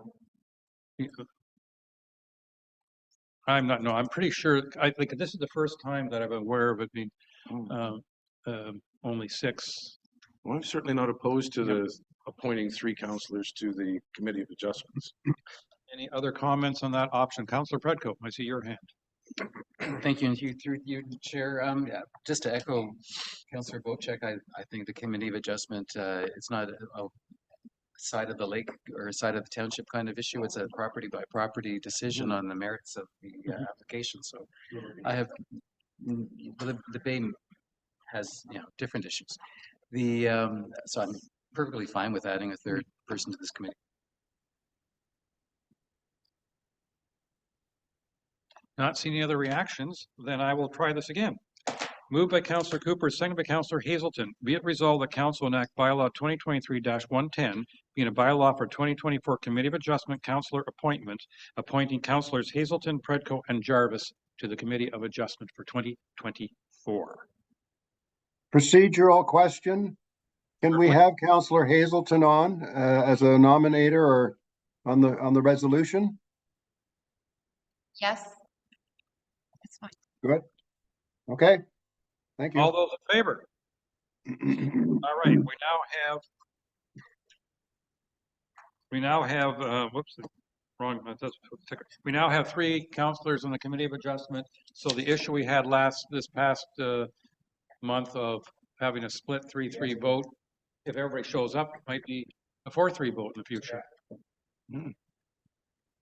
So I think that was the only time in the past year that we had a split vote. All right, let's try the next one.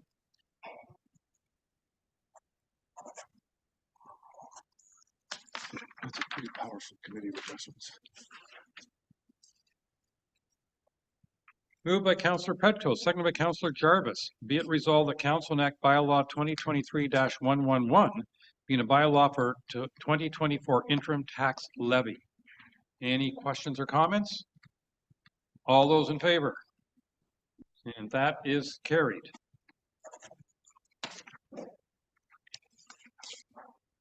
Moved by Councillor Bocek, seconded by Councillor Predko. Be it resolved that Council enact bylaw 2023-112, being a bylaw for the 2024 annual borrowing. Any discussion? All those in favor? And that is carried. Moved by Councillor Cooper, seconded by Councillor Jarvis. Be it resolved that Council enact bylaw 2023-113, being a bylaw for civil marriage solemnization. It is a horrible word. Do we have a better word than solemnization? All those in favor of a better word? Yeah. All those in favor? Let's do it properly. Thank you. That is carried.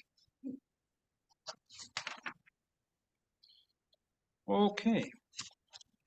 Moved by Councillor Graziano, second by Councillor Hazelton. Be it resolved that Council enact bylaw 2023-114, being a bylaw to amend fees and charges, Appendix C, clerk. And this is to cover the marriage cost. All those in favor? Okay. Oh. How, you're a happily married counselor, aren't you? Okay, good. Just confirming. Yeah. Okay, yes, you're not going to vote on that. You can stay where you are unless there's active discussion. I don't think it matters. Moved by Councillor Jarvis, second by Councillor Cooper. Be it resolved that Council enacts bylaw 2023-115, being a bylaw to amend fees and charges, Appendix G, bylaw services as amended to not charge HST on STR fees. Sorry, the bylaw reference. The current version of the bylaw references we're going to charge HST, but we're not supposed to. Okay. So we need to All right. not What? charge. Sorry, that's a charge. Okay. So let me. So we're the fees and charges bylaw. And this is being amended with regards to the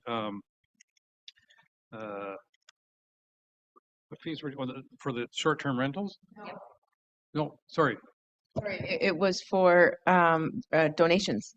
No, That's something different. This That's is a different. for STRs. Yes. This is okay, but it's being amended to not charge HST on STR fees. Correct. So in other words, before the schedule that's printed had HST being charged on the short-term rental fees, but we should not be charging. So they're correcting it. Yes. Yes. Because of the HST. But we are adding those two fees are new fees. Yes. So we're adding those fees. We're adding two fees, but not HST. Correcting the HST that are on these two schedules. Councillor Hayes. So in the resolution, can we articulate that the table provided is to be adjusted to remove those numbers? Well, that's why I say as amended to not charge HST on STR fees. Any other questions or discussion? Would you like me to read the motion one more time, or do you want me to just call it? Call it. All those in favor? All right, I have enough votes to say that is carried. Thank you.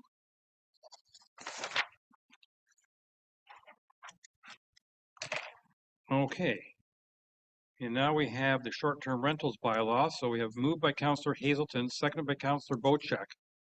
Be it resolved that resolved that Council enact bylaw 2023-116, being a bylaw for short-term rentals, as amended for section. Is that 7 or 4? 4.1G. 4.1G to replace pump out with inspection. Councilor Graziano. You can't vote on this, I don't think. Yes, and for the record, I will not be voting, so please don't count my hand down as a nay. Thank you. Okay, fair enough.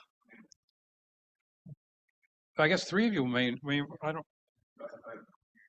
Okay. Okay, so I'm looking for 3 out of 4 votes on this one.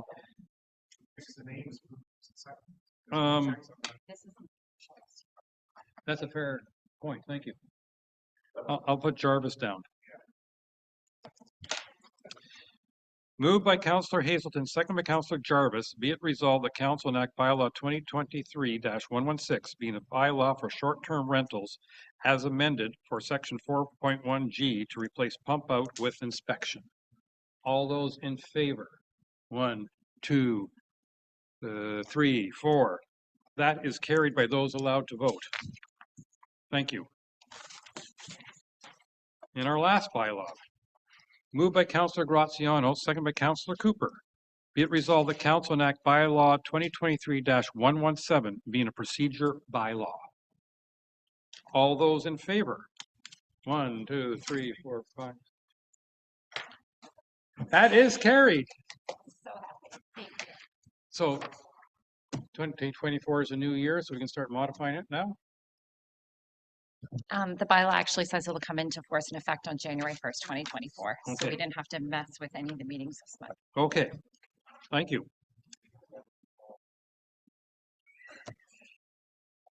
So I think all we have left now is closed session. Am I correct? Yes. Okay.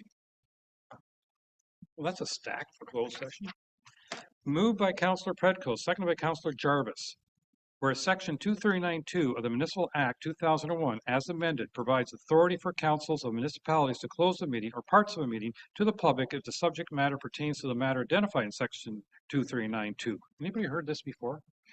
And whereas the Council of the Township of Georgian Bay deems it necessary to close this portion of the meeting in order to address matters under the following sections of 239(2). Council closed minutes of November 14th.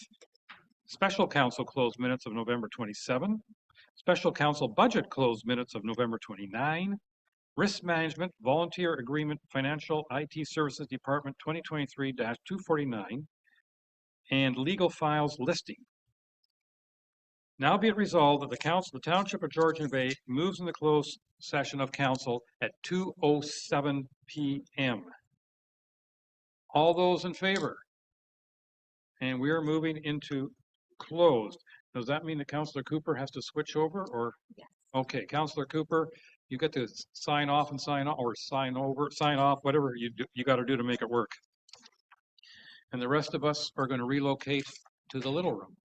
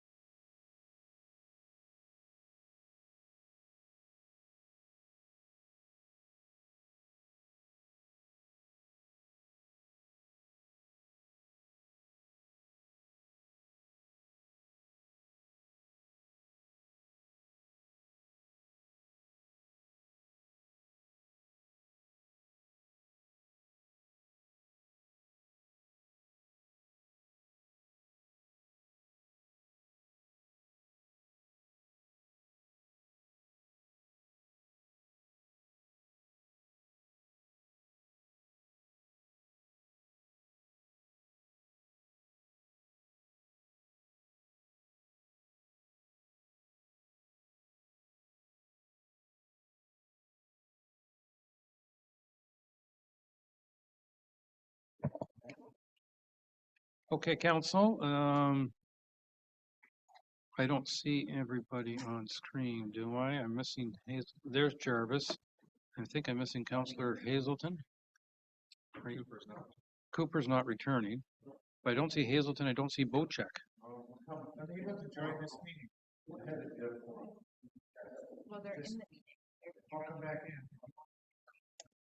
We would prefer if you're back. God, it's so hard.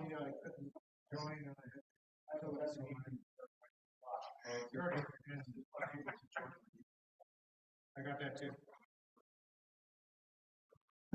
It's hard to find competent counselors, isn't it? I just joined the meeting. Are you in the open link?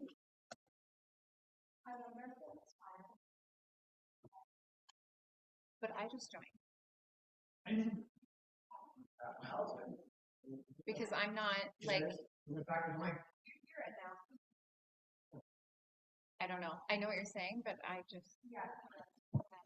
Okay. Sorry, I joined and then I let myself in.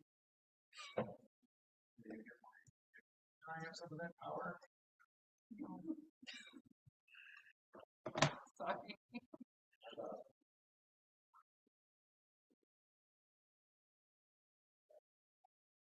All right, let's see if we can do the. Okay. Any second now, we'll see. There, he's in. All right. So, coming out of closed, I have a number of motions to read. The first. Oh, where's the rise one? Isn't there some rise up song we could sing? Okay. All right. I knew I was missing something. Moved by Councillor Predko, seconded by Councillor Graziano. Be it resolved, the Council of the Township of Georgian Bay rise from closed session at 2:55 p.m. All those in favor? And I see more than enough hands. That is carried. Moved by Councillor Hazelton, seconded by Councillor Predko. Be it resolved, the Council adopts the Council closed minutes of November 14th, 2023 as circulated. All those in favor? And that is carried. Oops. There, now it's carried. Moved by Councillor Jarvis, seconded by Councillor Graziano. Be it resolved, the Council adopts the special Council closed minutes of November 27, 2023 as circulated. All those in favor? And that is carried. Moved by Councillor Graziano, seconded by Councillor Jarvis.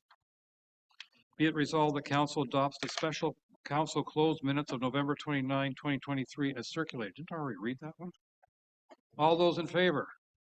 And that is carried. I can't keep up with all these. Okay, this one we're going to reword. Moved by Councillor Bocek, seconded by Councillor Jarvis. Be it resolved, the Council directs staff to review the Township of Georgian Bay's volunteer agreement. All those in favor? Lots of hands, and that is carried.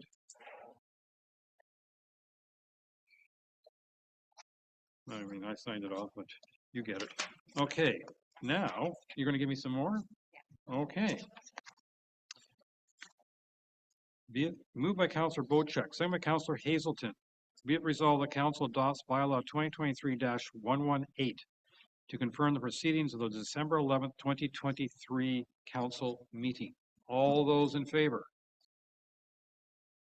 And that is carried.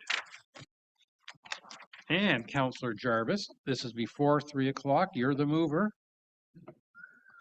Councillor Graziano is the seconder. Be it resolved, the Council does now adjourn at 2:57 p.m. until December 19th, 2023 at 9 a.m. or at the call of the chair. Have you asked for a recorded vote? No. No. All those in favor? I'm sorry, the clerk did not allow a recorded vote. And don't forget, we are meeting again tomorrow, but that's as Planning Council and Committee of the